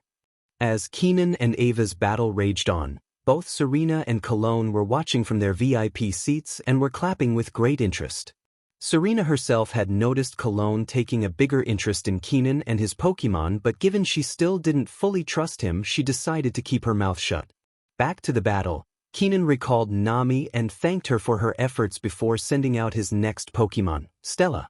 His Braviary soon came out looking ready to battle as she hadn't done so in a long time. Garp soon smirked, inviting the challenge to her. Keenan soon commanded Stella to use Metal Claw, striking Garp in the face, and soon used acrobatics to run up and meet her next attack. Soon both Stella and Garp clashed with various attacks as each one sent shockwave after shockwave until both Pokémon were clearly very tired. Getting desperate, Keenan soon ordered Stella to use Brave Bird, while Ava commanded Garp to use Drum Beating. Soon the two attacks collided, creating a huge explosion, and when the dust settled, both Stella and Garp had been knocked out in a draw. Both Braviary and Rillaboom are both unable to battle. Soon the crowd continued to roar as Cologne soon laughed out loud and clapped his hand in delight. "You seem to be enjoying yourself," Serena noted as she sipped some water. "What can I say? Whenever I see a Pokémon battle between two spirited trainers, it always manages to fill my competitive spirit up," Cologne said as he smirked a bit. "That reminds a bit of Ash in a way," Serena said, smirking. "Oh really? Well then I will take that as a compliment then," Cologne said as he gulped down a large amount of his soda that he had ordered. Suddenly, however, he got a message on his phone making him frown. "Apologies, but I got to take this," Cologne said, getting up. As he did, Serena soon turned her attention back to the battle as well, now also getting interested in Keenan and wondering if she should introduce him to Ash at some point, as she would cross that bridge when she would get to it. For now she relaxed in her seat and soon ordered some food from a nearby stand as the battle soon reached its last leg. Soon both Keenan and Ava sent out their last Pokémon, Odin and Blair, as they began to size each other up. Cologne meanwhile was in the reaches of the stadium as he soon lit up a cigarette and enjoyed a smoke before he put the phone to his ear. "So, did you look into one I wanted you to look into?" Cologne asked. A scientist under his employ soon adjusted his voice as they responded. "Yes, it turns out you were right, the energy vibrations we were following were of terrestrial energy. It is truly quite amazing." "Great, if you can get some samples so I can look into it later, that would be great." Cologne soon hung up as he looked at the battlefield where Odin and Blair were going at it. Odin used Psycho Cut as Blair. Ava's Galarian Linen soon dodged before using Night Slash to get some space between her and Odin. Soon Keenan ordered Odin to use Sacred Sword and soon he brought down the force of the attack onto Blair, who initially struggled with it before being knocked back. Blair soon wearily got up and glared at Odin before her body starting to glow blue. Everyone in the stadium, including both trainers, were in awe of the sudden and surprising evolution as Blair soon began to change shape until she finally evolved into a Obstagoon. Ava was in awe as she sniffed a bit seeing one of her partners finally evolve. Soon she ordered Blair to go and use Iron Tail on Odin. Blair soon moved with her newly evolved speed as she managed to land a devastating Iron Tail on Odin. Odin soon staggered a bit but still managed to maintain his balance as Keenan soon ordered a full-powered poison jab followed by Sacred Sword. Soon the combination of attacks were too much for Blair as they knocked her out, ending the match. Obstagoon is unable to battle. Golade is the winner, which means the winner of this battle is Keenan. Keenan soon jumped in excitement as he went to hug Odin on their victory. Ava soon went to hug Blair, saying she was so proud of the way she fought. Soon both of them meet in the middle and shook ends as the crowd roared, showing their respect for both of them. But through that applause, there was Cologne as he smirked cruelly before leaving the stadium altogether. It was a quiet night, which you wouldn't exactly expect from the Pokémon Trainers Academy, especially with what had been going on recently. But the excessive celebrations soon came to an end as the only chatter was left in the commons area. Keenan had never been the one for drinking excessively, but after what he and his friends had accomplished, he felt that it was warranted. 3 cheers for Keenan, Tyson and Cheyenne for accomplishing what the rest of us sorry buttes couldn't do and making it into the victory tournament. Rex was soon pouring soda and cider to all of them as he twirled around and nearly fell before being caught by Keenan and settled down. Well, Rex is certainly taking this a bit too far, but congrats to all you guys for making it in. Emma said as she drank her cider. Thanks, Emma, though I am wondering where Robin is? I know she wouldn't miss a celebration like this. Is she really not feeling well? Cheyenne soon sighed, knowing the reason that Robin wasn't feeling well was because of her, but she wasn't ready to deal with right now and just wanted to celebrate with her friends. Soon, however, a familiar face in Kasumi soon came over to them with a smile. Hey guys, congrats on making to the victory tournament. Kasumi said to them as Keenan soon smiled and hugged her fiercely. Thanks, I assume that you also made it in based on how you are smiling? Keenan asked as he drank his soda plus cider drink combo. Yep, though the opponent I battled in the final qualification round gave me a real run for my money. Kasumi said, smiling before bringing out Chun-Li, who gave them a simple smile and soon joined the others' Pokemon.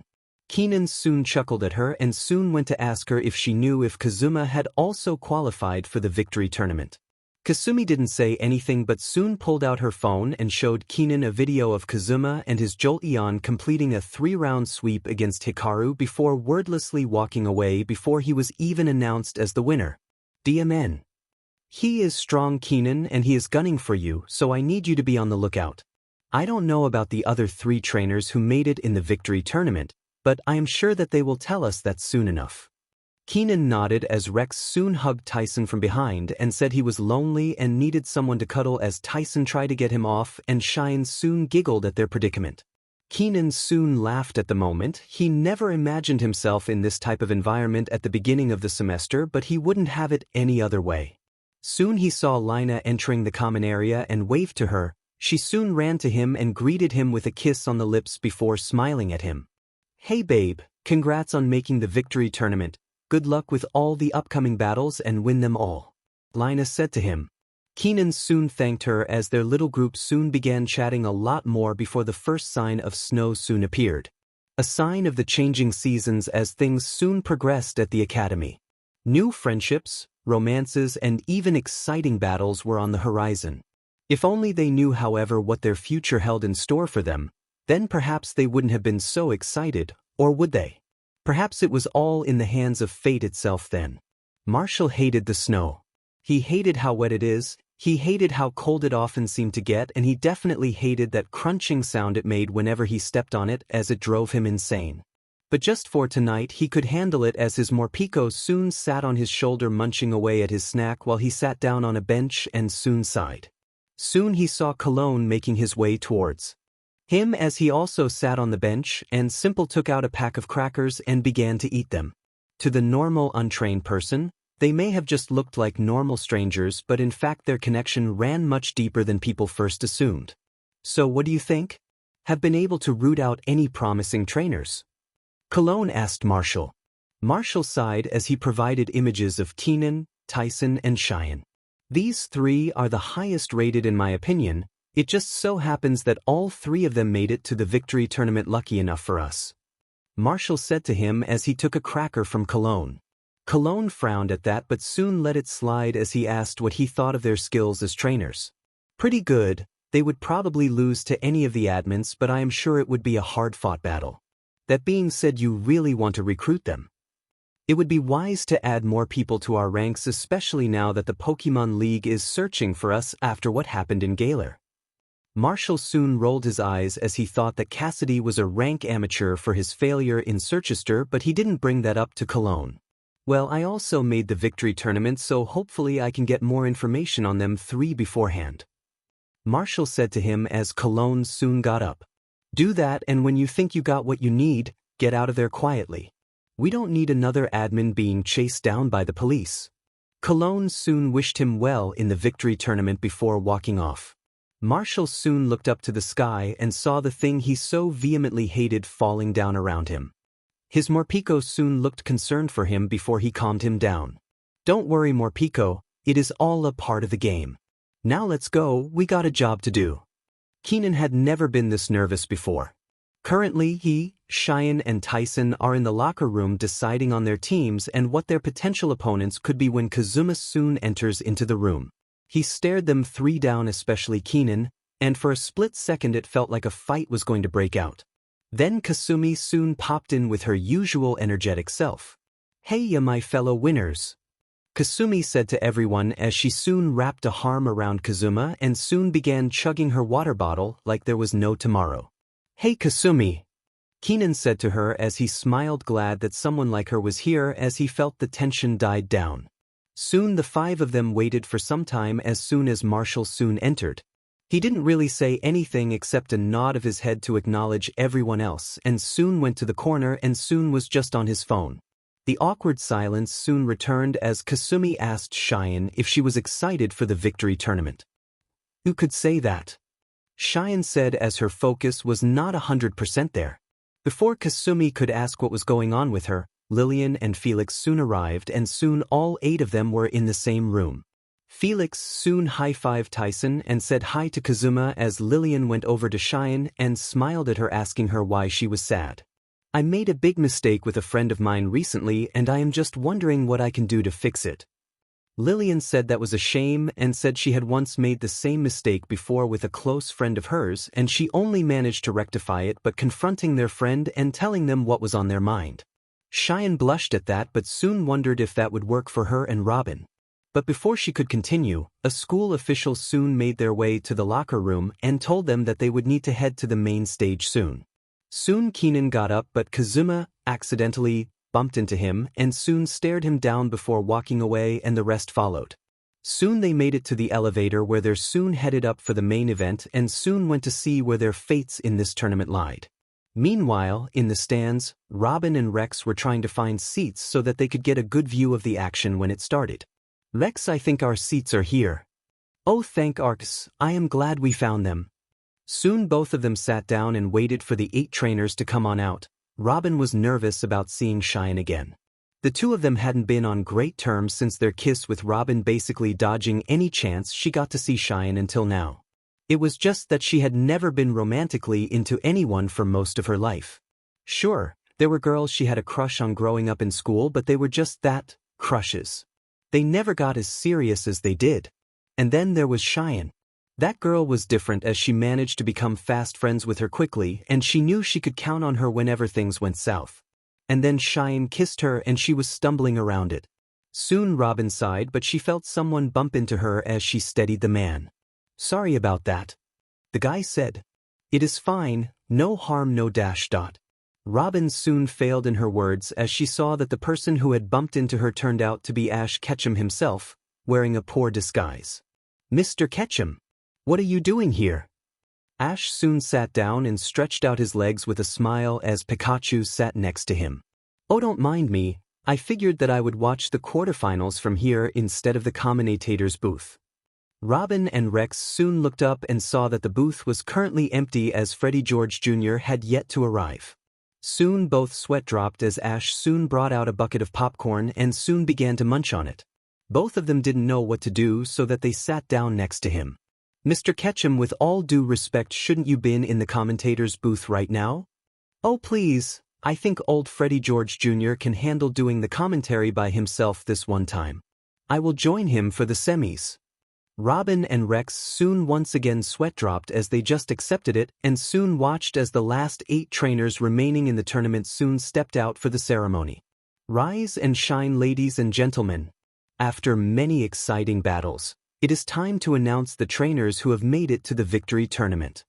Soon the crowd roared with excitement as Freddie looked over to where Ash was supposed to be and sighed before continuing. These 8 trainers have made it here through sheer strength, grit and willpower, showing off what them and their Pokemon can do. And if you don't mind, with great honor, allow me to introduce you to them. Soon the crowd roared as rap music began blasting, and soon the group of 8 arises with smoke covering them all. First, hailing from Undella Town with the small town pride on his chest, it is Keenan Fox. Keenan soon stepped out with the crowd chanting his name and even some fangirls. Next up, from Olivine City, a beauty with grass types mastery, it is Cheyenne Lovato. Cheyenne soon stepped out to meet the applause and then soon saw Robin and immediately became nervous again. From Crimson City, the trainer who simply refuses to lose, it is Tyson Fisher. Tyson soon stepped out and began blowing kisses to his imaginary fans. From Urkutik City, a trainer who fast as lighting battle style has caught many off guard, it is Kasumi Hamura. Kasumi soon began waving eagerly as she soon stepped back. From the Sinnoh region, a man who simply demolishes his opponents with brutal strength, it is Kazuma J. Nagasawa. The cheering soon erupted for him, but Kazuma simply gave a small wave and soon stepped back. From the Kalos region, a trainer who works with good old-fashioned determination, it is Felix Brighton. Felix showed more emotion than Kazuma, but still not that much as he waved and soon stepped back. From the beautiful Paldea region, it is the beauty who cannot be stopped, it is Lillian Ramos. Lillian soon waved to the crowd and blew a kiss to all the pretty girls in the area before stepping back. And finally, hailing from the Alola region, a mastery of dark types themselves, it is Marshall Moores. Amid the cheers, Marshall didn't emote much but gave a wave of acknowledgement as he stepped back. And now, with further ado, it is time to determine the 4 matchups for the quarterfinals. Soon the pictures of the trainers appeared on cards on the Jumbotron as they were soon shuffled and the matchups were revealed. Cheyenne vs. Tyson, Kasumi vs. Kazuma, Lillian vs. Marshall, and Keenan vs. Felix. And soon it was all set as the 8 trainers soon prepared themselves for some of the biggest battles of their young careers. It was time for the first battle of the quarterfinals, and it just so happened to be between 2 good friends. Cheyenne and Tyson knew that if they wanted to win, they couldn't pull any punches and that they would need to go all out from the start of the battle, knowing how skilled each trainer was. Soon the stage was set as both trainers finished pairing up as Freddie George Jr. soon got it rocking. Welcome one and all to the very first battle of the Victory Tournament here today. I know you all are ready for some heart-pumping action like I am, so without further ado, let's get it started.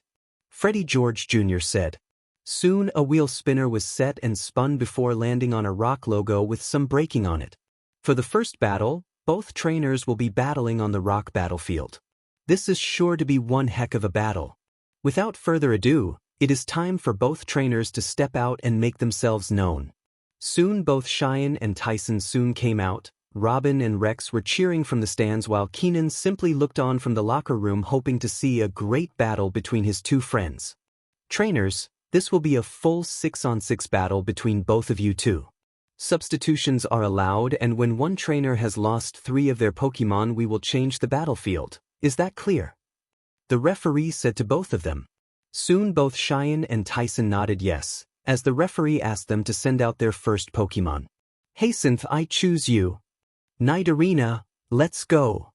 Soon both sent out their first Pokemon as the battle soon began. Hyacinth used Leaf Blade. Nidorina dodge it.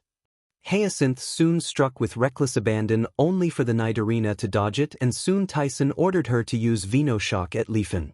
Nidorina soon unleashed a wave of poison at Hyacinth, which was not only super effective but also poisoned the Evolution. Stay strong Hyacinth and try using Vine Whip. Hyacinth soon tried to fight back with Vine Whip, but Tyson once again ordered Nidorina to dodge and use Dig.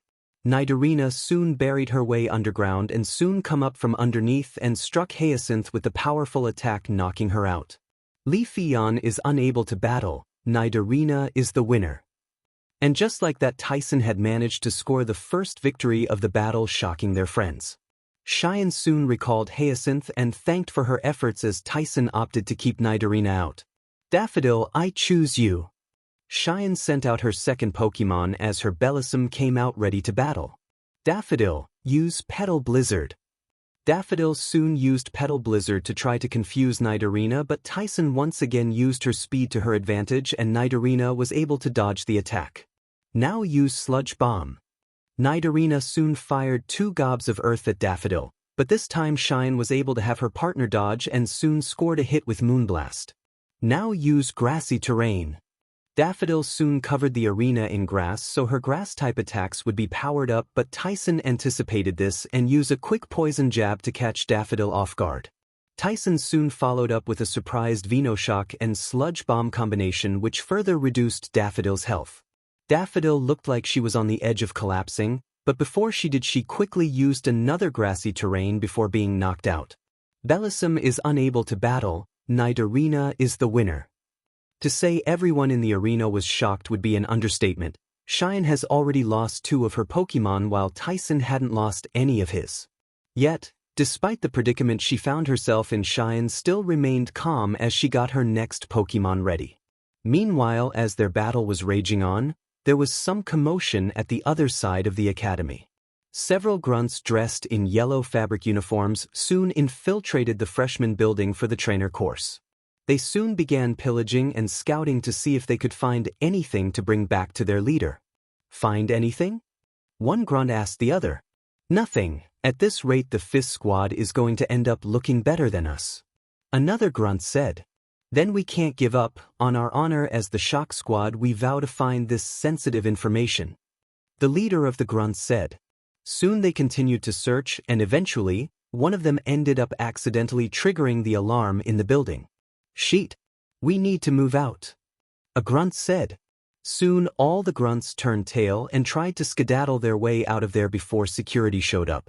Meeting up back at their hideout, their squad leader and admin, Elodie John, soon approached them looking none too pleased. Alright then, does anyone want to tell me why the F you all failed so spectacular? Elodie asked as she smoked her cigarette. Sorry Lady Elodie, we tried finding the information but for some reason this professor might not have had it. One of her grunts said to her. Elodie soon sighed. She was sure that Marshall had told her the Nickender had the information that they were looking for, but did he lie to her? It was possible. Despite their unity in their cause there was no denying the sense of competition that all 5 admins shared amongst themselves. And as it turned out, it seemed like the emo admin might have thrown her off the rail so that he could appear with all the glory. Alright then you little sheet, I will show you what happens when you mess with Elodie John. Elodie thought. Elodie soon brought out her phone and texted something before she got a response and smiled cruelly. Alright then let's move out. Elodie said as she soon led her squad out of the darkness and into the blinding light of the day. Meanwhile back at the main stadium, the battle between Cheyenne and Tyson was raging on. Cheyenne soon sent out her 3rd Pokemon, Gladiolus, her Lurantis. Tyson looked at his Nidorina. Despite her 2 victories it was clear that both battles had managed to tire her out. But before he could recall her, Nidorina soon sent him a look saying she wanted to stay in. Respecting his Pokemon's wishes, Tyson kept her in as Gladiolus soon looked ready to throw down. Cheyenne soon commanded Gladiolus to use Leaf Blade which already overwhelmed the tired Mon. Tyson soon had Nidorina use Poison Sting in a weak attempt to fight back. Gladiolus. Finish it with X-Scissor. Soon Gladiolus struck with blinding speed and soon an explosion erupted as Nidorina was knocked out. Nidorina is unable to battle, Lurantis is the winner. The referee said. The crowd erupted as Robin briefly smiled, happy to see her roommate had managed to score her first victory of the battle.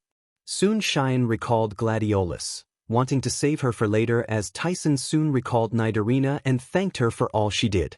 Soon Tyson sent out his next Pokemon, his Scyther. Cheyenne sent out Camellia, her Lilligant as she and the Scyther stared each other down. Cheyenne soon had Camellia use Petal Blizzard to confuse Scyther but Tyson had Scyther flew up to avoid the attack. Now Scyther use X-Scissor. Scyther soon flew in with the super effective attack only for Camellia to meet it with Energy Ball before using Teeter Dance on him.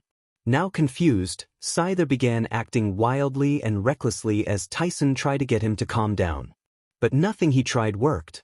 Cheyenne soon went for the finishing blow and commanded Camellia to use Solar Beam on the bug flying type. Knowing they were out of time, Tyson made a final plea to snap Scyther out of his confusion. And it worked. As Tyson's Scyther snapped out of his confusion, he saw Camellia still charging up Solar Beam. Soon Tyson commanded him to use Air Slash to disrupt the Solar Beam attack. Soon Scyther sent 2 big slashes of air towards Camellia. The attacks being flying-type attacks soon hurt like hell but Camellia managed to withstand them and soon fired a full-powered Solar Beam at Scyther. The attack shook the entire stadium with a massive thud, and when the smoked clear Camellia and Scyther soon in front of each and gave each other a respectful nod, until Scyther fell down unconscious. Scyther is unable to battle, Lilligant is the winner, the referee said. And just like that, the battle was tied as both trainers had lost 2 Pokemon. Tyson soon recalled Scyther and soon weighed his options. Clearly momentum was turning Cheyenne's way, and it looked like she wasn't going to recall Camellia. He needed a victory here to turn the tide back in his favor. Taking his chances, he sent out his Growlithe for his 3rd Pokemon. Use Flamethrower.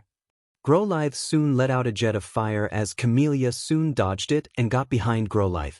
She couldn't use Solar Beam for some time, but she had other tricks up her sleeves. Use Energy Ball. Camellia soon fired a green ball of energy that hit Growlithe in the side and sent the puppy fire type sliding. Fire Fong. Tyson barked out. Growlithe soon ran up with fire engulfing its mouth, but soon Camellia stopped him in his tracks by using Petal Blizzard, getting him confused. And soon with a final energy ball, Growlithe was knocked out. Growlithe is unable to battle, Lilligant is the winner, the referee said. Wow. What a action-packed and exciting this has been so far, but with Tyson losing 3 of his Pokemon, it's time to take a short break and then get back to the action. Freddie George Jr. said. Tyson soon recalled Growlithe as he headed into the locker room. He need to find a new strategy and fast, or else he is going to lose. Meanwhile, Elodie was back at the warehouse when she suddenly got a call on her phone. It was from Marshall. After some hesitation, she soon picked up the call and held it to her ear. Marshall. Elodie.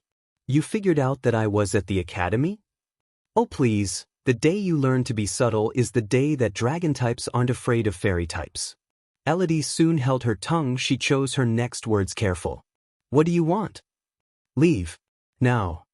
Of course, he wanted her gone. And what makes you think I am just going to do like that? Because if you don't, I am going to tell the boss that you are infringing on my mission with your squad. And I know he won't like that. Marshall hit the nail on the head.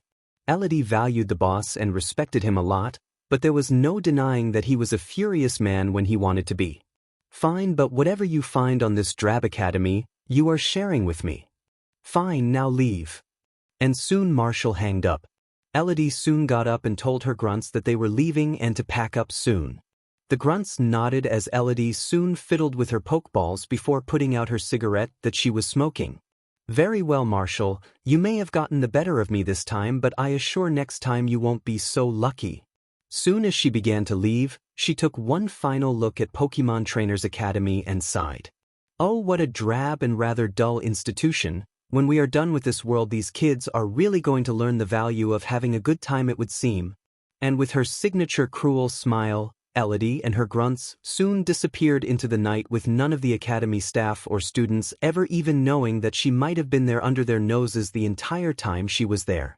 After the recess, the battle between Cheyenne and Tyson resumed. Cheyenne opted to send back out her Lurantis, Gladiolus, while Tyson sent out his 4th Pokemon, Tyrodge. Gladiolus used Poison Jab. Tyrodge counter with Brick Break. Soon the 2 Pokemon clashed as they soon jumped away from each other. Tyson soon ordered Tyrodge to use Low Kick, catching the Lurantis off guard. Cheyenne bit her lip. She knew it was risky to get in close with a fighting type like Tyrodge, but given that most of Lurantis' moves were of a close contact nature, then she realized she may have to go for broke. Use X-Scissor. Lurantis soon attempted to bring the Bug-type move down on Tyrodge, but he simply blocked it with Protect as the attack clashed against the blue barrier that protected the fighting type. Now use Brick Break. Tyrodge soon managed to get behind Gladiolus and catch her off guard with the powerful attack, felling her to the ground. Now use Vacuum Wave. Tyrodge soon sent a small blade of air towards Gladiolus, causing another huge explosion. Gladiolus soon looked worse for where she struggled to get up, but in the end simply fell to the ground, knocked out. Lurantis is unable to battle. Tyrodge is the winner. The crowd cheered as Tyson was able to even up the score as he flashed a thumbs up at his Tyrodge. Meanwhile, Cheyenne recalled Gladiolus and thanked her for her effort as she chose her next Pokemon. Tyson opted to keep his Tyrodge in as Cheyenne sent her Lilligant, Camellia back out for a repeat performance. Tyrodge used Brick Break. Prodigy soon at Camellia as he attempted to strike her down with his powerful attack, but Shine had Camellia counter with her energy ball attack, creating an explosion of energy that covered the area in smoke. Now neither Shine or Tyson could see what was going on, but Shine soon saw Prodigy and ordered another energy ball from Camellia. Soon a green orb of energy shot out and hit Prodigy from out of nowhere. Soon various green orbs continued to hit the fighting type until he could barely stand. Prodigy was looking and looking, but Camellia was right behind him and finished him off with a final energy ball attack as he was knocked out. Prodigy is unable to battle, Lilligant is the winner. Tyson scowled as he recalled his Pokemon and soon told him he did well. Tyson soon sent out his fifth Pokemon, Roggenrola. Soon the small and stubby rock type soon appeared and gained the affection the entire crowd due to his small stature, while Cheyenne wondered what Tyson was planning given he sent out a Pokemon with a type disadvantage to hers. Regardless, Cheyenne allowed Camellia to stay in as Tyson soon ordered Roggenrola to use Rock Blast. Camellia easily dodged the attack as Cheyenne ordered her to use Energy Ball. But thanks to his small size, Tyson was easily able to have Roggenrola dodge the attack and soon use Sandstorm to try to confuse Camellia. As Camellia soon suddenly felt several stones coming up from under her as she was launched in the air. It was Roggenrola's Stone Edge, and soon Roggenrola followed with another Rock Blast which caught the grass type off guard. Soon Camellia fell to the ground, heavily injured, but she wanted to fight, but the excessive battles she had fought finally caught up to her as she was knocked out. Lilligant is unable to battle, Roggenrola is the winner. The referee declared. Soon the crowd once again cheered as the battle was once again even up. Soon Shine recalled Camellia and sent out her fifth Pokemon, Dahlia, her Grovyle. Tyson soon saw his Roggenrola wanted to stay in and gave him the go-ahead as soon both Pokemon were staring each other down. Cheyenne soon had Dahlia was double team in her attempt to confuse Roggenrola. And then soon used Leaf Blade as it connected, striking the super effective attack at Roggenrola and launching him upwards. Soon Roggenrola landed on his feet as Tyson soon had him use Sandstorm to wipe out the double team clones and knock out the real one, which done, but the real Dahlia soon dodged the attack. Cheyenne soon had Dahlia use X-Scissor, but Tyson countered it by having Roggenrola use Rock Slide, and soon both attacks created an explosion. However, Dahlia using her speed was able to get behind Roggenrola and used another Leaf Blade attack, but Roggenrola managed to dodge the attack and use Rock Blast to hurt Dahlia, knocking her back, and followed up with another Stone Edge to launch her in the air. Dahlia soon picked herself back up, and soon it was all for naught as Roggenrola used a final Rock Slide to knock her out. Grovyle is unable to battle, Roggenrola is the winner. The referee said. Soon everyone cheered as Cheyenne recalled Dahlia and soon sent out final Pokemon, Rose, her Eldegoss. Soon Rose came out and already looked ready to battle. By contrast, Roggenrola, by virtue of being in two previous battles, was already tuckered out. Use Magical Leaf, Cheyenne said to Rose. Soon differently colored leaves levitated in the air and soon cut into Roggenrola, already sending him down. Cheyenne told Rose to finish him off with Leaf Tornado, and that is exactly what happened as the small rock type was knocked out. Roggenrola is unable to battle, Eldegoss is the winner. The referee said. Tyson soon recalled Roggenrola before sending out his last Pokemon, Spheal. Spheal soon came out and also looked ready to fight as she and Rose stared each other down. Use Aurora Beam. Use Razor Leaf. Soon both attacks collided, creating a very misty battlefield.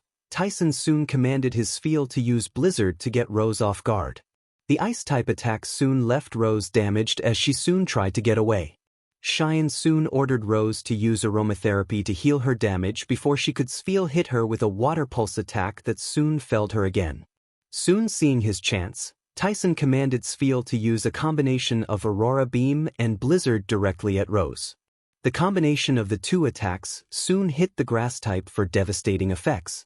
Soon Rose stared at Spheal for a long time before giving her a respectful nod and falling over knocked out. Eldegoss is unable to battle, Spheal is the winner, which means the winner of this battle is Tyson Fisher.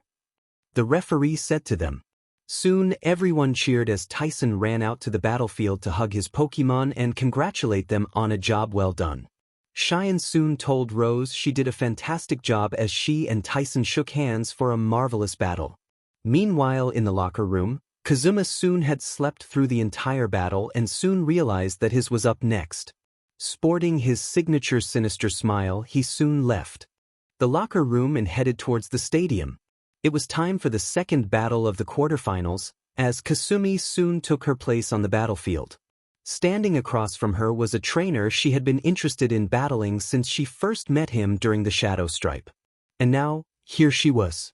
As for Kazuma, he was only interested in battling Keenan, but he wasn't going to lie, as Kasumi had also piqued his interest as a trainer. In any event, he was going to have fun with this battle. Alright folks, it is time we get ready for the second battle of the Victory Tournament quarterfinals. And to determine what battlefield our trainers will be fighting on today, Freddie George Jr. said.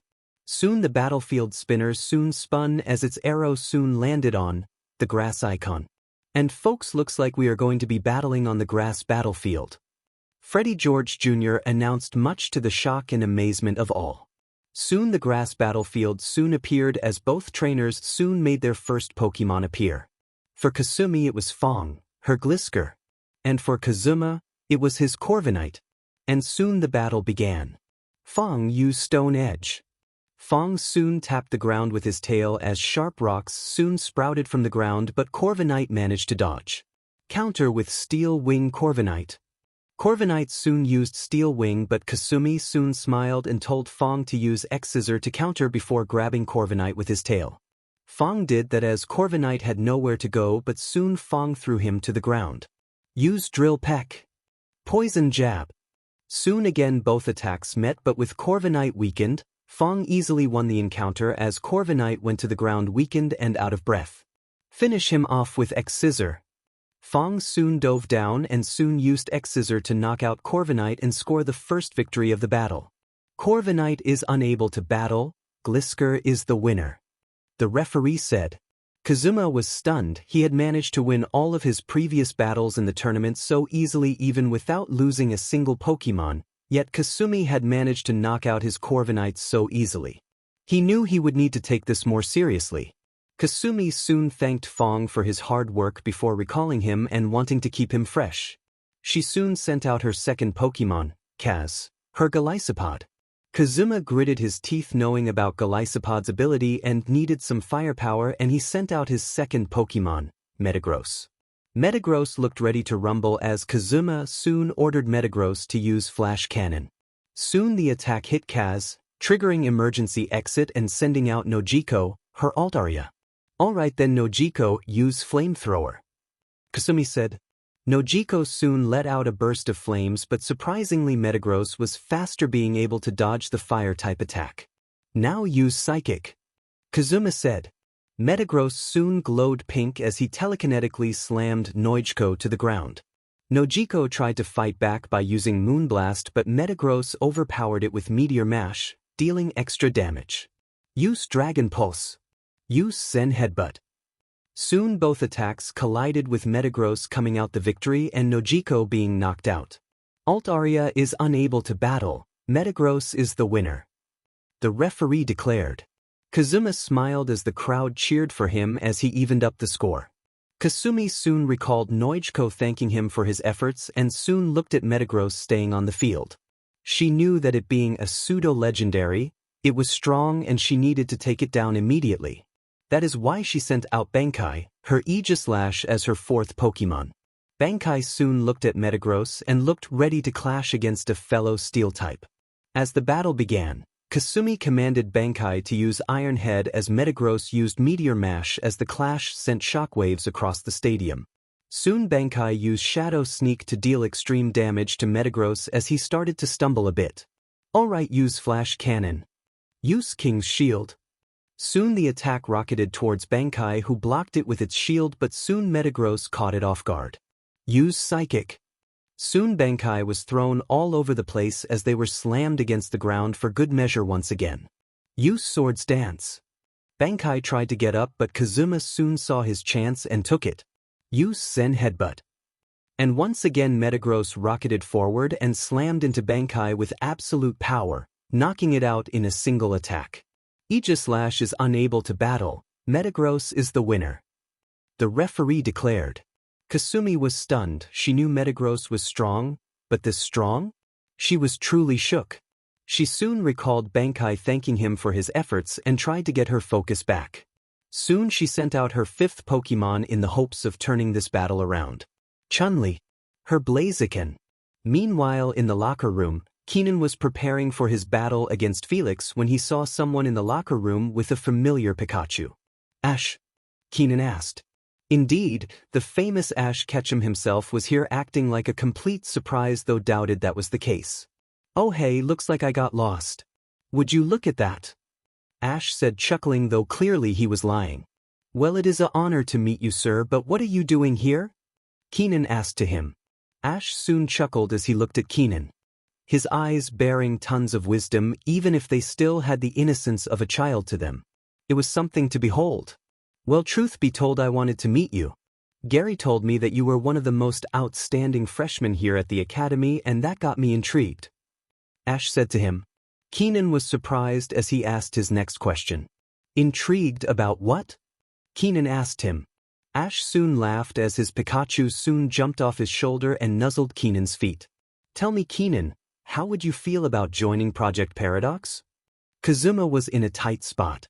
Despite defeating Kasumi's Aegislash, he knew that Chun-Li would be a difficult Pokemon to take down. He gave a look towards his Metagross and soon decided to keep him out. Alright then, Chun-Li used Shadow Claw. Kasumi said to her partner. Chun-Li soon enveloped their hand in ghostly energy and soon swiped at Metagross, causing the pseudo-legendary to wince in pain. Now use Sky Uppercut. Kasumi said. Chun-Li with a final attack soon lifted Metagross on its head as it was knocked out for the count. Metagross is unable to battle, Blaziken is the winner. The referee said.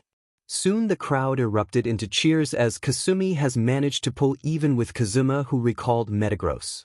He knew how strong that Chun-Li could be, and it didn't look like Kasumi was recalling it.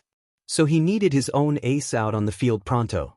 He soon looked at the Pokeball in his hand and smiled a bit as he sent out his 3rd Pokemon, a Hisuian Samurott. The crowd went silent in shock, as for many this was their first time ever seeing a Hisuian Pokemon. Kasumi herself soon recovered from her shock and simply nodded to Chun-Li, telling him not to let their guard down. Chun-Li soon nodded back as they turned to face their opponent. Alright, use Hydro Pump. Kazuma said. Samurott soon sent out a powerful jet of water that soon hit Chun-Li straight in the chest for a lot of damage, as the attack was super effective as well. Bulk up. Kasumi said to Chun-Li. Chun-Li soon recovered and began flexing their bulging muscles as their attack power increased. Now use Brave Bird. Chun-Li soon glowed blue and launched themselves straight at Samurott. Counter with Ceaseless Edge. Samurott soon took out their shell and slashed at Blaziken, creating a wide arc explosion that covered up the battlefield. When the smoke cleared, Chun-Li and Samurott locked in a struggle, surprising Kazuma. But how? Kazuma asked himself. Kasumi soon told Chun-Li to use Shadow Claw, getting Samurott to flinch. Kasumi soon took a calculated risk and told Chun-Li to use Flare Blitz, shocking everyone as they didn't think she would use another recoil-damaging move. Soon Chun-Li jumped back and soon wrapped themselves in flames as they soon dive-bombed straight into Samurott for a fiery explosion.